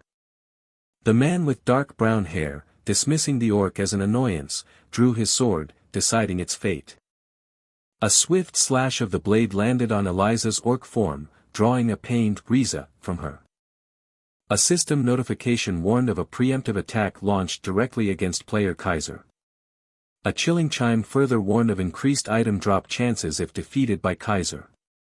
Kaiser's quiet question sent a jolt of horror through the man, who stammered that he believed he'd only struck the orc. With a cold, menacing gaze, Kaiser promised to return the favor for the strike he received. Kaiser's voice deepened with a sinister weight, methodically uttering the ominous truism, "What goes around, comes around." The small green goblin sighed internally. His master had acquired another oddity. Kaiser's boot landed with a decisive, heavy thud. A quiet ding confirmed the surge in his own power. Amidst the swish of wind and the thud of corpses, Jae-hwan, Eliza's orc, and the goblin stood as solitary victors on a blood-soaked field. Jae-hwan's weary sigh prompted the goblin to dryly question his master's supposed limitless stamina. Jae-hwan, leveraging Eliza's orc possession, ruthlessly cleared the area of troublesome players, meticulously sculpting a private hunting ground for himself. With the human threat subdued, Eliza then eerily began hurting the remaining orcs. The assembled orcs were quickly dispatched, their bodies crunching beneath his precise blows. System messages confirmed Chanbayan's absorption of a silver shield, 50 concentrated orc blood samples, and an uncompleted, fishy rock forest, exploration objective. Jae-hwan, with a slight snort of frustration, pondered the unfulfilled quest requirement, then shifted to examining the loot from his recent battles. With a critical eye and a flick of his wrist, Jae-hwan categorized his spoils, noting one item's particular promise. A notification meticulously detailed the custom silver shield, a rare, holy artifact boosting defense and granting a temporary shield bonus after 3 successful blocks. He decided to upgrade, prompting Chanbayan to offer a choice: consume the custom silver shield and replace his currently devoured silver iron shield. With a cheerful command, Jaehwan urged Chanbayan to quickly assimilate the new shield, hearing a soft whir. The system confirmed the custom silver shield had been devoured. Jaehwan, startled by a sudden movement, found himself once again bewildered by Eliza's orc form. The goblin translated Eliza's frustrated "Riza," asking if Jaehwan still couldn't recognize her amidst the perpetually dense fog. He furrowed his brow, perplexed as to why the pervasive mist persisted, despite his extensive explorations. An urgent system alert announced a potent aura of death and the imminent, timed spawn of a field boss in the fishy rock forest. Jaehwan's face broke into a confident smirk, welcoming the new challenge as Eliza's orc echoed his excitement. The legendary fishy rock forest field boss, known as a brutal lottery for its extreme spawn conditions, loomed ominously. Its appearance demanded both accumulated death energy within the forest and a precise, unyielding temporal trigger, far beyond mere monster hunting. A system alert confirmed the conditions had been fully met, with just under 2 minutes remaining. A sudden, vivid red light pulsed ominously in the distance. His Slayer trait activated, revealing the precise location of the detected field boss, the formidable Death Orc Warrior. Jaehwan assessed the distance, confidently planning to use his back attacks for a rapid approach. Jaehwan tersely instructed Eliza to release her orc possession, to which she responded with a quick "Riza." The goblin questioned his master's abrupt decision, but Jaehwan simply instructed him to follow slowly, leaving the goblin bewildered. The relentless timer now displayed a mere 47 seconds. Jaehwan surged forward, a blur of intense, focused speed. Young Eliza, in her true form, cried out in frantic distress. The small green goblin huffed, struggling to keep pace, fearing he would lose his speeding master. The system's countdown rapidly plummeted through the final, critical seconds. Kaiser's boot landed with a ground-shaking, powerful crack. Jaehwan announced his grand entrance with a confident roar, while the small green goblin gasped, certain his demise was imminent. A red-themed alert blared: the Death Orc Warrior, drawn by the aura of death, had finally spawned. With an ominous hiss, the colossal Death Orc Warrior materialized from the swirling fog. Its fiercely glowing red eyes pierced the oppressive darkness. With a colossal rumble, the Death Orc Warrior fully revealed itself, towering menacingly over Jaehwan and the terrified Jihad. The colossal Death Orc Warrior coalesced from the suffocating mist, its very presence a harbinger of doom. Piercing red embers burned in its skull, promising a vicious, unrelenting fight. Jaehwan gripped his weapon, a silent challenge rising to meet the descending terror. A system alert chimed in, confirming one objective met and another, more perplexing one, now available. Jaehwan's expression shifted, the fragmented pieces of his mission clicking into place. He mulled over the quest's true nature, recognizing the elite field boss as the abyss-infected target he sought.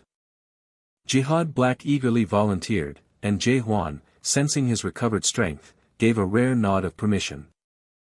When Jihad called out to Eliza, Jaehwan simply shrugged, allowing both unlikely companions into the fray.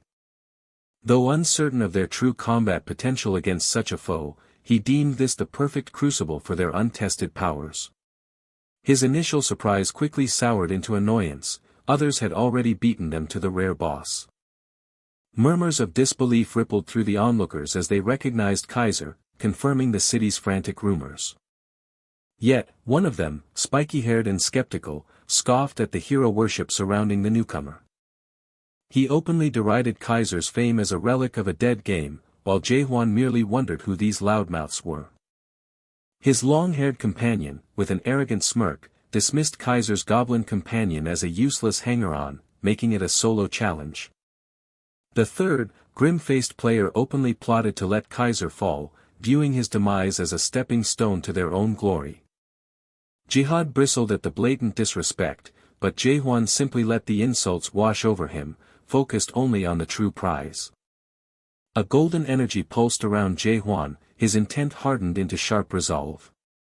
With a sudden, explosive lunge, the Death Orc warrior confirmed its enmity as a system notification flared to life.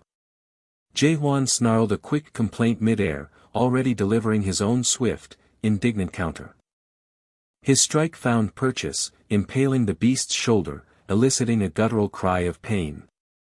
One player gasped at the sheer impact, but his spiky-haired companion dismissed it, claiming it was well within Kaiser's rumored capabilities. "That's not it," the long-haired man stammered, his eyes wide with a deeper, more unsettling shock. The horror dawned as the Death Orc warrior, no mere brute, revealed its true nature, a necromancer, conjuring an army of undead goblins. A horde of revived goblins swarmed forward, their guttural cries echoing across the misty battlefield. With a furious roar, the orc warrior lunged, throwing a devastating punch. At Jaehwan's sharp command, Eliza responded instantly, a sticky web shooting forth. The web struck with disorienting force, blinding the hulking beast in an instant. As the blinded orc roared in pure frustration, Jaehwan felt a flicker of satisfaction at the perfectly executed tactic. Jihad, eyes gleaming with mischievous delight, bellowed a comically absurd command, double ankle drive lockdown. True to his word, the summoned horde swarmed, nipping and clamping at the orc's ankles with surprising coordination. The orc thrashed, roaring in blinded fury as its massive arm wildly flailed to dislodge the pests. Jaehwan, mid-attack, couldn't help but inwardly scoff at the utterly ludicrous name of Jihad's skill. His spear pierced deep into its chest, drawing a torrent of blood and a shriek of agony. The behemoth staggered backward, its massive form beginning a slow, inevitable descent. Jihad, seizing the advantage, shrieked another outrageous command, "Riot Horde Stomp." The goblins surged with renewed ferocity, pummeling the injured warrior without mercy. Relentless blows rained down, a flurry of tiny fists and feet. "Isn't that just ganging up?" one player muttered, while the other wryly remarked on the unique combat strategy. The orc grunted, a humiliated growl escaping its throat as small, insistent fists and feet continued their assault. In a desperate frenzy, the orc thrashed, sending one small attacker flying even as others closed in, their chaotic cries filling the air. Jihad let out a wail of utter dismay as his beloved undead minions were scattered. One small goblin shrieked, landing with a sickening thud as it crumpled. With a furious snarl, the orc warrior clawed away the obscuring web, its vision, and its rage, restored. Jaehwan, seeing the tide turn, grimly ordered Jihad to recall his struggling summons, which the goblin reluctantly obeyed. Jaehwan shouted Eliza's name, and the spider responded instantly, launching another stream of web. The web struck the enraged orc's hand, temporarily impeding its furious charge. Recognizing the boss's resilience, Jaehwan made a strategic call, sending Eliza back to rest with Jihad. A blaring system alert confirmed the orc's warrior trait had activated, its raw, berserk roar signaling a dangerous new phase. The onlookers, reeling from the sudden berserk state, discussed the perilous stakes, one already preparing for a calculated, opportunistic intervention. Yet, his long-haired companion, visibly sweating, clung to a desperate, anxious hope that the outcome wasn't yet sealed. The enraged orc screamed, its colossal axe whistling through the air with deadly intent. Jaehwan met its fury with an unwavering, centered calm, poised for impact. "Is he suicidal?" a player gasped, utterly dumbfounded by Kaiser's seemingly reckless charge. With surgical precision, Jaehwan executed a perfect parry, deflecting the devastating blow as system alerts confirmed his flawless timing. He flowed past the deflected axe, his movements a graceful, deadly dance. A barrage of rapid stabs punctured the orc's side, eliciting a visceral cry and splatters of blood. A system notification flashed, confirming the activation of the Raven trial set, subtly hindering the orc's movements. The long-haired player stared, jaw agape, utterly bewildered by the impossible parry, a move executed with almost prescient timing. The enraged orc bellowed, its axe descending once more in a deadly arc. "Too slow," Jaehwan simply stated, effortlessly sidestepping the monstrous attack with casual grace. One more time, he declared, launching himself forward with renewed, lethal intent. His spear plunged repeatedly into the orc's chest, drawing agonizing screams and a fountain of crimson. The long-haired player could only utter a breathy, "No way," as shock rendered him utterly speechless. The black-armored player watched, astounded, realizing Kaiser was effortlessly chaining parries, a feat beyond their wildest combat expectations. He marveled at Kaiser's flawless spatial awareness, each dodge a minimal shift, every attack perfectly distanced. Was Kaiser always this good? The spiky-haired player breathed, his prior skepticism utterly shattered. The spiky-haired man turned to his companion, slightly annoyed by his dazed silence. "What's wrong with you?" A guttural groan escaped the orc's throat, dark smoke coiling from its mouth like a deadly omen. The orc roared its defiance, a system alert confirming its death aura had activated, ushering in a treacherous phase 2. Jae-hwan, a confident smirk playing on his lips, observed the monster was already past its halfway point. The onlookers erupted in panic, agonizing over the inevitable status effects Kaiser would face, one desperately clinging to his companion. Despite their dire predictions, Jae-hwan's foot advanced firmly, an unwavering defiance in its stride. A swift kick buckled the orc's leg, drawing a pained, guttural shriek from the colossal beast. "What?" the long-haired man shrieked, tightening his painful grip on his companion, who yelped in agony. The orc swayed, disoriented, its pained grunts a heavy symphony of its struggle. Jae-hwan launched himself skyward, a magnificent golden dragon aura swirling and roaring around him. His empowered kick slammed into the orc, eliciting a choked, gurgling gasp of pure impact. The spectators descended into utter disbelief, questioning how a non-martial artist could unleash a rising dragon kick. "Wait!" the spiky-haired player suddenly yelled, a jolt of alarm urging him to warn Kaiser of the imminent danger. The orc warrior lunged with unexpected speed, its glowing fist catching Jae-hwan completely off guard. The blow landed with a resounding, bone-shattering force. Jae-hwan grunted, sent careening backward by the sheer, unexpected power of the strike. "Damn it," he cursed, spinning helplessly through the air in a moment of pure, unadulterated frustration. Kaiser desperately tried to ward off the enraged green orc, roaring a frantic warning as the impact resounded.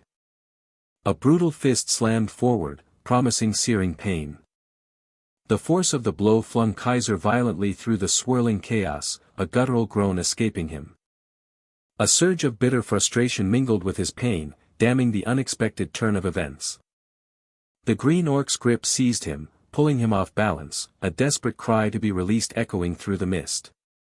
He was swung like a ragdoll, a disorienting blur of speed and brutal force. A jarring slam cratered the earth, his body screaming in protest against the raw, uncompromising impact. This was grim, the damage was far too severe, and he knew one more hit would spell his absolute demise. Utterly helpless, he raged inwardly, tossed about like a forgotten plaything with no means of retaliation. Another brutal punch landed, extracting a pained cry as he was launched violently once more. The green orc let out a guttural sound of exertion, flinging Kaiser far into the misty, blurred distance with ease. A different orc engaged his tormentor, and Kaiser watched in disbelief, questioning the identity of his sudden, unexpected savior. The glow of the orc's eyes betrayed an urgent concern as it fought, calling out to its master for reassurance. One of Kaiser's allies breathed a sigh of immense relief, confessing he'd feared the worst, while the others remained silently watchful. The assailant orc struck with swift ferocity, eliciting a pained, guttural roar from its opponent. Kaiser, now on his feet, acknowledged his own grave error in judgment, grateful to Jihad for his survival and regretting his dangerous complacency. His blade, Chanbayan, shifted into the bastard's training sword, and Kaiser declared with unwavering resolve that the fight would now end. Kaiser moved with a sudden, decisive burst of speed, his sword a swift blur against the orc. With a fierce command, Kaiser brought his glowing blade down, intent on a crushing finality. A flurry of relentless slashes carved into the green orc, drawing agonizing shrieks of pure, raw pain. Kaiser's unexpected dominance drew gasps of surprise from his allies, their hopes for victory suddenly ignited. With a final, explosive battle cry, Kaiser brought his sword down for the kill. A decisive strike severed the last thread of its life, and a triumphant system alert confirmed the dead orc warrior's defeat. A light, rhythmic tap of his armored foot marked the return of a fragile piece. Kaiser exhaled in profound relief, confessing his close call, as Jihad and young Eliza rushed towards him with their own heartfelt cries of concern and excitement. His name echoed, drawing a stern, slightly annoyed glance from him. His allies, now shamelessly showering him with praise, were met with Kaiser's sharp, pointed reminder of their recent trash talk. His skills were hailed as nothing short of amazing, prompting another to wonder if this incredible display was merely a dream. Kaiser silently questioned their sudden appearance, as one ally dramatically bowed and confessed they'd witnessed the entire fight, from start to finish. A comical debate broke out, each ally playfully vying to prove their superior loyalty, one even proclaiming himself a devout believer of Kaiserism. Their playful arguments escalated further, absurdly debating whether Kaiser was their older brother, or even their dad. Kaiser's expression soured to pure disgust as his allies' declarations of devotion veered into truly cringeworthy territory. One ally, sensing Kaiser's discomfort, earnestly tried to clarify their long-standing support. A wave of confusion rippled through the group as they suddenly noticed Kaiser's absence. Jihad, seizing the moment, proudly proclaimed himself the battle's true MVP and Kaiser's indispensable right-hand man. Kaiser's sudden vanishing left his allies bewildered, pondering if he'd even remember them, while Jihad silently made his own quiet departure. The serene mountain pass offered a breathtaking vista under an endless, clear blue sky. Kaiser confidently declared their destination found, yet Jihad voiced his annoyance at Kaiser's habit of disappearing on his own. He calmly explained his need to avoid unnecessary attention and quickly secure a safe place. The rocky forest mountain range, a renowned safe haven free from orcs, served as a bustling gathering point for players. The safe zone attracted players with draw tickets, and one side in resignation at yet another normal outcome. As word of valuable draws spread, another player erupted in triumph, having snagged a rare, hero-grade item. Kaiser came to test these rumors himself, observing the absorbed players before deciding it was finally time to check his own backlog of notifications. A cascade of system notifications flooded his view, confirming a level up and stat boosts, leaving Kaiser utterly surprised by the sheer volume of his rewards. His interface displayed the details of a rare piece of dead orc warrior leather, useful for crafting armor. Another screen revealed a sharp dead orc warrior thong, a rare material perfect for crafting accessories. Kaiser expressed his underwhelming disappointment with the loot, turning to a confused Jihad for an explanation. A system notification announced Jihad Black's level 10 milestone, presenting Kaiser with a crucial choice for his guardian's future, Commander or Explosion Necromancer. Kaiser playfully posed the choice to Jihad, who, without hesitation, enthusiastically declared his preference for the path of Explosion Necromancer. A system notification cemented Jihad Black's fate as a Commander Necromancer, Kaiser confirming the decision with a simple, knowing, yep. Jihad erupted in outrage, demanding to know why he was even asked, while Kaiser coolly asserted it was simply the more suitable path. Prompted to draw a skill, Kaiser voiced his disappointment that none of the offered cards held the promise of high-grade power. A simple skill card materialized, displaying only indistinct silhouettes. Kaiser mused that he should be grateful to Jihad, even as Jihad indignantly complained about being ignored after his significant contribution. A new notification appeared, offering the chance to use a random skill draw ticket. With a flourish, Kaiser excitedly announced the arrival of the main dish as numerous skill cards materialized around him. Two glowing, high-grade cards appeared amongst the rest, presenting Kaiser with a surprising and agonizing binary choice. With a groan of exasperation, Kaiser decided to simply pick one, determined to move on.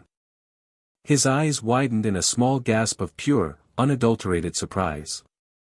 Kaiser pondered the skill he'd received, prompting Jihad to ask if it paled in comparison to his own. His interface detailed Darkness Envelopment, a hero-grade skill for dark attribute mages, allowing one to imbue darkness for 20 seconds, with a cooldown per body part. This unique melee skill, Darkness Envelopment, allowed mages to coat their body or weapons with attribute-imbued mana, offering distinct versions for every element. He voiced his disappointment, having expected a flashier magic skill, feeling more like a knight who simply became a Dark Knight. He resolved to test the skill's true worth through action, then, with a renewed sense of purpose, beckoned Jihad and Eliza to follow him. Two hulking green orcs lumbered slowly through the eerie, misty forest. One of the orcs turned its head sharply, a subtle sound indicating a lurking presence. A swift, unseen force plunged into the orc's chest, eliciting a choked, pained gasp. A system alert confirmed the orc's defeat and heralded an increase in his swordsmanship proficiency to level 13. The wounded orc staggered, a guttural cry of pain escaping its throat before it stumbled.